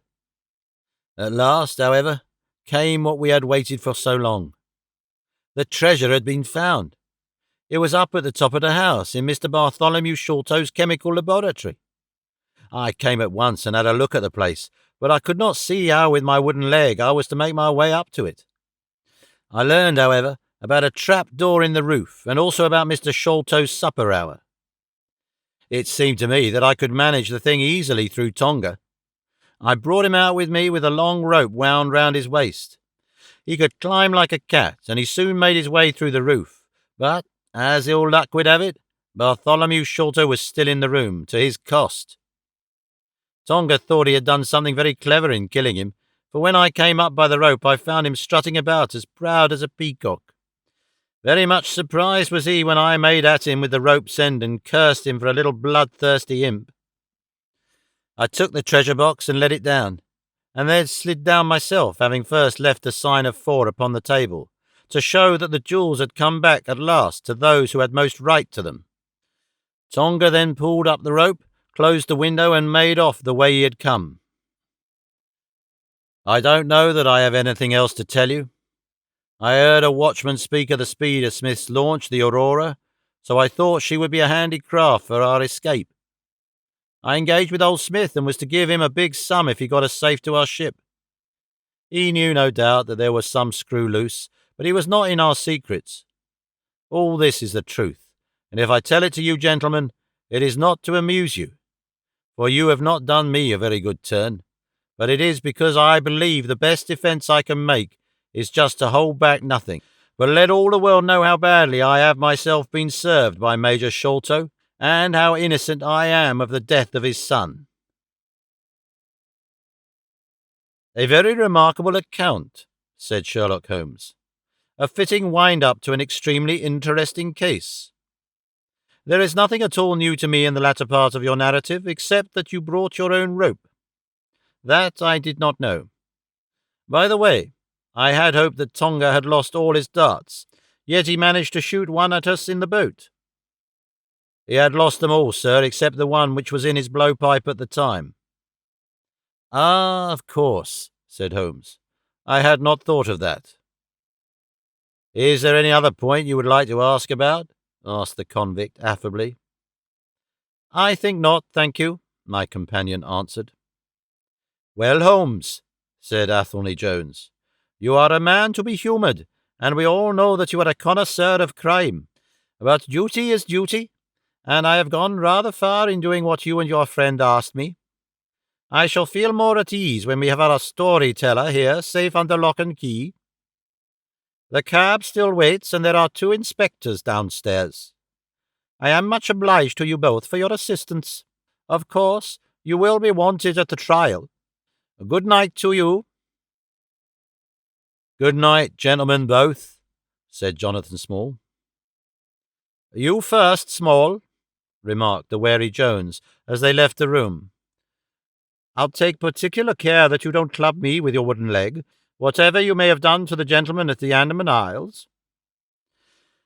Well, and there is the end of our little drama, I remarked, after we had sat some time smoking in silence. I fear it may be the last investigation which I shall have the chance of studying your methods. Miss Morstan has done me the honour to accept me as a husband in prospective. He gave a most dismal groan.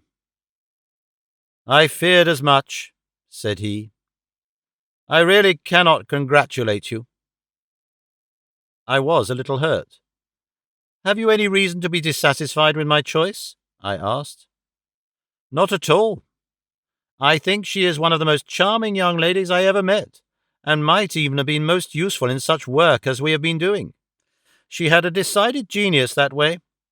Witness the way in which she preserved that Agra plan from all the other papers of her father.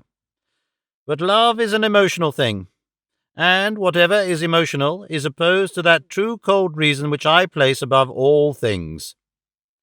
I should never marry myself, lest I bias my judgment.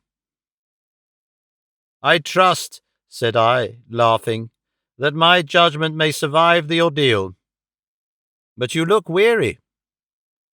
Yes, the reaction is already upon me. I shall be as limp as a rag for a week.